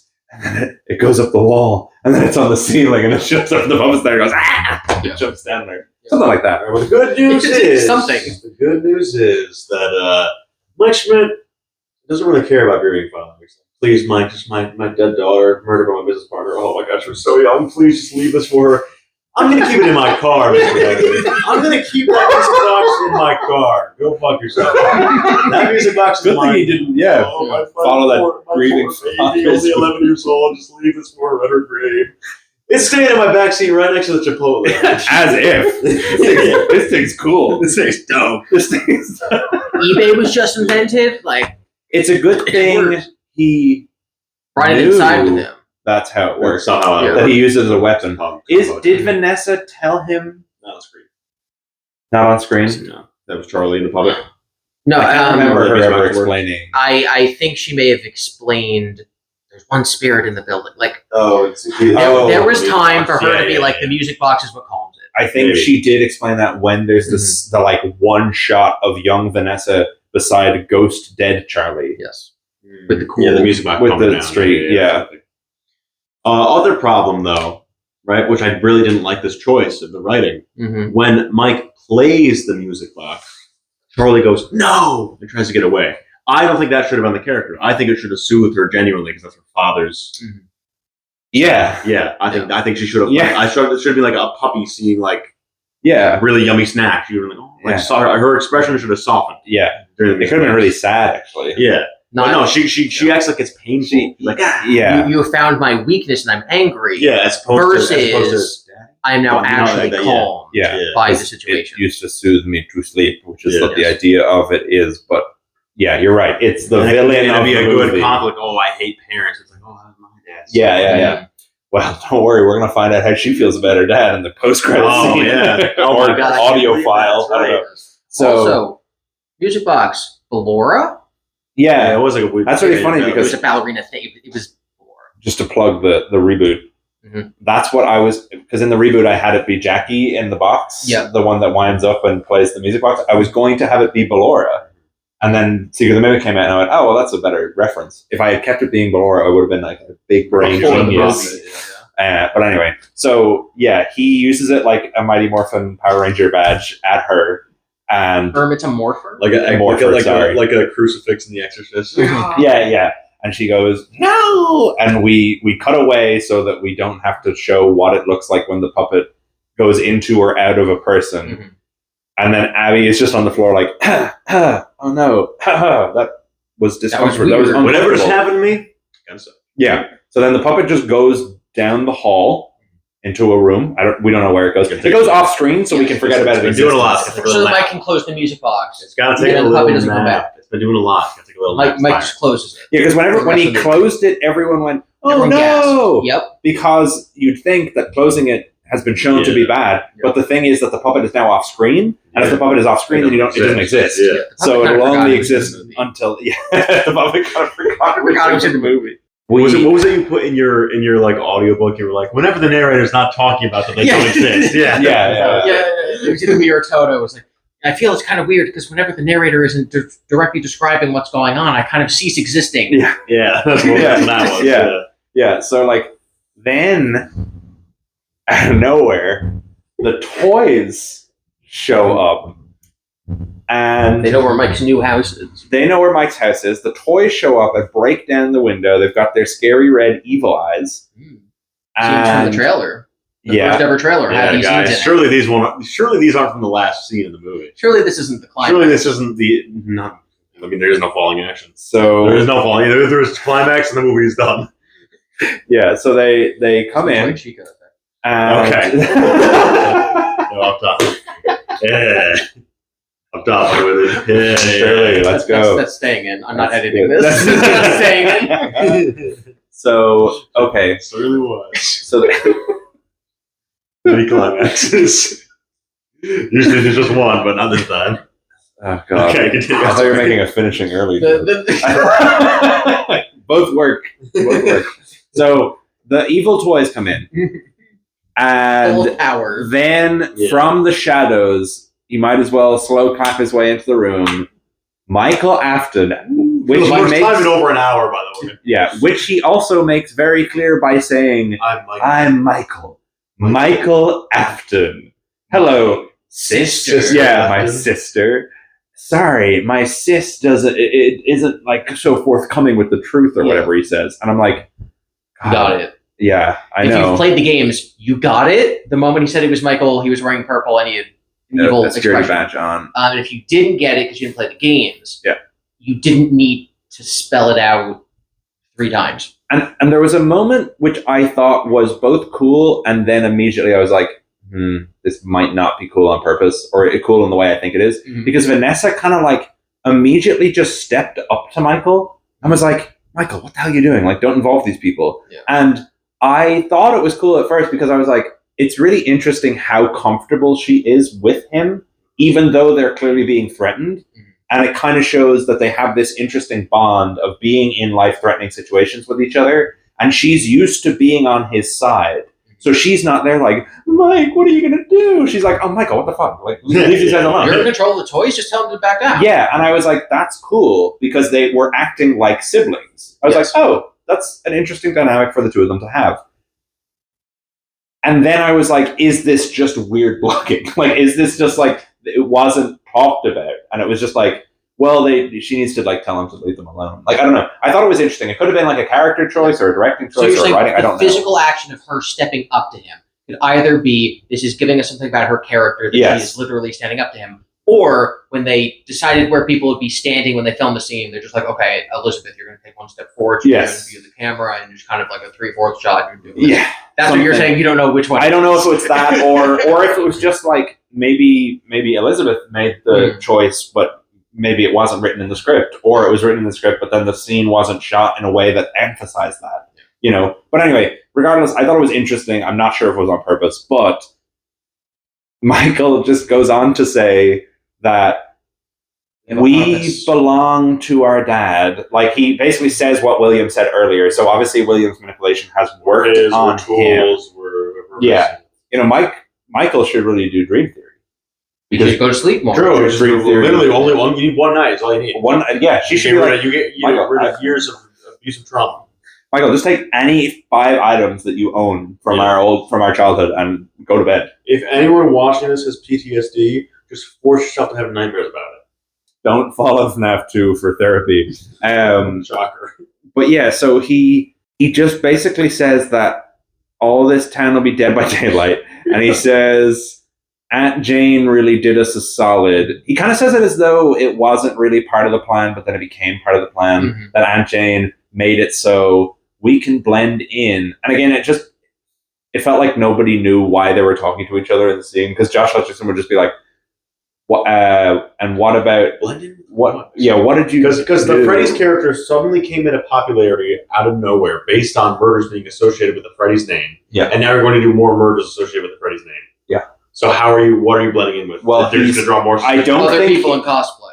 Yeah, I don't think he means blend in as in we'll get away with it. So there's some like he weirdos, means they won't be able to see who did it. I don't even think he means in terms of getting away with it. I think he means it will be easier to kill people because people won't realize that you're out of place. So they won't realize you're being hunted. It's like the ghost face. They won't realize you're being hunted. Yeah.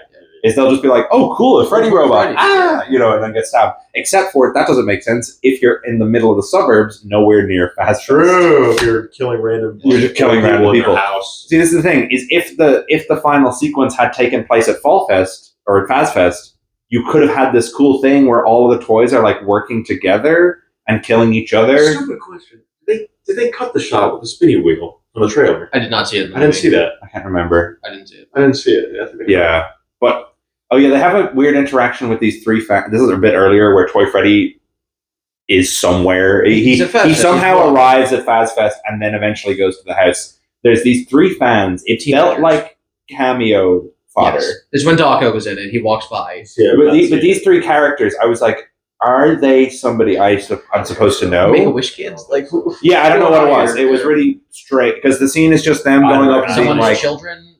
yeah, they're like, wow, Freddy, that's a cool costume. And then another one goes like, oh, I'm gonna fucking kill everybody. yeah. It was just a weird scene. I was like, what is the joke is that they don't know that he's a robot. They think it's a costume, which they kind of already did at the science fair. Because Chica. And the scene ends with him. He says something like, "Look, Threatening, I need to go and give people the. I'm going to go deal with some very bad people. Very bad people. I'm going to go." Which again, when I watched it, when we were watching it this first time, I thought that Charlie was hunting the four adults people. in particular. Everybody who half told the town. her to not that they weren't going to help her that night. And her own dad was getting credit. Which is why she's like, "Oh, I need to walk to this specific house," and then that's just kind of not what happened.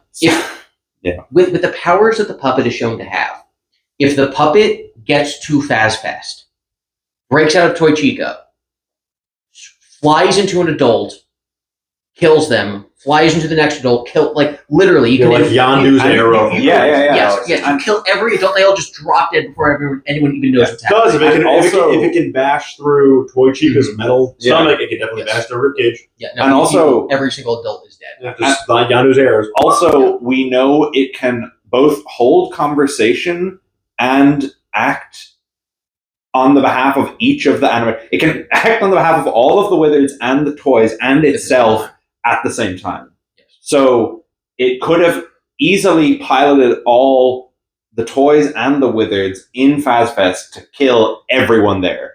Like, I kind of would have been open to seeing that. Like, it would have been very silly, but it kind of would have been cool if just approaching, like, one of the kids sees, like, Toy Freddy walking up and they're like, whoa, cool costume. And then they turn around and there's, like, withered Foxy, like, shambling his way through. And then Mangle just, like, leaps onto a car and a kid's like, ah! And then people are just looking around, don't know what's happening.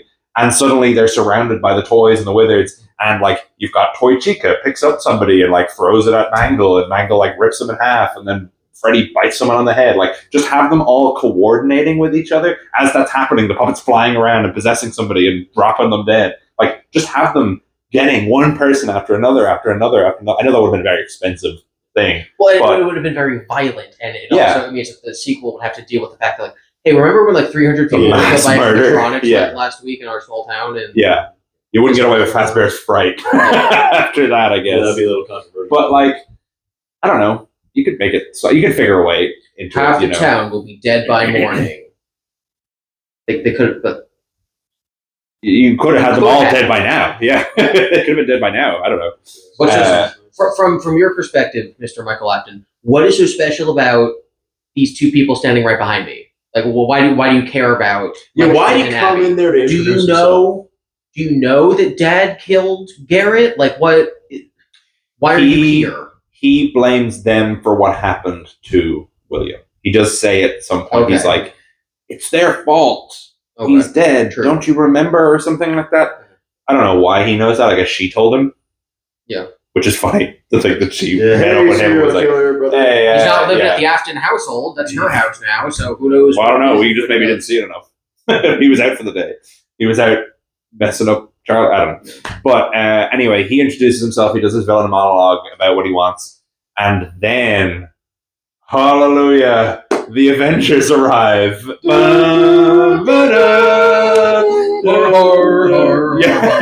In perfect, pristine PSA 10 mint condition. Freddy, Foxy, Bonnie, and Chica, and the fucking ghost kid, who's Golden Freddy, all instantly just lock in, just appear. And they each kill their exact, Foxy. They don't, Bonnie, which is so Freddy weird. and Chica do, but Foxy and Bonnie swap. You're right. Why do they do that? I thought that was weird. I thought it was gonna be kind of cool to see them each kill a different one than they are, but two of them kill the same robot as they are, and then two of them don't. I was like, weird choice. Freddy rips Toy Freddy in half, and it's like, oh, like when he killed Max, the innocent girl in the last movie. I remember that. I remember. I cheered. I clapped.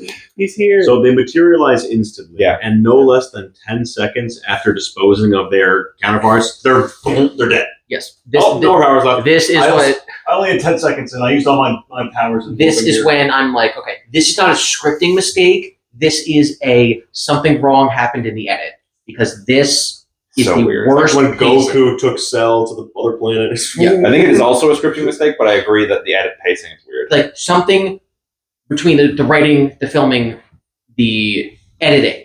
When you look at this segment, you cannot say this is acceptable to put in a published movie. That they're full power, kill everyone, music swelling, Instantly. and then they fall over like they're out of power. It was An ADR line saying they have used the last of their power to kill the toys and now they are out of it. Yeah. Would have explained it, I would have been cool. Now it's just like, we did the fun music swelling action scene and now it's the sad, they're all dying. Yeah, there was no reconciliation. There was no Abby running to give him a hug. Abby hug. Yeah. But she did go up to Chica. After the classics that materialized from nowhere. Because remember, they weren't at the original pizzeria, except But they were. there except were they weren't. pieces there and there. Except there. they weren't. Except for They they were weren't. perfect edition of PSN and 10. Yeah. What does Golden Freddy Kid say? For his amazing 20 seconds on screen in this movie.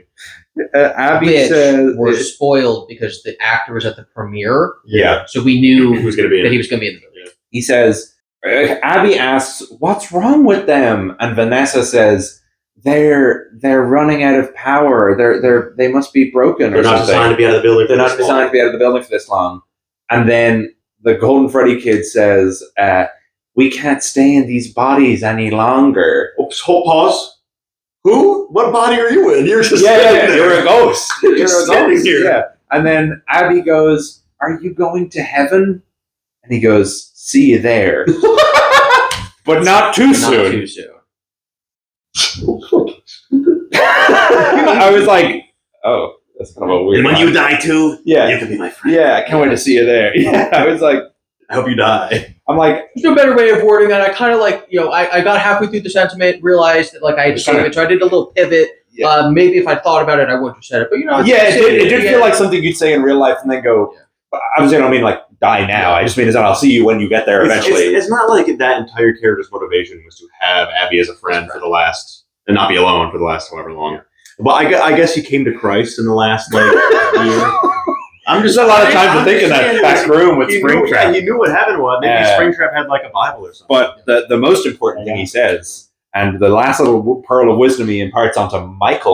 Mike Schmidt. Wait, if this was important, you think that he would express it in a way that the people... He didn't have much time. He has to go to heaven. Or That's maybe, don't you think it'd be a good idea? Because his Since- physical body, Now listen to Golden me, Freddy's listen, going to die, because Golden Freddy's in the house. The only reason the Golden Freddy Kid showed up was probably because Mike went to Freddy's to beg for a show up. However, Springtrap is at Freddy's, so that would be a more appropriate place to tell Mike when Mike is at Freddy's with Springtrap that, hey, Springtrap is still here and I'm here. Yeah, so he says to Mike, "He's coming back.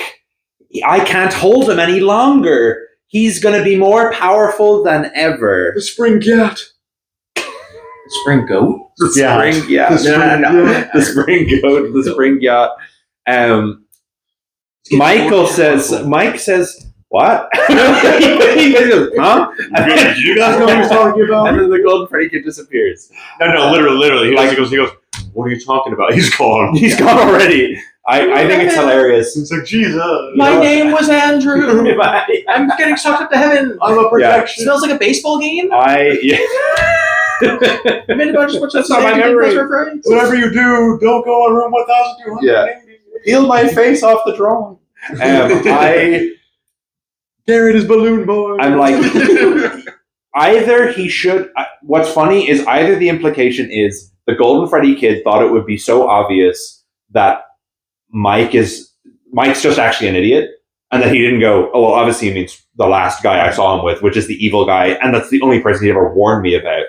Or the implication is that the Golden Freddy Kid just didn't word it correctly, and so missed an opportunity to tell Mike the truth, which is really important. Either way, it's not fun. There's like 3 different ways you can shoot this scene. Yeah. My sort of default would be you go the Doctor Who route, right? So you have Kelsey walk up to Abby and be like, the machines are losing power. We're going to fade any moment. We can either choose to remain here and our souls void out until the animatronics are fixed, but then we're trapped in these prisons. Or right now, we can make the decision to go to heaven. so I don't have much time, but like I promise you, I will see you again. One day. I hope you live a very long life, and we can be, friends. And I hope that you always keep me in your heart." And he turns to Mike, and he's like, "And Mike, I need to give you the warning. When I'm gone, William will," and then like he slowly gets out because you can see the animatronics, the lights go out in their eyes. And So he's not making the choice to dance to the end of his sentence. He runs out of power, and so the projection hologram of him fades off like a ghost. I'm sorry. It's just no matter which way he says it, it does not make sense for Golden Freddy to do one second. For one, his suit isn't even there. Presumably, it might still be in the location where it's fine. Yeah. And the power isn't being sucked from it. Yep. Because we know he can teleport and he can astral project himself across the fucking city. Yeah. He also says it to Mike as though he and Mike are friends and or. But he gassed the fuck at him last time. Yeah, he tried to get Mike killed the last time. I'm gonna kill trapped in his memory or whatever. Yeah, and your aunt, but it felt like a setup for like Thanos or something. It felt like coming. Yeah, he's coming. Who? Yeah. Infinity War logo. Yeah. Yeah, exactly. Like it. Spring, yeah. I think it's funny that Mike's like, who? Like, who do you think? Who do you think? Who do you sitting here in about? a room with like 90 evil animatronics? Yeah, I like the idea that the Golden Freddy kid and two Aftons. Yeah, neither of them. The word Afton has been said in the last minute. When Mike was like, "Who are you talking about?" Oh, hi, Michael Afton, Vanessa Afton. Anyway, who's coming back? Who's coming back? Who's coming back? And who's going to be more powerful? Who said they would come back? Did someone say that? Did someone literally say that out loud? I like the idea that the Golden Freddy kid said, "Mike, by the way, he's coming back. He's going to be more powerful than ever." And as he's being pulled away, he sees Mike go, "Huh?" And the Golden Freddy kid's like, "What?" But he's like too far gone. He can't like what? What the fuck? No! How do you not know what I'm talking about? Like he's just genuinely flabbergasted. I just want to shout, "Fuck!" It's like if Dumbledore went up to Harry Potter and said, "He's coming." Well, like Malfoy or something? Is he coming back? Like Ron. Oh, yeah, so we missed this part. Oh, after the toys get ripped apart, Michael Afton runs out the door. Jeremiah, who has not seen Michael Afton. He's not seen any of this happening. He's just been chilling out in the car. I guess also has been chilling out in the car long enough to watch the toys. To watch Mangle burst through the window. Like he's in there in his car and the toy animatronics break through the door. Giving the movie credit, he must have been in the car, like on his phone or whatever. He can't be playing Snake on his Nokia Blokia. And Game Boy Pokemon. Yeah, it's Game Boy. And he sees Michael and the toys rock up to the house, and he's like, "Oh shit." And then he watches the classics rock up to the house, kill all the toys, and then Michael Afton runs out the door. He gets out of the car and clotheslines him. Mm-hmm. And then... I gotta let me have this part, please. Please. Okay, so...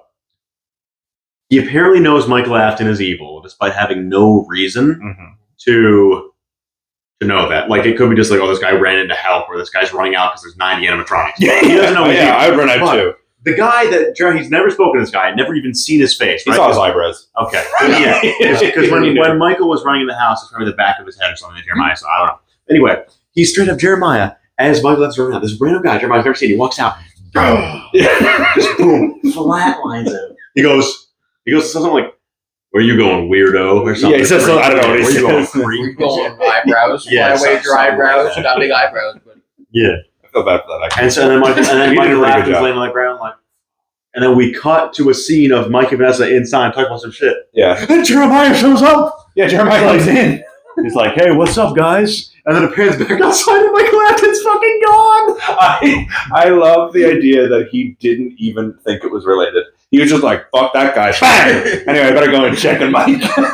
Damn, your eyebrows are fucking weird. So if you're Michael, you're like, "My toys are here. I am in control of everything. This is my evil plan." And then other random animatronics teleport into existence and destroy them. Oh, fuck. I gotta get out of here. And they turn around. You get punched in the face by a guy who didn't know existed.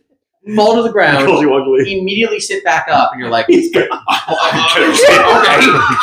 I need to go to a fucking apartment. I need to go to Tops and get an ice. That's so funny. My security badge fell off. That's fine, though. That's really funny. Yeah, the idea that he gets knocked out for like 30 seconds and wakes up and he's like, "That was weird." Anyway, I guess I need an Advil. Yeah, like as he's going down, he's like, "No, my plan's been foiled," and then he's like, Damn you! You finally got me, Jeremiah. "Yeah, never mind." So it's the two FNAF 2 guards are fighting. You were saying like it was going to be an epic showdown, and then Jeremiah was like, "Anyways." Yeah. Anyways, I was like, "Here we go, Fritz Smith versus Jeremy literally hand to the Fitzgerald." ground and showing that he just left. Yeah, he just The left. badge is on the ground. Yeah. See, that would have been funny if it was Doug. Because if Doug had been there and he punched he'd be Michael like, "Oh, and he hit the ground and he'd been like, yeah. "That's what you get for messing with the," and then Michael could have just kicked him in the nuts or something and ran away. And Doug could have just been on the floor like, "Oh, Yeah. you know." So they had Jeremiah, who's like, If you're gonna do the joke, Jeremiah was like anyway. 6'4". Yeah. Yeah. Jeremiah could have stood on his chest and shouted in like, "Hey guys, come out here." I was already, because again, with these setups and like, did Scott set this up? We expect something to happen and it doesn't as a subversion, or Scott doesn't even know what he set up. Jeremiah, right outside. Jeremiah kind of sounds like Jeremy, the FNAF 2 guard. Yeah. This is the FNAF 2 movie. The toy animatronics are here. Jeremiah is left outside while the main characters are having the climax inside. Mangle is like I can't be Mangle is like right outside the door. I'm like, Jeremiah is about to be bite of 87, lose his frontal lobe. Mangle's going to kill Jeremiah. Or not, you can live with that frontal lobe. Mangle's about to bite Jeremiah to get him out of the action, then come into the house, so that right before Mangle bears down on the main characters, we're like, we've just seen the damage he can do. He just basically killed a main character. Yeah. The threat has now been established, what he can do. He's coming for Abby. And we This feel is scary. bad because we feel bad like because we just lost Jeremiah. And oh my god, that was the bite of 87. Like, it fulfills what we expect to happen from the games. For that to not happen and for Jeremiah to make it through the movie and basically no one died in the entire thing. Okay, I was like, so this is disappointing now because I was expecting something else to happen. All right, let's and I don't know if Scott did that. Before anything, let's just go over what we got so far, right? Okay, so let's see. Okay, so we got, let's see, so what happened in this movie? Okay, so we had like Abby and Mike or whatever. They're like, yeah, we're good. Michael's on a date with Vanessa. They got some trauma. So Mike's like, hey, try dreaming about your trauma. And so Vanessa dreams about it, and then the trauma gets solved, and she's just fine and doesn't worry about women anymore. Yeah. Meanwhile, Abby is missing her animatronic friends. And so she goes to school where some kid says, well, why don't you just go fix them? And she's like, oh, this is like a pretty good idea. So she goes, she doesn't, they're like broken though. She's like, oh, I guess I can't fix them, but I got this cool little toy out of it. And so then the toy is like, hey, why don't you come find us? Because we're actually at this other place. And she's like, okay, I'll go there. So she goes there, and then the toys are like, hey, you actually need to let us out of here. And by the way, but meanwhile, like there's a little like B plot or whatever, like the puppet, Charlie, who's kind of possessing people. Okay, so it ends up that Charlie kind of lures them out. Is in the middle of story. So now they've gone to the school and they've managed to foil this plan, right? They've managed to kind of just like, all right, so this current plan of Charlie trying to take over the robots and use the robots to kill everybody in the school and the surrounding area has failed. We've met up. We finally have our confrontation with the villain, who's Michael, right? We finally have our first like actual like mask off. Like, that's right. I am the one that's going to be plotting this right now. All right, what happens next? Michael says, don't come near me ever again, because you lied to me again, Vanessa. You lied by omission. You didn't tell me that you had a brother. You didn't tell me you had a brother. And then he walks out, and Vanessa goes, oh, all right. And then everyone forgot that the puppet was in the back room. So she just sneaks up and possesses Vanessa, and that's the end of the movie. Wait, what about Act 3? No, that's the end of the movie. But what about... Well, we've just learned the plan, so now we can enter into Act 3 kind of knowing all the stakes. And we can take it. We've seen who the villain was. We've foiled the first kind of pit stop on our hero's journey. We had our first little bump in the road. With a big kind of reveal. Yep. I said, we've been doing this for so long, I don't even remember if I said this on camera, but the scene where Michael Afton comes in and says, I am Michael Afton, that is the equivalent in this movie of the first movie, where Vanessa is with Mike in the police lockup area with the guns and saying, the bad guy's name is William Afton. He is my father. We have the guns now. When you shoot the animatronics, hit him with the electricity, we got to go save Abby. That is the last scene before the beginning of the third act, where they go and then do all the stuff that they've planned. That's this scene. The third act lasts actually like a minute. And then the movie ends. The movie just ends. It's rising action, right? The climax, there is no falling action. There is no falling action. The third act begins. It's a quick plummet. The third act begins. Within the next 4 minutes, the classics arrive, defeat the enemies. He's clotheslined. Kelsey, Ghost, Andrew comes in and says, I'm going to heaven. They leave. their own house. Mike leaves his own house. Vanessa stays behind. Yeah, where's Mike going? Yeah, Mike then- leaves and his then- own house. You go like the hospital. Go to Jeremiah's. Which, by the way, And then the puppet possesses her. just forgets that the puppet's in his house. Yeah, that was the funniest thing, was The that puppets everyone forgot. They that knew. the- Yeah, At least the puppet was at least there three 30 of them. seconds ago. At least 3 of them knew. You know what? In fairness, enough had happened in the last 5 minutes that it kind of would slip your mind. Not for Vanessa. No, That's I her know. best Obviously, friend. I'm That's her best joking. friend. I'm joking. Oh, okay. Like, Abby was just possessed by this Yeah. thing 3 minutes ago, and she's Yeah, just Abby, like, Abby and Vanessa at the very least would not forgot. Abby would I remember. think nobody would forget the creepy monster that can possess people. That's like just chilling went, in your bedroom. your younger sister's Yeah. like possessed her mom. Don't talk to me, Vanessa. They're all acting like this is over. They know that the movie's over. The movie's over. It's Yeah, time they're for like, us to go to the I'm hospital. going home. I'm going home from set. All right, bye, Elizabeth. And then they walk out of the scene, and the puppet's like, I'm still in the movie. Like, and it would have made more sense if the puppet had left the house, and they were all certain that it had left the house. Oh, it can't get very far without a host. Yeah. You know, so now it's like it's yeah. kind of diminished. Then it's like, oh, You've all seen the structure of like the 3X structure, right? Where it's Yeah, like, you got some sorry, I told you. exposition, you got some rising action, climax up here, falling action, resolution. Now this one, the exposition, they don't really explain anything. They kind of just like throw a bunch of shit at the wall. So it's kind of, forget that. It's more like, so we have our rising action. So let's start rising exposition, rising action. There we go, rising action. Okay, it's up here. And then climax. Okay, Well, hold on. wait. It's more like a millimeter. And then the falling action. Oh wait, it's dissolving. It's dissolving action. You forgot. Rising action, science fair, climax, movie ends. Rising action science fair. How? It's a big fucking M. It's the classic. It's the third chapter in every book about filmmaking is the science fair that doesn't. It's you save the cat and the science Which fair. was completely pointless, by the way. Who did that develop anyone's character? Who was No. it for? It didn't. It We didn't didn't serve to even develop mention a it. character. Abby won the science fair Oh, with yeah, with Toy Toy Chica. Chica. So So the all the school kids will that get actually worked science hard. funding for another year. All the kids that actually worked hard lost to a girl who brought a murder. You know what's There's a funnier? really cool volcano in there, and that kid lost. When to she Toy managed, Chica. Wait, apparently wait, they wait. managed to convince all the other judges that they made it. Yeah, hang on.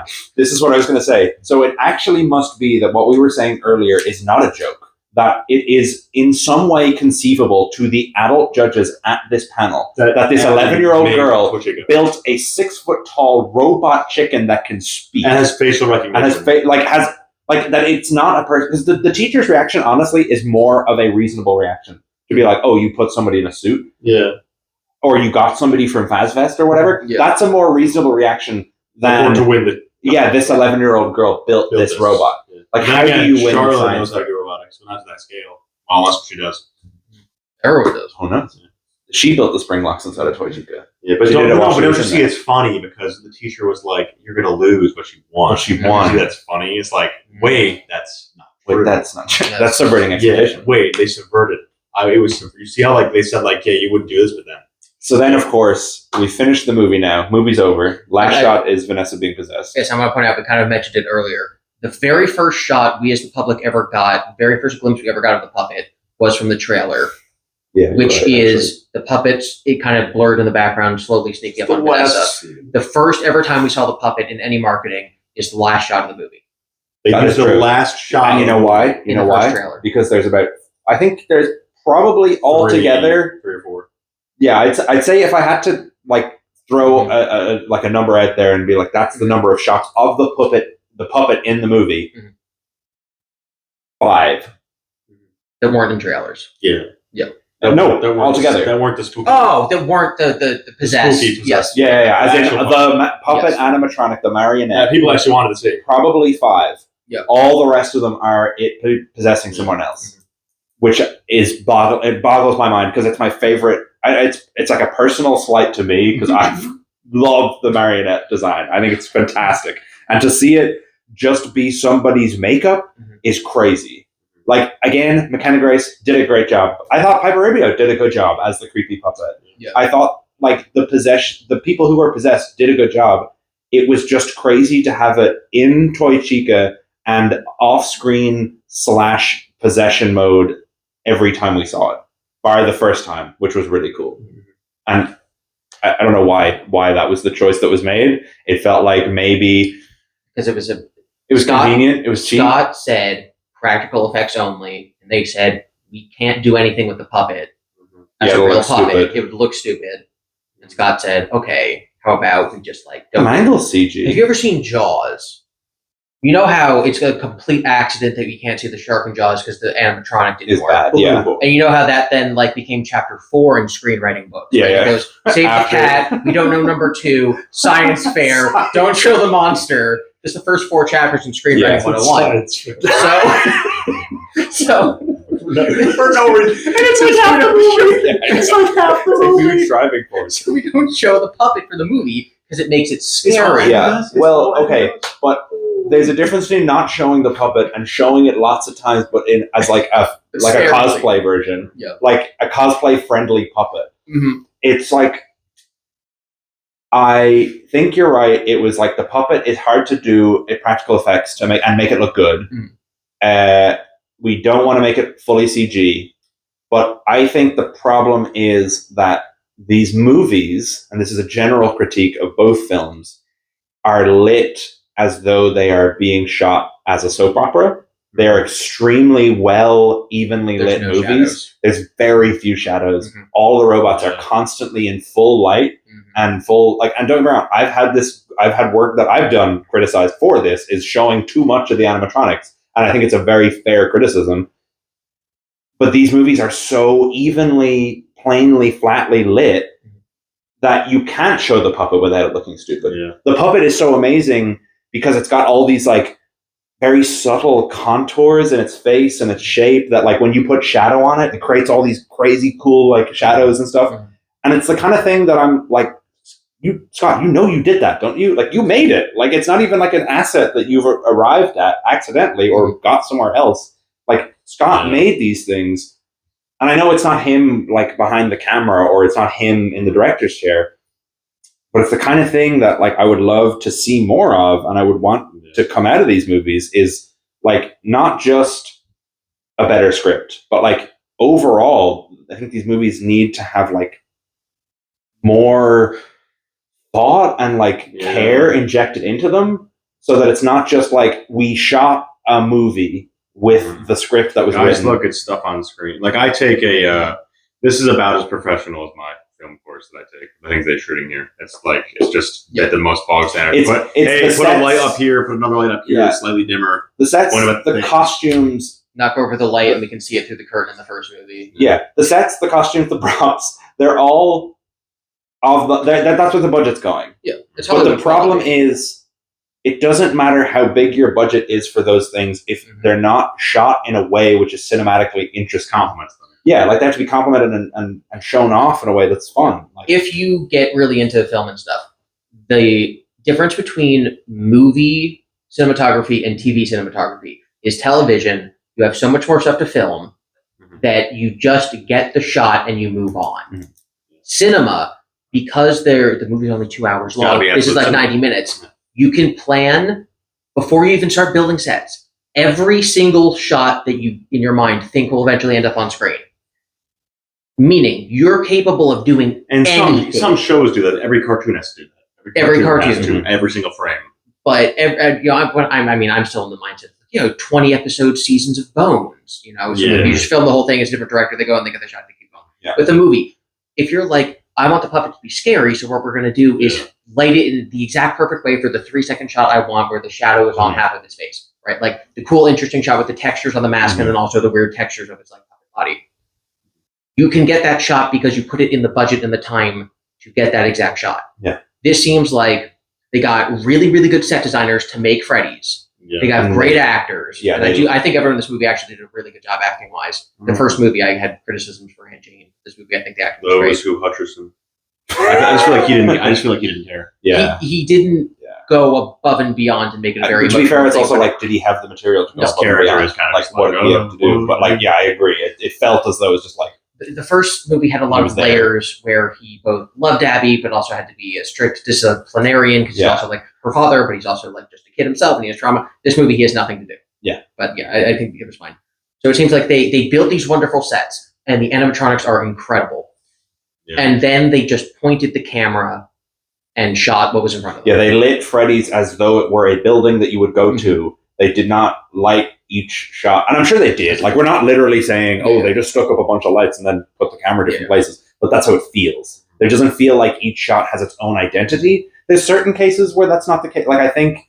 Like, there was a dolly zoom at one point. Oh my god, they went down the hallway with the doors opening. Yes. It was a dolly zoom. I'm like, the stuff in Vanessa's house. The stuff in Vanessa's house was really good. So since we're here, I want to say, this whole time, right, I have not been trying to dog the movie. I have been looking for things to praise at every angle, and I'm genuinely having trouble. I can think of 4 things that I think were good, right? Prop design, the scene in the very first, so without context of like, it was an accidental death, right? Yeah. The actual scene itself of Charlie's murder. Yeah. I like that. Without the context of it was an accident. How the fuck? Yeah. Anyway, but the actual scene was very interesting. I liked the way William Afton was intimidating in it. It was cool. Yeah. The other flashback itself I liked, where it's William Afton chasing the dog to the house and she's hiding and blueprints. I like the that. whole dream theory bit was great. And then the one cut was really funny, where it's like Abby's trying to move on from all this, and so then Chica grabbed. Like, that was actually the delivery was good. Yeah, that's it. I can't think of anything else about the entire movie that I liked. I liked the cold open, like you just said, with Charlie. That the actress who played Charlie has a haunted look on her face. This 11-year-old girl they just never used her looks haunted. And I'm like, it's just an interesting face to look at going through. She gets used for once these things, and then she doesn't do anything. But yeah, the Freddy's 2 location kind of looked more like what I would conceive of as like a play place than the Freddy's 1 location, which just kind of looks like a building that we can tell the facades are made of plywood. I like the set much better than Freddy's original Freddy's with the toys. Freddy's 1, I guess. So I also enjoyed that scene. And then you go through the emotions. You see the kid on the floor. Oh no, he's dead. Picks him up. Oh wait, no, he's not dead. Now I'm happy again. She's going to escape. Okay, that's good. We get a POV shot with weird like ruffles around the edges of the screen. And I'm like, she's dead, and we're seeing through the puppet's eyes. I leaned over to you. I'm like, you're totally right. She's already the puppet. That effect is just that she was stabbed, I guess. She was coming out. Yeah, that was a thing. I really didn't like the ghost hunter stuff. The date scene in the restaurant, I thought was funny. It had the reoccurring bit with the waiter. I think that was the chemistry between Josh and Vanessa. He's like, "Is this a date?" And she's like, "What?" He's like, "Oh, it's a date. That was okay. It's been a good day today."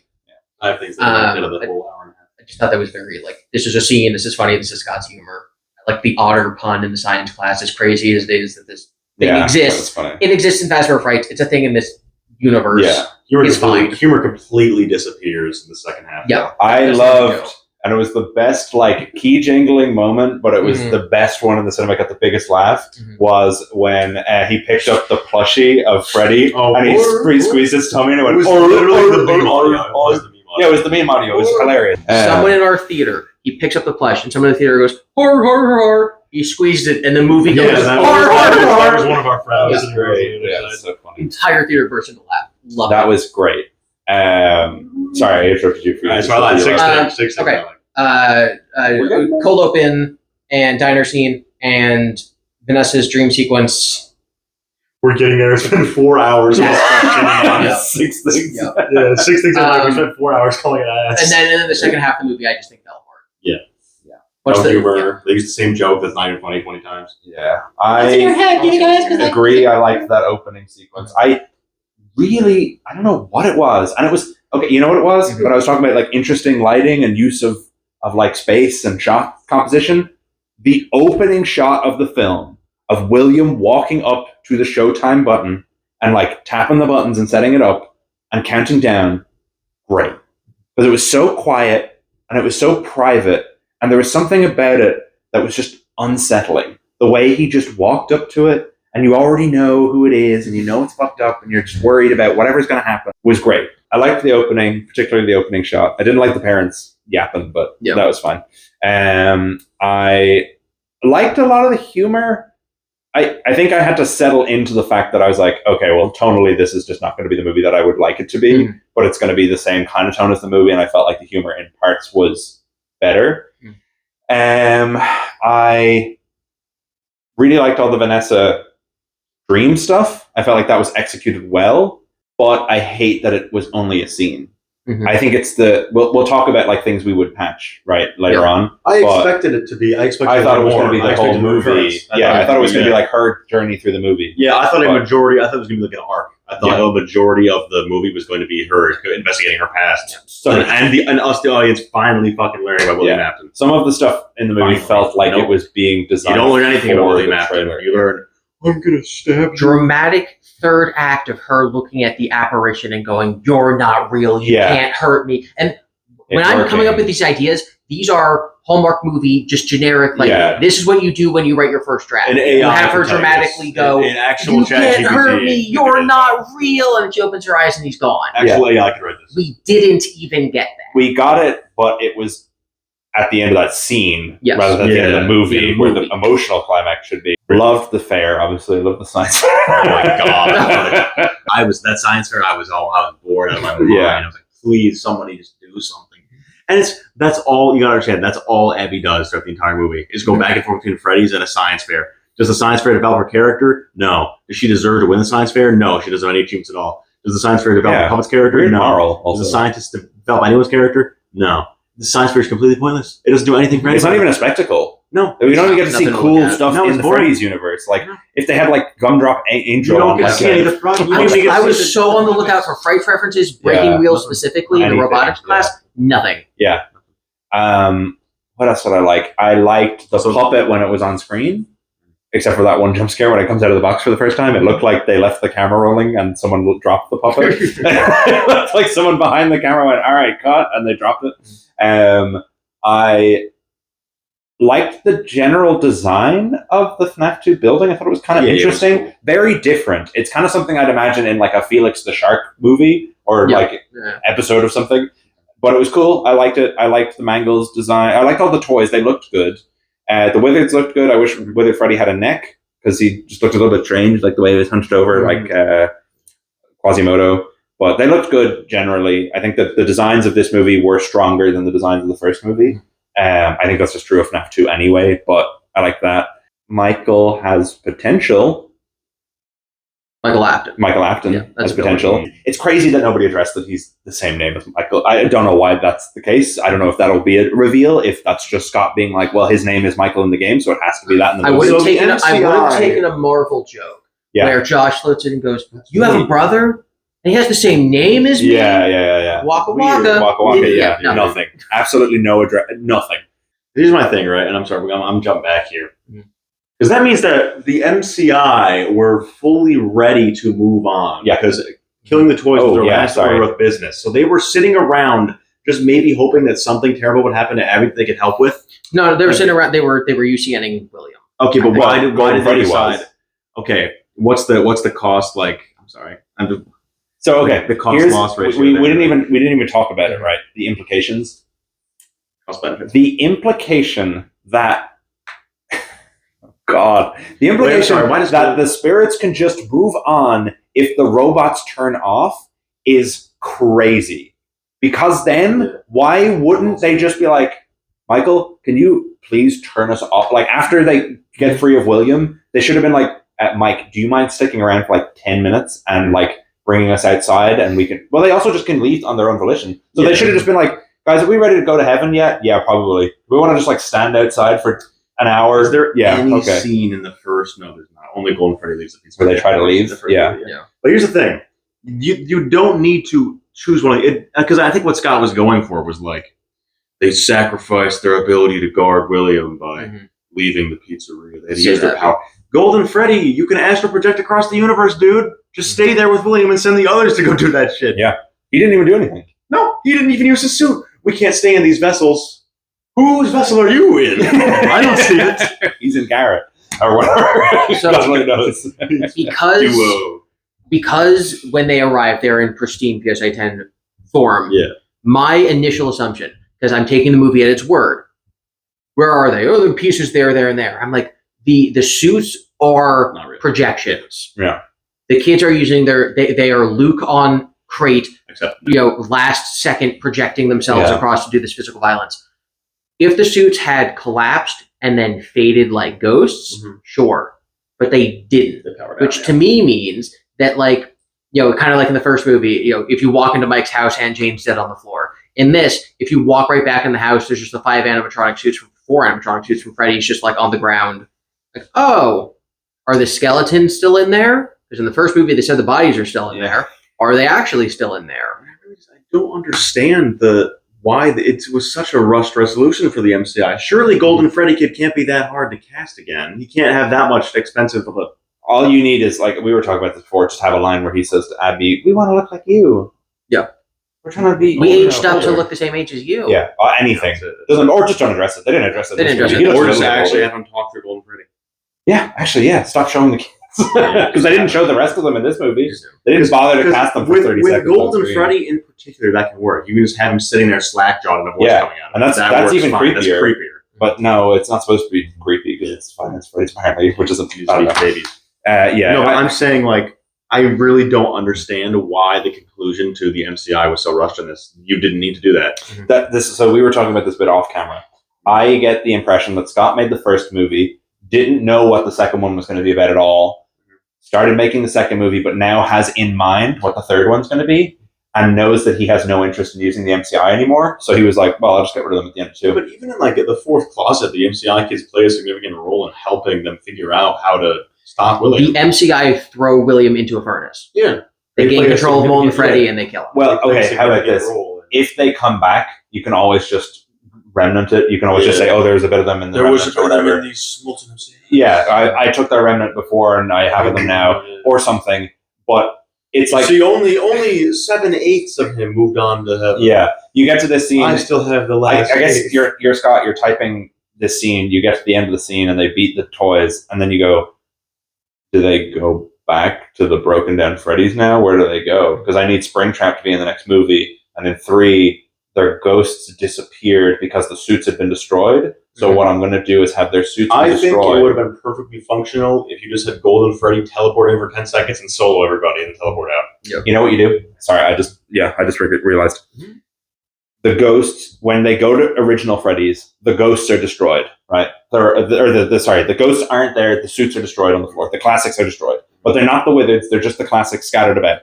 And Abby goes, where are the ghosts? Are they in heaven? And Mike goes, I don't know. Maybe they've gone to heaven, whatever. They're here with you in your heart. And then at the end of the movie, the toys show up at the house. The toys are banging down the doors, whatever. It's all, oh my God, it's dire. Oh, they're going to kill us. The Wizards appear because they got returned on at the same time as the toys, but it's the ghosts of the kids come back and they reconnect. They go into the Wizards. They just ghost project into the Wizards. I mean, you could literally have it that the ghosts are literally with Abby. They are like in her, and they like burst out of her chest or whatever. And then after that, the Wizards are so broken down that they fall over, and the kids come out of Abby, and they go back to Abby, or they just disappear. Or you don't explain it. You don't have to say they went to heaven. You don't have to say anything. Transition to the end credits. What's the end credits? Before the post-credit scene, what's happening in the end credits? Before the post-credit scene? You mean before the dialogue? Before the literally as the names are scrolling down. Living Tombstone. Okay, what's that song about? It's about a mother possessing the puppet, leaving her child behind. The puppet's not your spirit mother. I clocked that. The moment she said that, I'm like, that is literally just justifying the fact that that song's going to play. I didn't understand the word she said. I heard spirit, and I didn't know what the other word was. I don't think it was spirit. But either way, she said that, and I'm like, that song's playing over the end credits. As everyone knows, that song's about like the puppets, like their mother, but that's not canon. They said that to justify the end of the credits instead of foreshadowing the credit song, and they should have foreshadowed it the rest of the They set up why the end credit song does not actually put. But they didn't set up anything else. They set up the first line of the movie, which literally stick around. There's going to be cool stuff after the movie. They set up that there's a post-credit scene. True. The first line of the movie was, guys, there's a post-credit scene. They set that up. It's because when I saw the post-credit scene with Springtrap, right? They didn't set up anything. Wait, that's true. Wait, that's all true. When I saw the Springtrap post-credit scene, right, where the guys from Fazbear's Fright go to the FNAF 1 building and they find Springtrap in the back, which means that it takes absolutely no effort to find him. Well, it's in a hidden room. What does that mean also, by the way? Abby said that to someone. Abby says people To say yeah. that he's in a secret room. Who are people? You are the only one. You were there. Who's people? Who knows that? Who is people? Wait, facts. People say he's in a secret room. Who says that? Would Mike know this? And he's just going to let us leave? I'm not going to call the police or anything. You can sit there. Yeah, people say that meaning nothing. Like, who said that? Anyway. I could understand if it's the goal and Freddy kid literally keeping people away. Mm-hmm. Like, that makes sense, I guess. Yeah, but that'd be cool. That'd be cool if it was like, the building. People have tried to go to the building, and it's been like people have been attacked. Just give her that alligator mask. Named Andrew. But so I saw that, and the guy named Ethan, who's obviously the phone dude, who says, "I think I found one, a real one." The moment the screen started, the moment that was, we saw two guys, right? Yeah. Neither of them were phone dude. At first, we're we like, thought they were one of them's going to be, but then someone calls from off screen, and everyone in the theater, I did. I'm sure everyone else in the theater was like, "I found one, a real one." Yeah. And then we have a minute of like walking back and not doing that, and then he finally says it. I'm like, he said the thing. He said the one. And his name is Ethan. So His name is Ethan. I'm gonna take that. I'm gonna run with that. But anyway, someone should tell Unwithered Truth that for his third recap video, he should get you to voice phone dude. Because you're Ethan. Yeah, okay. Someone gotta tell you. Someone let him know. But I was so confused for a second. It's 4 in the morning. But I was like, okay, yeah, that's what the beginning of the movie was talking about. And then we all stood up and we went to leave. And then as the credits were finishing, Henry's voice on the comm system from FNAF 6. He says, "Leaving no space in 3, 2, 1." Yeah. So who's he sent? Like, so he's sending it to Mike, right? Yes. Yeah. This is probably the most offensive part of the movie because at the very start of the movie, three reasons. He tells us to stick to the end of the movie, right? So that's Scott or whoever had that idea. He's like poking at you and being like, "You want to stick to the end of the credits?" And I thought when I saw the Springtrap one, I was like, "Oh, well, that's the thing that we're going to stick around for." But we were actually, he meant literally to the very end, which is where the puppet teaser was in the first movie. That's why I sit in my seat. Which is why it was like, oh, when Henry started talking, I was like, oh, connection terminated. Like, we're setting up the next movie's going to have Henry. Freaking died. Yeah. We hear him on the phone to Mike, or whatever system he's using to communicate. He says, listen, Mike, this is Skeet Ulrich. I'm doing ADR in my bathroom. And listen, I'm the business partner of William. I actually worked with him. Yeah, I forgot to tell you during the movie. I meant to tell you during the movie that I'm his business partner. And also, I still have some equipment of his. And also that it's still working, and I can tell you there's still one more robot out there, and you gotta be careful, Mike, because oh no, it's in my house. The marionette found my house. You hear it like in the background, like reminiscent of night 4 of FNAF. Yeah, and then Mike, remember how I just sent you to the location that I know has the marionette, and I sent you with the gift box to like put down at its feet. Well, actually, I knew it in your fucking car. I knew the entire time that like the puppet was dangerous. That's why I'm leaving you this voicemail right now. Why did you keep my gift in your car, you asshole? And then he gets killed by the puppet. Yeah. So you literally hear him go like, "Run, Mike! Run, Mike!" Yeah, run, Mike. Yeah. Which, okay. Run, Mike. So there are several things. So who sent it? Who sent Mike that? Or was it a voice message? It was a live voice message. I don't know. Vanessa walks to his house, kills him. Is it somehow, is this one able to like blend into the society? Because how is it getting all the way across town? Like, Vanessa can walk / fly. It's just that her face has weird stuff on it. She can fly. She can fly. I know Abby.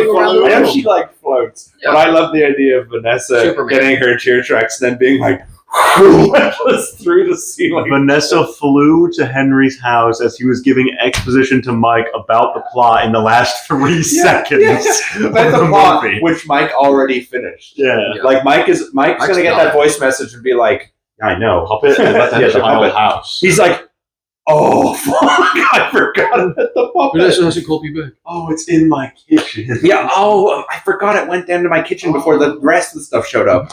Then the guy showed up that had my name, and that confused me. It threw me off. You had really big eyebrows. But the main thing that actually offends me about it is the movie tells you, oh, stick around till the end. You're going to want to hear this. And the reward for sticking to the end of the credits is that one of the most interesting characters from the game lore with the most interesting potential and the most like concrete interesting character from the original games that like has other than Elizabeth, but like as a protagonist role, the most interesting one with the most direct ties to the whole story at large.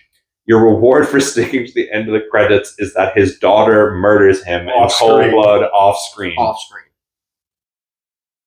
My theory is that they thought of the Scream Skeet Ulrich Matthew Lillard thing, and they thought that would be good for marketing, and then started writing the movie around Skeet Ulrich's either availability or price. Like how much he cost to be in the movie for how long, because I don't understand why you would ever write Henry into the second movie to deliver no exposition whatsoever that's even relevant, just to be like, it's also weird from a movie point of view because he just tells Mike the information that the audience already knows, which usually is not how you do exposition in movies. Exposition in movies is to tell the audience things they don't know. You skip over the exposition for characters. I was his business partner. Didn't they show you a picture of them together? No. There's one. Maybe okay, that's hilarious because in Dawko's set tour they did have one. So they must not have used it in the movie. There's a picture of Skeet Ulrich and young William Afton together. Yeah. So they must not have used it because they do have one. So they just had that and they decided, you know what, better if we ADR'd it in the last 3 seconds. Like you kind of just said, almost like it's almost offensive that this movie, which was too short, it's not like this. It's not a 2.5-hour movie. No. This movie was too short. It's half. It's a science fair that doesn't do anything. So the movie's more like 30 minutes. The most important act. Yeah, the first thing you said when the movie ended was it could have had another hour. Yes. I get out. A lot of our friends were watching like the same sort of time showing that we were. I get a text from one of our friends, and it's like, "Did you like it?" And I'm like, "No, not really." And they go, "It could have been an hour longer." Yep, that's what TD said. There's a third act that didn't happen. So the fact that the movie's short and there could have been more scenes, and yet they squeezed in "I am Henry, I was William's business partner" into the last 10 seconds of the movie over the credits makes absolutely no sense. Because if that information is important for the third movie, they could have told us in the third movie. If that information is important for nothing, it didn't need to be here. The fans of the games already knew. Wait, it's actually pointless too, because at least Come Find Me sets up the second movie. Yeah. But nothing. We already know the puppet is going to kill everybody. All this tells us is that Henry's dead. Meaning, when they're writing the third movie, if at any point Scott goes, "I just came up with a great idea for Henry, for him to not be dead," they can't because it was in the movie. That's why I feel like it was a thing that was based around the actor's availability for the franchise in general. Like maybe he said, "Look, I'm not going to be like the main character in the third one, or I'm not going to be in the third one a lot, unless you pay me X amount of money." And it might be in flashback. Blumhouse said no. Do you want to share a single scene with Matthew Lillard? No. No, okay. I reckon I can talk about him in an end credits voiceover, maybe. Yep. That's true. They didn't have them together. Everyone was going to be like, "Oh my God, they're going to be..." Nope. Not a single time. So why it's so offensive to me? It's not like the movie was long, so them squeezing it in here was terrible. They never gave Skeet Ulrich and Matthew Lillard a scene together, which defeats the entire purpose. Yeah. And Charlie kills Henry. Why? Awful. Because it's Charlie kills Henry. The last thing you get. The last message to him, "Daddy, I love my present," which is the music box. Mm-hmm. But when the music box turns on that her dad made her, she goes, "No!" And she jumps away from it like she hates it, even though her last living message to her father was, "Daddy, I love this present." And no FNAF 6 tape man, no connection terminated. So now I'm killing my father. Henry's out of the story. I'm killing my father. No Henry. Okay, so now we're gonna have Mike Schmidt, who fights William Afton, who's an accomplice of Michael Afton and a sister of Vanessa Afton, Charlie virus. How many FNAF words can you say in a row before it stops making sense? Vanessa I followed all that. Yeah, so did I. Maybe not virus, but the very name of Vanessa Afton, Charlie virus. there's a Charlie infected. Yeah. So, but what I mean is, at least when Henry does Connection Terminated, and people have been very critical of that ending and how kind of out of nowhere it is, and blah, blah, blah, blah, blah.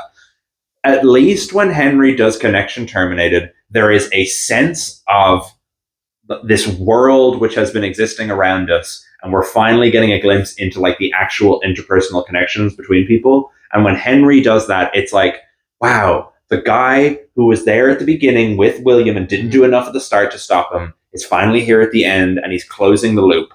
When Mike burns down Fazbear's Fright, or whatever the end of the trilogy will be, it's going to be like the guy whose brother was killed randomly while he was on holiday when he was 10, and then he tried to kill him when he was in his like 20s, then was dead for a year and came back as a zombie. He's the one that's wrapping up this story that involves like generations of trauma and multiple dead kids. It's a lot like Silver Eyes Henry, where he does fucking nothing, then he dies. Yeah.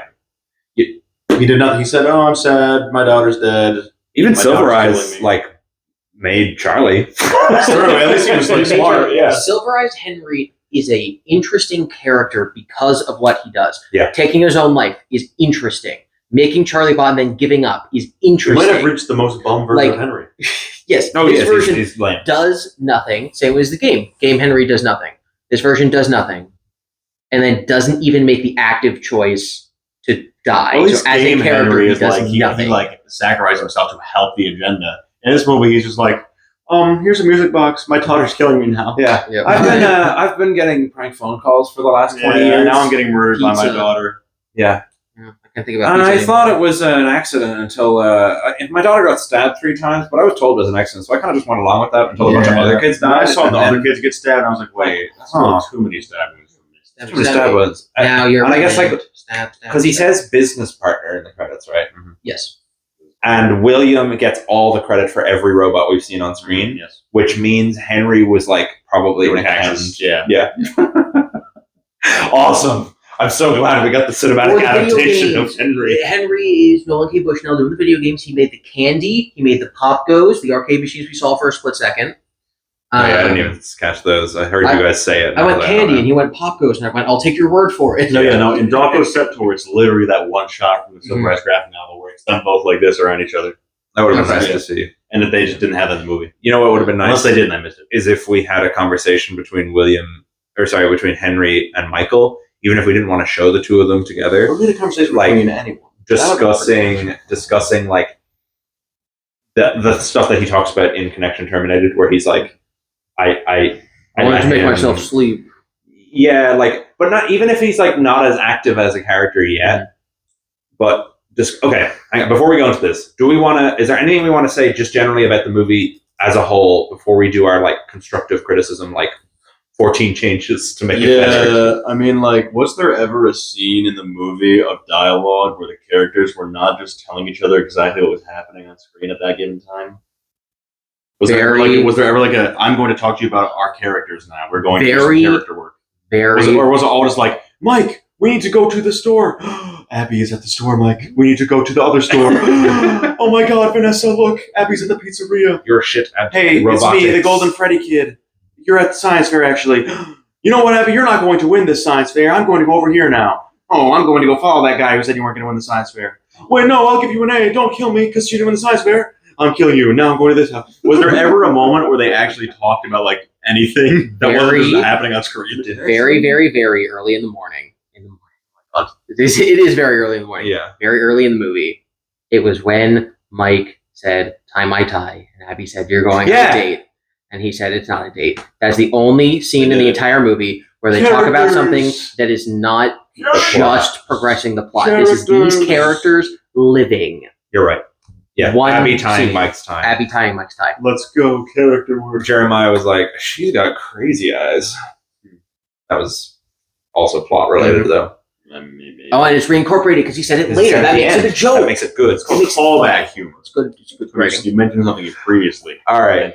So before we move on to our 14 things that we'd update about the movie, it doesn't have to be 14. Yeah, but, I know. It's good there's more than 14. More. We've been doing this for like 7 We hours. should say that we're not just shitting on the movie because we thought it was bad and we hated it and we want to make everyone who made it feel bad or anything like that. Because if anybody that's made that part was part of the movie is watching this and has watched this far and heard us, talk badly about it, every element. Yeah. If there is somebody still watching that made this movie or has skipped around and found this part or whatever, or this clip gets shared, I want to say that any of the criticisms thus far, I speak for myself, but I'm sure you share the sentiment. It's not because we wanted to dislike it.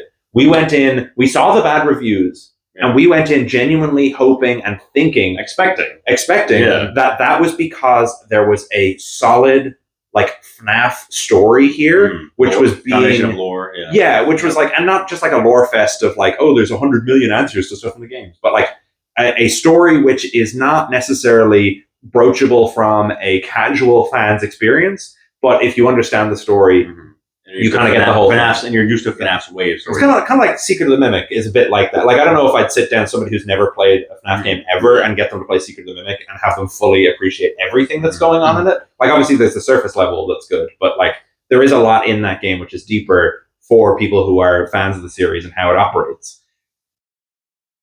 But we aren't just doing that to be critical. We're trying to talk about it this way because we want the next one to be better. Or we want whatever the next FNAF movie or TV show or whatever it is to be stronger and to be better and to reach those heights that we know the series can reach because we're all fans of it. We wouldn't do this for a living if we didn't enjoy it. Yeah. So the reviews we saw of the movie before we went in, literally, I saw IGN give it a 4, and there's a little blurb, and then you saw something on Rotten Tomatoes. A 10 on Rotten Tomatoes. And it was something that they all said that the movie is just a visual Easter egg fest for fans of the games. And the plot was hard to follow. It's too complex. Yeah. And so we went in thinking, because we kind of had fan theories. Mm-hmm. In the first FNAF movie, there's the drawing of all the kids with the rabbit in the middle that Abby pastes a picture over. And the Golden Freddy kid is a piece of paper that has the Golden Freddy kid's face on it taped over another kid. And so we're like, what if that is Garrett? And so the Golden Freddy kid in the movies is sort of taking over his visage in some sort of golden duo way. And so this movie, there's going to be this prolonged scene where it explains golden duo. Or Remnant's going to come up and it's going to be soul splitting or whatever. It's going to be confusing. We find Golden Freddy / Ennard, and it's we have to learn the soul splitting Remnant, and they're going to find the picture from the first one and take the tape off, and it's Garrett. It's how is it Garrett? Well, because of golden duo, and you don't understand God, David. It allows you to take over someone's personality if you share certain things in common, which is the whole thing.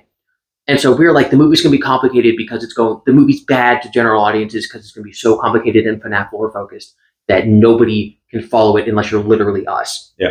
And then it was just the most straightforward horror movie. It was so 30 minutes of straightforward. science fair, 30 minutes of... It was so straightforward that there was no causation. Yeah. You can't predict what's going to happen next because there is no causation. It's literally what you're being shown on screen is what is happening. And I don't know how you know what? I bet my life that if you put together all the scenes, including getting off the bus with Gregory Davidson, sitting in the classroom getting roasted, I bet you a third of that movie is a science fair. By runtime, probably. Yeah. No. Somebody kill me. Scenes talking about the science fair and then at the fair. Yeah. Or at home talking about going to Freddy's. They do a lot of going back and forth between two locations. Or one character goes to a location as another one's left that location. So I'm going to put this through my lens, and as always, my lens is Star Wars. When my mother sat down to watch Ahsoka, she's 60 years old, she hasn't seen Rebels or Clone Wars. I'm like, okay, they're going to reference stuff. Just go with it. Yeah. They're talking about stuff. If you watch other shows, I know what they're talking about. Mm-hmm. If it's important, you'll figure it out. Yeah. When my mother sat down to watch Andor, I'm like, they're going to reference stuff. I don't know what that is either. They're referencing things that to the characters happened that we don't know about. I said the same when they say the blah, blah, blah war, or I went to this system for vacation. We don't know what that is. That's just part of the in-universe. Yeah, that's not a canon. That's not like a book or something. Yeah. Whereas in Ahsoka, when they say, "Oh, remember when we were at the Battle of blah blah blah," that's an episode of Rebels. Yeah, these are two very different things. Yeah. With this movie, I think the critics who don't know the games went in and said that wasn't explained. It must be that you have to know game lore to understand it. Therefore, the movie's too confusing. Maybe. Us going in knowing the lore.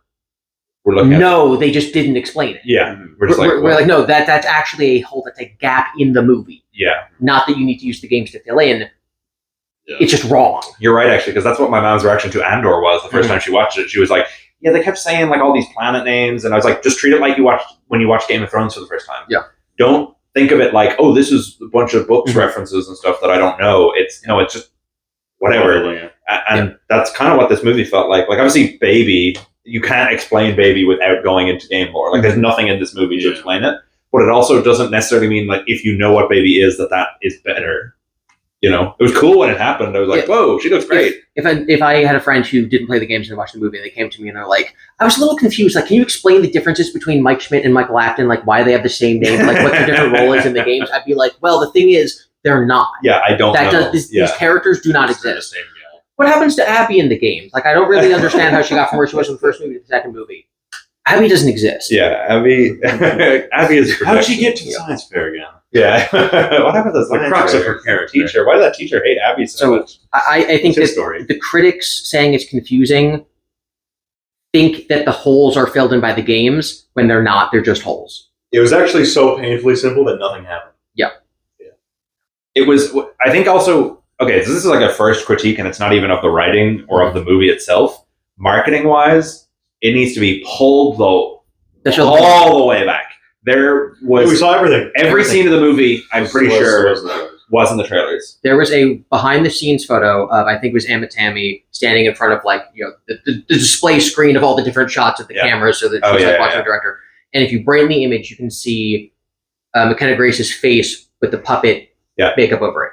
That is the only thing that wasn't in a trailer that I didn't know was going to be in the movie. But because I saw that image on Twitter and I brightened it myself, I saw it and I'm like, oh, I guess when the puppet kills you, it takes over your body. I would have preferred that.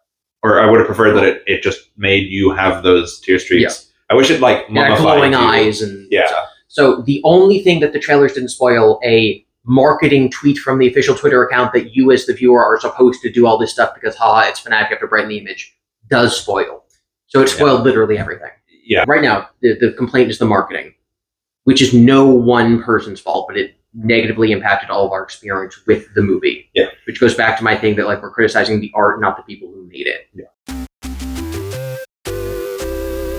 This is going to be a personal preference thing. I think the tone of these movies is way off, or it's like, it's either way off or it's not consistent enough. Mm-hmm. Like, right now, it reads most of the time as a action comedy for kids. And then there are scenes where it's like, you know that the movie wants you to think it's a horror movie. Just overall, the tone, like, I don't understand how the same people or creator who made something like FNAF 1, where it's this really unsettling, uncanny valley, like, dark atmospheric game about these haunted robots that come to life with murdered children inside of them, can make, like, unironically make a scene where those dead kids show up as, like, the superheroes at the end of the movie to save the lives of the main characters, and, like, twisted ones beat up that's exactly it. Well, this is the thing, this is why I think I maybe misunderstand that. Maybe I'm the person. Foxy literally, like, running back tackle Springtrap in it. Yeah, I guess so. Yeah, that's the thing. Yeah, that's I think I've talked about this before with William's characterization, where I don't we like. both have a very particular vision of what we think William should be like. And he's not like that. Like,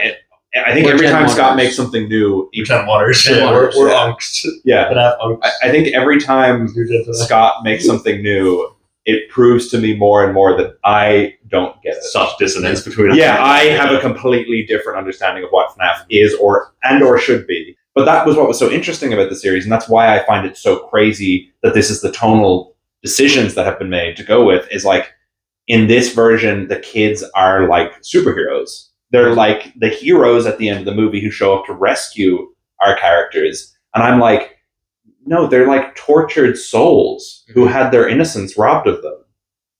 Yeah. Like, why are we having the music swell when Freddy rips the head off of the bad guy robot? You know? And I know that, obviously, completely different continuity. Mm-hmm. So, like, Coming Home isn't even in Stitch line.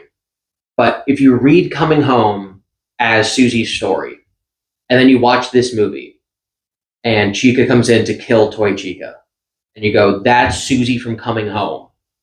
The dissonance between Susie from Coming Home and Chica's actions in this movie are insane that they're in the same franchise. And I know they're literally not in the same continuity. But that's insane that Chica, the overarching, platonic form of Chica, is interpreted in these such two different ways of coming home at the end of this movie. Yeah. I'm like, what are you? Coming home made me cry. This made me cry. In a very different way.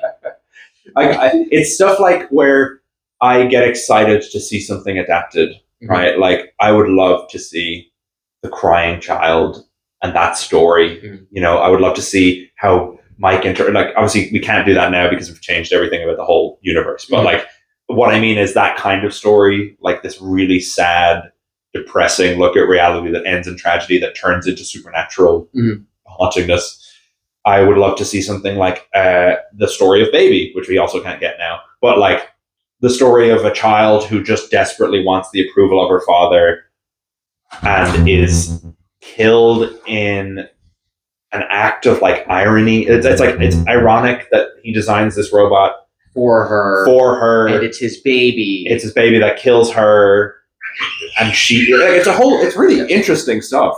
And to have that, like, I am now like, if like Abby gets killed and becomes Baby, it's like it'll be like a fucking upgrade. It'll be like her getting bit by a radioactive spider. It's like a superpower now. That's how it's tonally presented almost in these movies. But it's also not. It's also presented as something horrible and sad, like in the beginning of the movie. And so I'm supposed to think of Charlie as this like haunted, vengeful spirit, blah, blah, blah, blah. And then I'm also supposed to go, yay, the dead kids are here. Like, to save us. They're going to save us.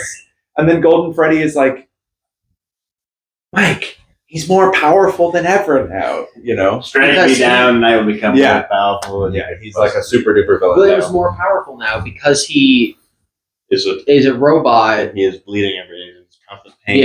Yeah, but no, and he can't move very fast. And he gets allured by the sound of Balloon Boy. Yeah, but let's say, okay, tone is something that needs to be addressed, I think, in all these films and in some of the books. And so it's just in FNAF media in general. I think it would be nice to have a more consistent tone, at least within one project. Like, I'm not saying every FNAF thing ever has to be the same tone, but like within one project, it would be nice to have a consistent tone. Like, the movie needs to nail down, is this a fun, silly action adventure movie? And if it is, why is it that? It has to be kind of ironic if you're doing it. You get moments of levity. Yeah, 100%. But you need to choose if that's the kind of horror movie you're making, or if you're making a horror movie that's supposed to make me feel sick and gross and like upset by the fact that there's a child murderer. Yeah, well, like, for example, when they were literally having a dance party in the first movie, I was like, what are we doing? Yeah, exactly. Yeah, like the pillow fort dance stuff. party. I would equate them showing up at the end like Avengers to the pillow fort scene. But it's the climax. Yeah, but I would equate. I like how they literally materialize.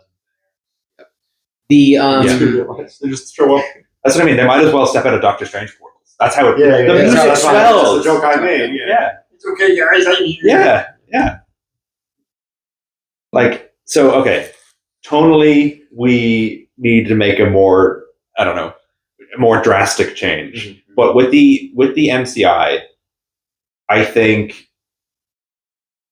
like, they're after dealing with. Let's say we can't change the first movie, right? In hindsight, let's say if we were just fixing this movie based on the first movie, we're reacting to what happened in that movie and the reaction to it. We get handed the script and a rough cut of this, but we know that reshoots are possible. What do we do? Yeah. Like, here's my thing. I'm gonna interrupt though. Yeah. Because people in the comments are like, "Oh, you're being so harsh on that." I mean, it's easy for you to say in hindsight. yeah, of course. No, 90% of our critiques have been about the script. So that's also true. Yeah. That changes when you have the piece of paper they typed on Microsoft Word. Yeah. You gave that, if we had that, or if a bunch of people had, most FNAF heads, if you had that script and you read out the plot before they even touch a camera, you're like, what is that? What is going on? Now, I'd love to be a script doctor. Like, for real. I do it for free. Yeah, Scott, you might use like look over the script. Yeah, I would do it. I would straight up. Yeah. I want my credit. I want my name on it, but like like the way the DJ Surf is for Unwithered goo. In person. I want it like at the end of Endgame where all the tasks. Like we're his Stanley, so that huge. But for all the French book, right? I have my 36-hour video going through every single French story, and I feel like, and for all of them, I could be wrong. If the author came out, if Andrea Wagner came to me and said, you completely missed the point of Lonely Freddy, it's actually about this, so all of your criticisms are because you're so stupid that you missed what it was actually saying, I'd be like, oh my God, I did mess that up. But I feel like, to the best of my ability as someone with a literature degree, I read the story, backwards engineered what it was trying to say, went back through the story and saw the ways, the puzzle pieces it laid to try to form the picture it was trying to build, talked about how they fit together, how they didn't fit together, where there were gaps, like, oh, they missed a piece here, that would have been good, or, oh, I didn't like the picture they were building to, or I don't like how the pieces fit together, and you break it down, and then you can suggest changes based on where you think it's going. Or in the case of Pizza Kit, say, actually, Scott, you should never have written this, throw this away. So I think like that, I believe that I have the trust of people on the internet to have the ability to do something like that. And I think for this movie, my sort of similar criticism would come to the point of saying that if we're trying to say something about the innocence of children and the way that is corrupted by uncaring or malicious adults, right? Who is Henry, too caught up in his work? Who are the adults in the beginning who didn't listen to Charlie? Uncaring adults. Yeah, thank you, Scott, for devoting all of 30 seconds to that plot theme. Adults are talking, it never comes up again. Yeah. Well, I mean, it's Charlie's entire motivation. Yeah, but it's like it's like you get a snippet. The point is that the main character of the series is Mike, and Mike is an adult. So is Mike going to become the uncaring adult? Is Mike going to become the adult who's too focused on his work? Or is Mike going to rise above all those bad examples of adults to be the one adult who will take the concerns of a child seriously? And then you have the child in the story who's Abby. This movie should have had a scene where Abby said, Mike, I need help with something. And Mike said no, either because he's busy doing something else or because he genuinely doesn't care. And this leads to a bad reaction so that then at the climax of the movie, Abby can say, Mike, I need help with something. And he says yes. That's how you tie the entire motivation for the villain. Yeah. The main character, and then the secondary main character would be Abby. What and then Vanessa's in there somewhere.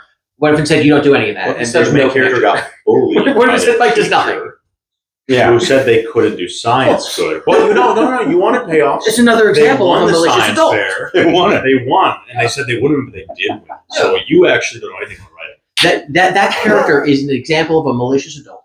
You needed Mike to be the non-malicious adult, so that he changes. Yeah. And so that it drives home the character is theme. an example of fucking insane person. Yeah, Mike is the example of the main character who plays FNAF 2. We've written the script in such a way so that you have to put the Freddy mask on in the office. That's your role in this movie. See, like, the other thing is, like, we also have already gone through that with Mike. Mm-hmm. Like, that was his role in the first movie, was being the uncaring, like, or too focused on other things. Not on Abby. Mm-hmm. So maybe we have a thing of... You could have started understanding Vanessa better. Yeah. Well, I like the idea of making Charlie more focused. Because I know the idea is she's gotta be against everybody, so then we can have a villain that's going to kill other people in town. But the thing is, we don't kill anyone else in town. So honestly, when I read the script, I go, we don't need her to try and kill other people in town. She doesn't succeed anyway. And also, I don't give a fuck about whoever is in town that she's trying to kill. Yeah. I don't care about those two guys and that woman and her daughter. The daughter was an amazing actress. She did an amazing job of being like, no, Bonnie, don't kill me. I was like that was genuinely, like, her emotion on the screen was like, wow. But emotionally, I was like, okay, I don't give a shit. Who are you? Yeah, no, exactly. Because, like, who are they? They're random people. They're not even the people that hurt Charlie specifically. So why are we making the motivation of the villain or the antagonist be to kill random people that we don't care about even?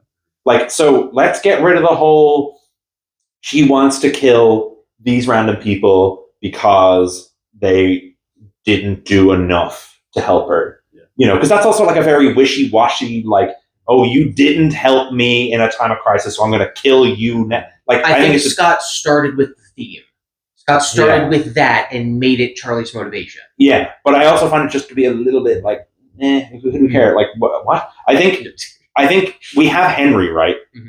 And if you can't get Skeet Ulrich for the whole movie, don't cast him. Because I think Henry has to be a big part of this movie. Because we spent the first movie... Yeah, her parent in the arc where she hates parents. Yeah. Being in it for 4 minutes. That seems pretty like... No, he was killed off screen. It's fine. Yeah, he was killed off screen in the post I don't credits. think you need that character. If the character's whole motivation is I hate parents specifically. Yeah, but you just make it so that like that little note in the book that he has that says, "Sorry, Daddy, that you couldn't go to my birthday, but I like my present." Make that her whole thing. You make her David Murray. Make her be sad that Edwin is working too much. I'm not saying literally make her David Murray. I'm saying make Henry. I'm saying make Henry too obsessed with his work, like he says out loud, but actually show that. And actually, it says nothing, but they made everything. I don't even know where Henry was in that scene when she got killed. Bro was probably doing taxes. Where was he? Doing taxes in the other room. Like I don't know because we don't even see him. This is what I'm saying. He builds everything. I made you. Then he built the toys too. So he built the new ones and the. Somebody had the idea to do the Scream thing, and they liked that so much that they didn't care that Henry couldn't be in the movie. And it was either too late to change it, or it was early enough in the process that they could write around that, and it was fixed. But I think if you can't do that, don't do it. So you've got Henry is neglectful of his daughter. I mean, we could just make it like the games, where the puppet is specifically designed as a babysitting robot. Yeah. I don't know why you have to change that, because that ties in more to your theme. That, like, you're so lazy that you built a robot to do your parenting job for you. Which is also a line from Secret of the Mimic. Edwin says, I let a robot raise my child. That's not even what the puppet is in this universe. That's what I'm saying. Charlie just likes the puppet for no reason in this universe. Yeah. And... because it matches her shirt. So, okay. Let's go with the idea of the puppet being a puppet master. Did Henry make it? Who left the box? Who left the music box there? Vanessa. Yeah. Okay, Vanessa that was okay. Okay. So that makes sense. I thought it was Henry left it. I was like, you leave another one. I know. So let's go with the idea of the puppet master being in control, right? Because that's thematically that's interesting, right? The puppet master controlling all of the toys. What might that tell us about Charlie, who might relate to that character, and about the fact that she doesn't have maybe the control over... Because she's a child and the adults She's a child and the adults are... Like, that's... there's something there, but it's not...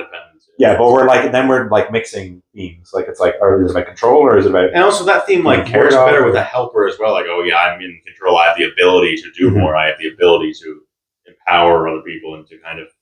Like, so that even works with...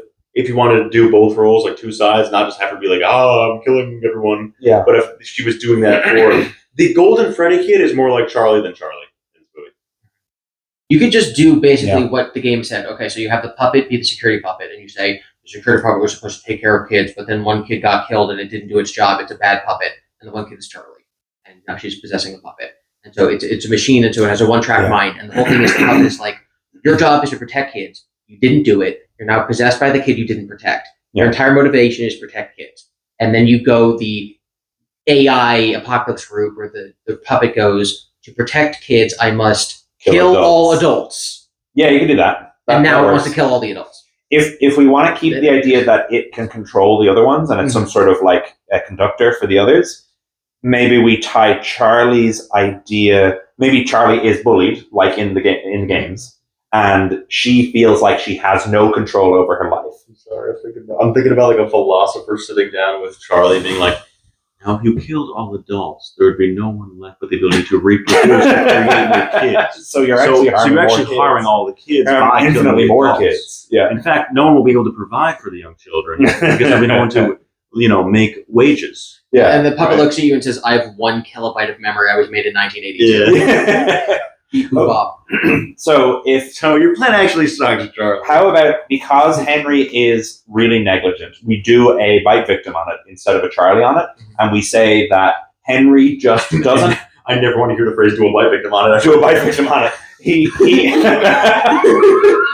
never want to hear that phrase. The frontal lobe. But we do a situation where Henry is too lazy or not, he's negligent of Charlie. So his solution is, I'll be a good parent and spend loads of time with her by bringing her to work with me. And she has a load of wants and care. We also have to give Charlie more than 3 seconds on screen time before she's murdered in the first scene. Good for her too. Yeah, exactly. So we do a scene where she's driving with her dad to Freddy's and she's looking upset. And the dad is like, oh, what's wrong, kiddo? And she's like, I don't want to go to Freddy's. I'm bored of Freddy's. And he's like, oh, come on, kid. I can't afford a babysitter. Blah, blah, blah. Something like kind of similar Mike Abby stuff going on. And then, yeah, kind of like Oswald as well, like in the Pit. But she is annoyed because she's like, I'm old enough now. I should be allowed to do what I want. I should be allowed, control my life. We don't have to be that on the nose of it. But Henry's like, no, we can't. I want to spend time with you. You don't spend any time with me. You just go into your office, blah, blah, blah, whatever. And then that leads to her going to Freddy's, and maybe she thinks because her dad is a CEO and he controls everything, she wants to control all the games, which makes her unpopular with the other kids. And then she's trying to tell them all what to do.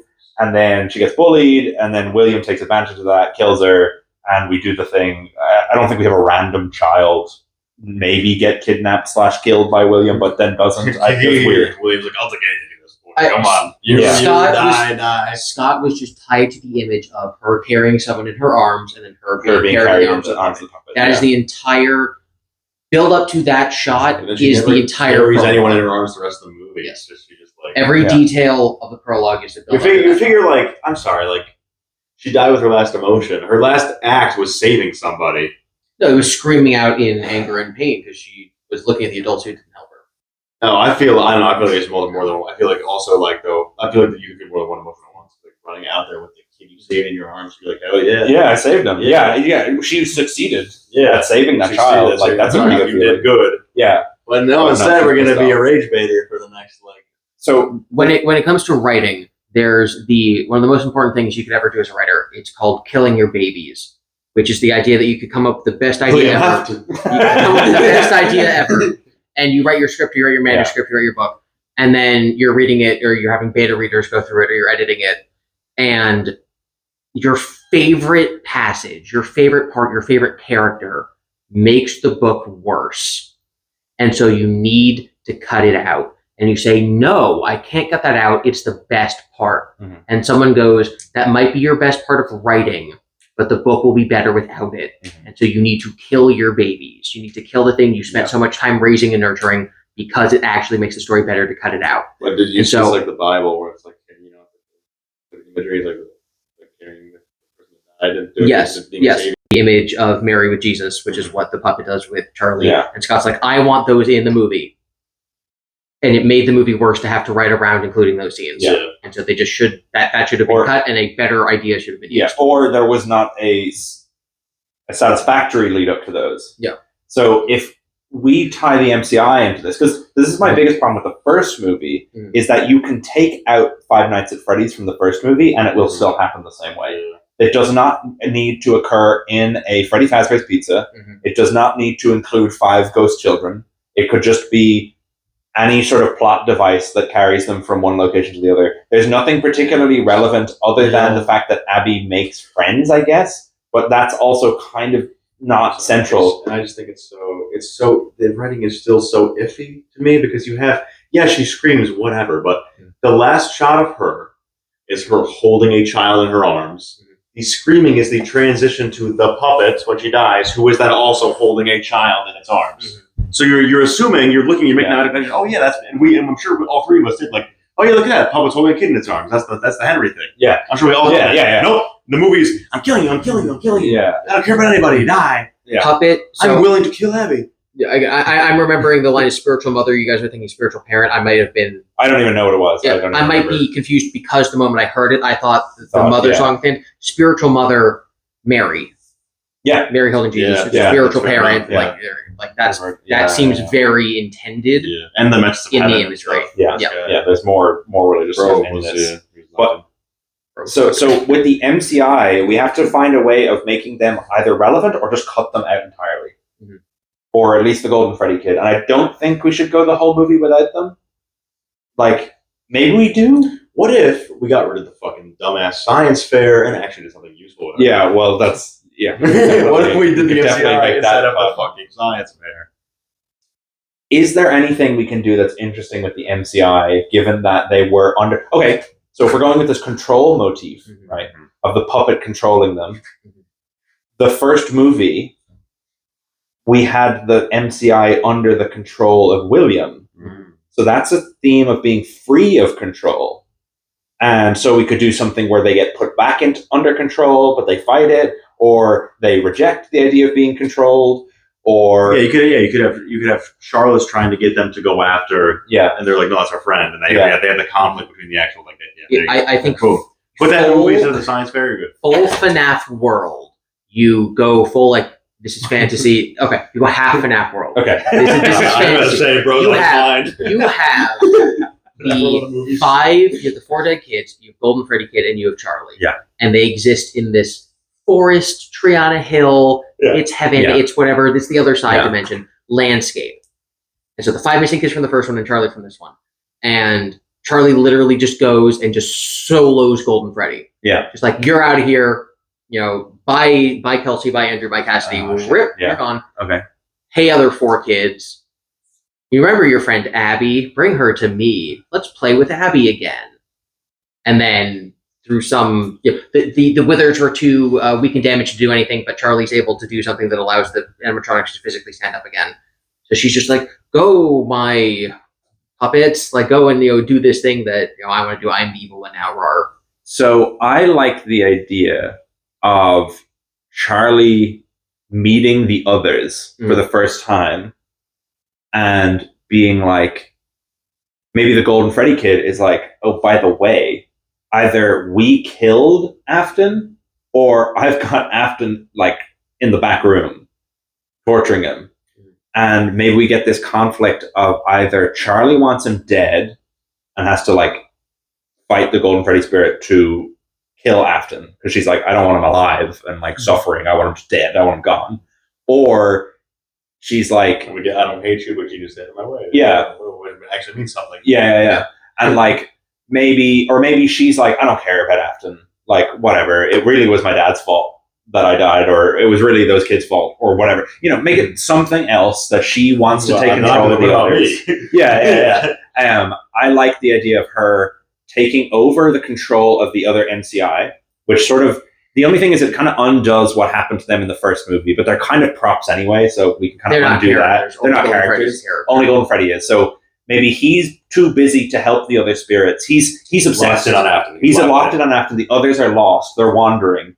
Maybe their bodies have broken down and they're wandering spirits, and she finds them and she's like, I'll give you a purpose. And that makes them into villains again. Yeah, she somehow has taken the role of Afton by becoming the controller and not allowing the others to be free. And she learns her lesson that it's more important to save lives than to end them or whatever. I don't know. You were so angry that you were the puppet having no control. Yeah. But now you're the puppet master. Yeah.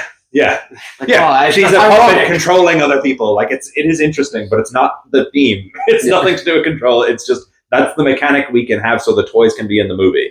Mm-hmm. Make the MCI go into the toys. I don't care. I don't care what it means for games canon. Mm-hmm. If you're making a movie, make a movie. Because clearly you don't care about games canon because it's already chopped the way it is. It's maybe 1980. Yeah.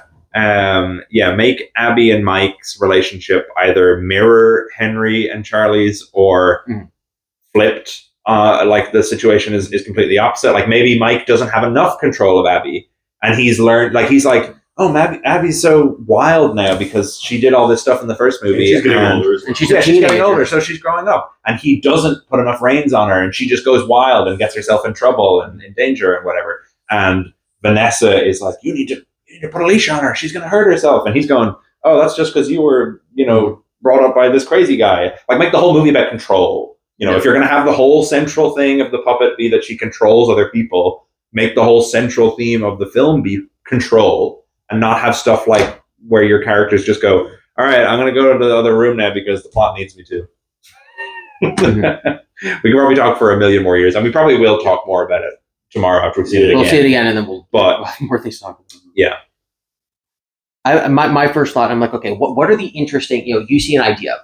And a lot of my writing comes down to the way that I try to investigate other people's writing, right? You read things, makes you a better writer, right? You see a poem. My first thing with poems is break them apart, break the poem apart to see what it's saying. Mm-hmm. Okay, what if you're just okay, well, you want a lot of conflict between Mike and Abby to prove a point. You're like, no. In this movie, because the first movie was so good and they've now made amends and it's a great, he can be the brother that she needs. What if they're just really sweet the entire movie, and they have absolutely no conflict. And everything Mike does, Abby obeys, and everything Abby wants to do, Mike's there for her. Yeah. And so it's just this movie about this incredible sibling bond and the love of an actual family who work through struggle and hardships. And then you have Vanessa, who's like, my father's an abusive monster who like also is a serial killer and like, you know, tormented me, and I'm having PTSD flashbacks, and I'm seeing this lovely family right here. And you focus in more on her as like the perspective character.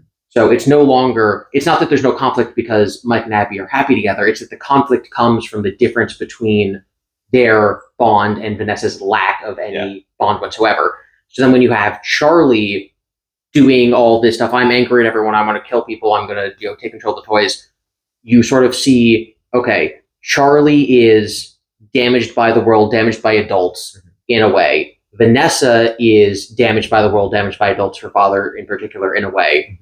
And Mike and Abby have gotten through that.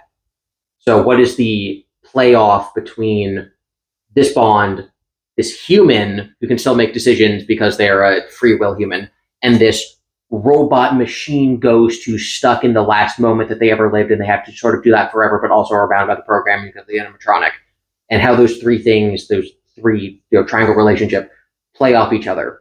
And what you could do is you could have really interesting scenes, like the science fair, if you want to keep that in, because it is from chapter 3 of Writing 101. Abby wants to cheat. Abby wants to cheat on the science fair. Yeah. Which is interesting. She's getting older. She's doing more like deviant behaviors. Yeah. And Mike is like, heck yeah, let's cheat on the science fair. Yeah. I mean, that's just like, whoa. I'm a terrible person, but I'm trying to get through that. Isn't cheating wrong? Yeah. And so she has to be like, but they're like so happy together, but like I don't know how to live my life. So like, do I live my life like them? Like, well, I don't know what I'm doing. Basically, what I'm advocating for is you say literally anything. Building on something that you were saying there about Vanessa and Charlie, this was something that I predicted going in, which didn't end up being the case, but something that I thought might have been the case by looking at the set photos. There was a set photo that came out, which was of Vanessa grabbing Charlie's arm in clearly the scene where she goes to the back room to save the kid from William. And I thought when I saw that, I was like, we've got Vanessa dreaming about being a kid. We're clearly going to see more of that throughout the movie. How naive I was. But I thought, okay, maybe we're going to have some sort of like the way Mike had the spirits coming into his dreams in the first movie, we're going to have Vanessa meeting the spirit in the other world. Meeting Charlie. And she's going to meet Charlie. And Vanessa's arc will wrap up by helping Charlie wrap up hers. And the two of them who were damaged by the people who started Freddy's, right, like Henry and William, who have their own crazy toxic relationship going on. These two kids who are products of very different yet similarly damaged men or similarly harmful parental figures bond. One is alive and old, one is dead and young, and they bond about their similar like traumas and pasts, and like at the end of the day they're both damaged kids on the inside, and they learn to whatever, I don't know, care or whatever. They will learn to will care. We will care. We will care. I think it's weird the way they handled that whole Vanessa plotline, because you establish character conflict, and then as you establish it, another character provides the solution, and then in the next scene it's resolved after like a kind of an action set piece. Like, why not have that sequence, which we saw, spread over the entire movie? And have her dealing, because it was, I guess it's like, it's inconvenient for the rest of the plot that like Vanessa can't go to bed. There's no point in the rest of the plot where she can go to sleep and have more of those dreams. Like, they threw out the whole idea of it being over the course of 5 nights, by the way. 2 days. It's 2 days, yeah. Which is fine. I don't need it to take place over 5 nights. No. I also think that whole office section was so forced. I think it was lame. I think it was... Yeah, I know, but it was... There's no doors. Yeah. And there's a Freddy's mask. Balloon Boy comes in, and he kind of is annoying. Yeah. But you left to rip his head off. I did like that one. I I think we've talked about this before. Henry is the perfect horror movie elder character who knows the secrets of the monsters. He's the Van Helsing. He's the guy in Smile who shows up and tells you what the Smile thing is and like how it works. And I nearly got once before, but I escaped. You know, when they go to the jail and the guy's like, "I'm the only one who lives because I had to kill someone instead of myself." Yeah, it's that, but it's Henry. You know, and make him, because in this one he's kind of just like a guy who lives in a kind of crappy house. If you don't know the game lore, you don't know who he is until the post-credits scene, which is crazy. I was William's partner. Yeah. I was so obsessed with my work that I lost everything. What did you do? There's this amazing at the place where she died. Yeah, maybe we don't. He doesn't even say that. Yeah. There's on TDreads channel. There's this video, and it's a bunch of songs set to Christmas music about Andrew from Fazbear Frights. Oh, no. And the last song on the album is by The Unwithered Truth. And he's singing Driving Home for Christmas, but it's Drunk Driving Home from Freddy's from the perspective of William Afton. And one of the lyrics just goes, "I am irredeemably evil. I don't care about anything. I don't care about my children."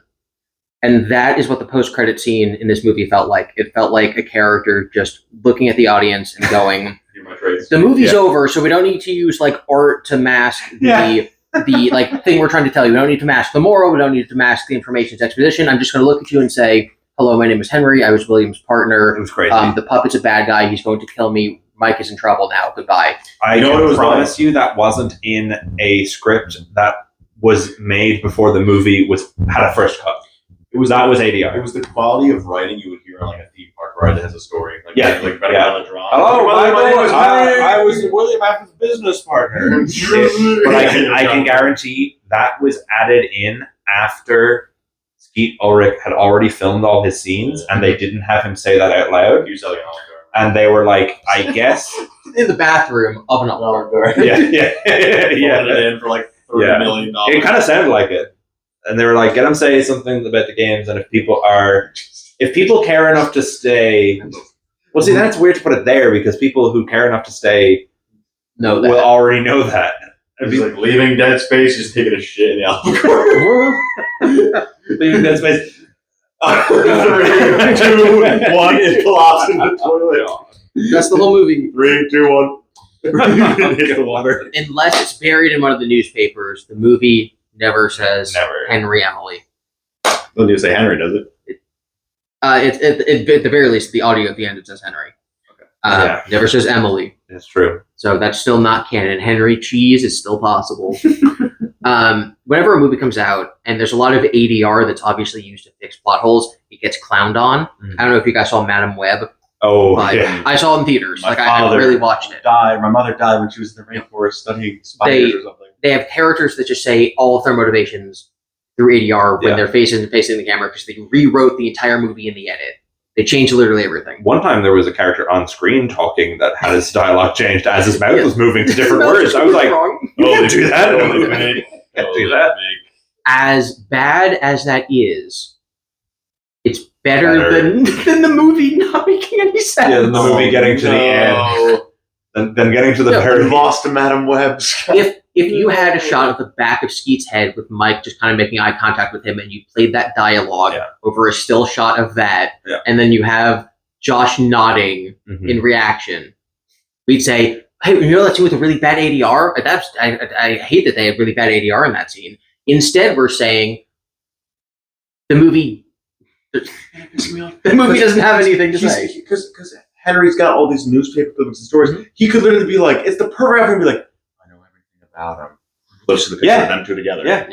And then you go into flashbacks. You go into old flashbacks. He literally has the scrapbook right there. The camera zooms in on the newspaper page, and then it becomes real. And then... It's a black and white photograph of them together like this. The camera zooms in, cuts to color of it actually happening. Yeah, of course. It's like it's the most cliche. But it would have been everywhere. I would prefer it. It would have been all over the screen. It would have been all over the screen. I would prefer cliche to nothing at all. I don't know. I don't get a lot of the creative choices. I don't understand the puppet possession thing. It feels like a workaround or a weird creative decision not made by Scott. It feels like something a person who doesn't care about FNAF but is being paid to write a FNAF movie would do, because they're like, I don't know what to do with a robot puppet. What? I don't know. She's a puppet, so like I don't know. She like possesses people or something. I don't know. Yeah, I think don't have the kids go to heaven for no reason. The kids should only be able to move, and I believe this wholeheartedly. The kids in FNAF should only be able to move on if there is some sort of spiritual reconciliation of what happened to them. And someone might say, well, what about FNAF 6? They'll just get burned in a fire. The idea of is it wouldn't have worked if you just burned one of them, which is why it didn't work for William. It's the fact that everyone is burning at the same time. That was like a simultaneous spiritual reconciliation, and also playing like Midnight Motorist or whatever, the true ending. Or it's almost like FNAF 3, enough of their consciousness moved on due to Happiest Day. And now it's sort of like whatever remains is just sort of like, well, the scar of what William did still exists because William is still alive and capable of hurting people. Therefore, that aspect of them can be reconciled. But now William is dead too, so they're all gone. It's just really amusing to me that there's presumably no perimeter lock on the classes because they just go. No, yeah, they just leave. So at any time, with full knowledge, they could have walked out the door and went to Paradise. Like Golden Freddy, fine, he wants to interact, whatever. But any of the other four at any time could have walked out the front door and went to Paradise instantly. And they're like, no, we're going to sit here. But also, hang on. They had to have been inside of Freddy's because Vanessa says that they must have used a walk power to walk here. So he just missed them somehow. But also, think about this. The building is destroyed. And presumably, they wouldn't be getting regular charges.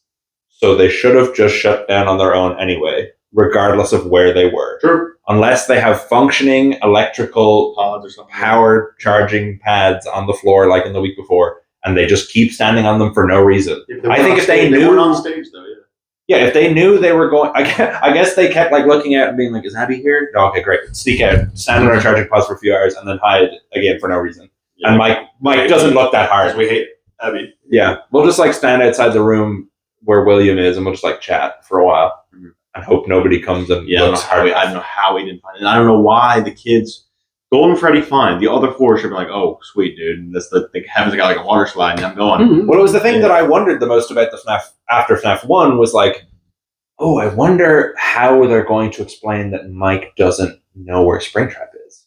Because he sees William last with them. I wonder if he just assumes that he's dead or whatever. But he looks around the entire building or doesn't, and that's weirder. It's weirder if he just doesn't bother. Especially because he looks in the front door and he's like, I guess they're not here.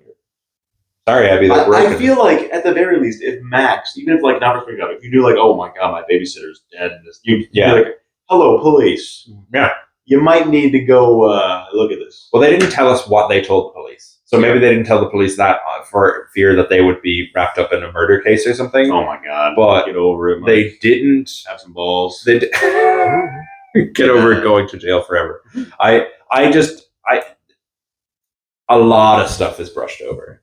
Yeah. Oh, it was an accident. How? In what way is it that she was stabbed 3 times in the back? Yeah. Oh, Aunt Jane went to an insane asylum. Why? What did she say? Who sent her there? Where was it to be admitted? What psychological was it? Yeah. Was it who admitted her? Was it Steve Franklin? Yeah. He's alive. He's on the phone in the back room. Hello. Yeah. Abby knows that there's a couch. Can you not abuse your son? Yeah, right.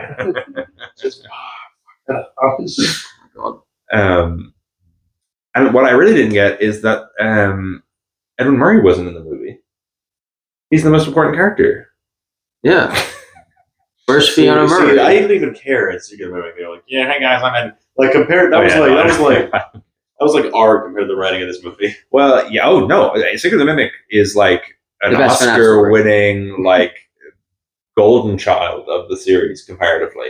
Like on its own, it's really good as well. Yeah, like, how did Scott lock in so hard and then proceed to pummel the bag? Maybe because he was locking in on both at the same time, and he's less experienced writing a film. Because I was thinking about it earlier, actually. Think about the scene where Charlie goes into the kitchen where William has the kid, and he's behind the thing, and he's at the. I thought he was Min. I thought he was pretty Min. Think about that from the perspective of an 8-bit minigame, and suddenly it makes more sense in the way it's framed.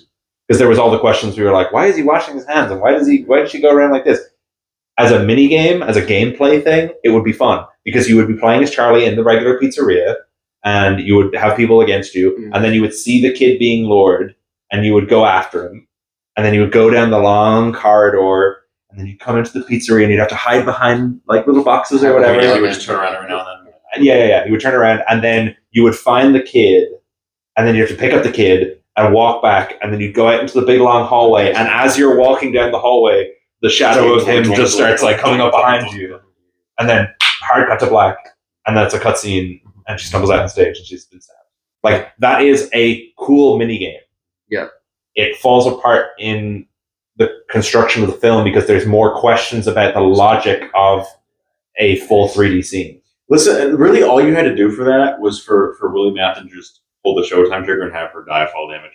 Yeah. You could because you did not need to stab her. Didn't he do full Showtime? Or I don't know if he was the one that meant for her to start at the exact second, but he didn't have to stab her. He could have just trapped her so she fell down. Yeah. I think your guys' idea of her being ground up inside the box was that's awesome. The that's idea, so awful. bro has a butcher knife. In, out, in, out, in, out. He has that much sort of downward force applied to stab her shoulders. And she can keep walking. And he doesn't tackle her? How about in one, and then I'm this giant mech suit. So how about I just keep going downwards, and then I land on top of both of you? Yeah. And now you're pinned underneath my giant robotic What suit. 8-year-old girl gets stabbed between the shoulder blades 8 times and still is walking and holding honestly, yeah, you're right. Once he has the knife there, just use her body weight to just take it in. She's an 8-year-old child who's holding another 8-year-old child, and you are a man inside of a 200-pound robot suit. Yeah. You have the leverage, then you have the leverage. Yeah. That's why I thought, like, oh, he's coming up behind her, but he was actually chasing her on stage. That's what I thought. Yeah, that's why I thought it was 40 chests. Or he killed her, and we were getting tricked into thinking it wasn't the puppet, and it was. But at the very beginning of this whole conversation, I was like, oh, yeah, he was doing 40 chests. That's how I would have written it. I'd be like, oh, I'm chasing you onto the stage, but this is supposed to go undetected. So I'm going to pull the trap door. Yeah. So it looks like it was an actual accident. Yes. But no, it doesn't look like an accident when you're like, yes. Stab. Kick you out on stage. I'm sorry about this accident on death. You see his She just falls into the arms of a robot, and everyone's like, "That's the robot." I guess the robot must have stabbed her. Yeah, is that the idea that she fell into the hole and she sustained 3 stab wounds by the robot? No, you'd be able to. One of the newspapers said she was in an area she wasn't supposed to be. So unless that means she was on top of the stage. She ran into a knife 3 times. You know what? The whole thing of the marionette not being able to move works better with the idea that she gets meat ground, because if she has no physical form, she's more like liquidy, and so maybe she can't constitute a shape the way that Kelsey, like, Andrew, can. Or the way like the bite victim, because he's missing his frontal lobe. I know this is like a theory, but he can't see or move. So if the idea of the body transfers to the spirit, that like her being ground up by the Turners means that she's no longer a physical body, so she can't like stand up or walk around, you know? And it also would make sense that if that was his first possession kill, that he would go, oh, if you get stuffed inside of something, you possess it. Because I like the idea that we had that she possessed the box rather than possessing the puppet, and the puppet was an agent of the box. I was gonna say, I think literally just like take out literally Photoshop out the stab wounds and just add a thunk sound effect when she falls in the front door. I feel like you could make a pretty, it wouldn't be great, but you could make a pretty solid like 45-minute edit of this movie. And not to say that it needs to be shorter, but I feel like some of the problems that we have with it now could be significantly reduced if you just like cut it in the right places and rearrange maybe the scenes to be in a certain order, like cut out a lot of that fluff of going to the house and back to the house and then going to the school and then back to the school. You know, you could cut out the entirety of the science fair, because you could just have it be that's one of the places Toy Chica goes on the murder spree. Yeah. She doesn't need to have the whole science fair, because we were all speculating about like, why is Toy Chica at the school in the movie? Oh, it must be like Toy Bonnie's in the house and Toy Freddy's in the garage, and it's just one of the places that she goes. Yeah. Never in a trillion million years would I have guessed Abby is entering a robotic science fair with her regular school friends. And Toy Chica is there to pretend to be Abby's science project. And she wins. And she wins. Well, she wins. There's a scene of her winning. Yeah, well, they also said that she wouldn't win. So Yeah, she did win it. We see mean teacher man in the beginning being rude to her in class, and then we don't see him for an hour. And then when the toys are on their rampage, it's just the shot of, we haven't seen him in an hour. Mhm. He's in the classroom. He opens the door. He gets his keys. He walks out. Toy Chica's eyes glow in the door. He gets killed. Yeah, she just That's goes, psh, and then that's it. You end the scene there. Of the three toys are going after three different families. Families, a random One people. of them we just happen to know is Abby's teacher, who's a jerk. Yeah. And we cut out the entire science fair. I'd also probably cut out the whole scene with him, even in the school in the beginning. I'd get rid of the whole subplot entirely. Just do something better. Make Charlie talk. Oh, you know what you could do? You could do it like a montage of her day going to school. She's on the bus. She's telling the school kids. She's outside with her friend. He's going, "When are you ever going to go back to Freddy's?" I don't know. Mike said he'd fix them, but it's been a while. Cut to in class. He goes, "Have you ever thought of fixing them yourself?" Like literally do that, like line. You know, like we're seeing Abby's day, and then we cut home, and she's at home. It would have been more functional if like everyone thought she was a prodigy, so she'd be like, "Oh, I guess maybe I could fix them." If she was actually good at it. Yeah. Because apparently they're not there anyway. They're not there to be fixed anyway. Except they are. But she's like 11, so if you cut out the scene where she's in a robotics class, and you just have a kid say, "Why don't you fix them?" and she goes, "Okay, maybe I'll try," because Mike's not a robotics expert. Yeah, you're 11, so might as well. Maybe she would. I don't know. She believes that her brother, who knows nothing about robotics, who couldn't get a job as a night guard in the first movie, she thinks he can fix them. So she might give it a crack. why not? I want to see them anyway. It's an excuse, you know. And then we don't have any science fair. We just have to have a reason for her to get the Faztalker. You know. You could cut Henry out of the movie as well. He doesn't do anything. I don't think he was in the movie in the first draft. Yeah, he wasn't even in the movie at all, and he wasn't in the final movie. I didn't see him. What did he do? I think he was in the trailer. I think I blinked. And he was gone. It was like the RWQ. It was like the Shadow Bonnie. I blinked and he was off screen. Oh, Henry! And I thought again he was dead. Most interesting character. Yeah, I also find it just very interesting that the characterization of Charlie is. Didn't you think he was going to go with him? And he's like, wait. Yeah. Yep. He was going to go with him. Yeah, no. Because Mike doesn't know where to go. So we discussed it already. I was super convinced that Henry was going to be the down and out recluse who's sad and mopey about everything that's happened to him. He's basically Mike from the first movie. And then him and Mike were going to have a discussion about how you got to take your anger and whatever and turn it into something positive, and that he was going to help resolve the movie by helping Charlie come to her senses and help her. Or if William was controlling them, he would like help her break out of his control, which would be cool if Henry was the one that designed the puppet, but William is the one that's controlling her because he killed Charlie, and if he was controlling the puppet, and the movie ends with Henry being there for his daughter. Yeah. There you go. I cannot overemphasize enough to anyone watching. These are our first ideas. Yeah, we at 5 in the morning. We haven't been sitting at any scripting tables at 5 in the morning Using cliches. We didn't even write anything down. This is like we saw the movie. I would have liked this scene. I would have liked this scene to be replaced with this cliche. Yeah. Not here's my script idea that I've worked on. Here's my fifth draft. I would have loved to see Henry in the rain.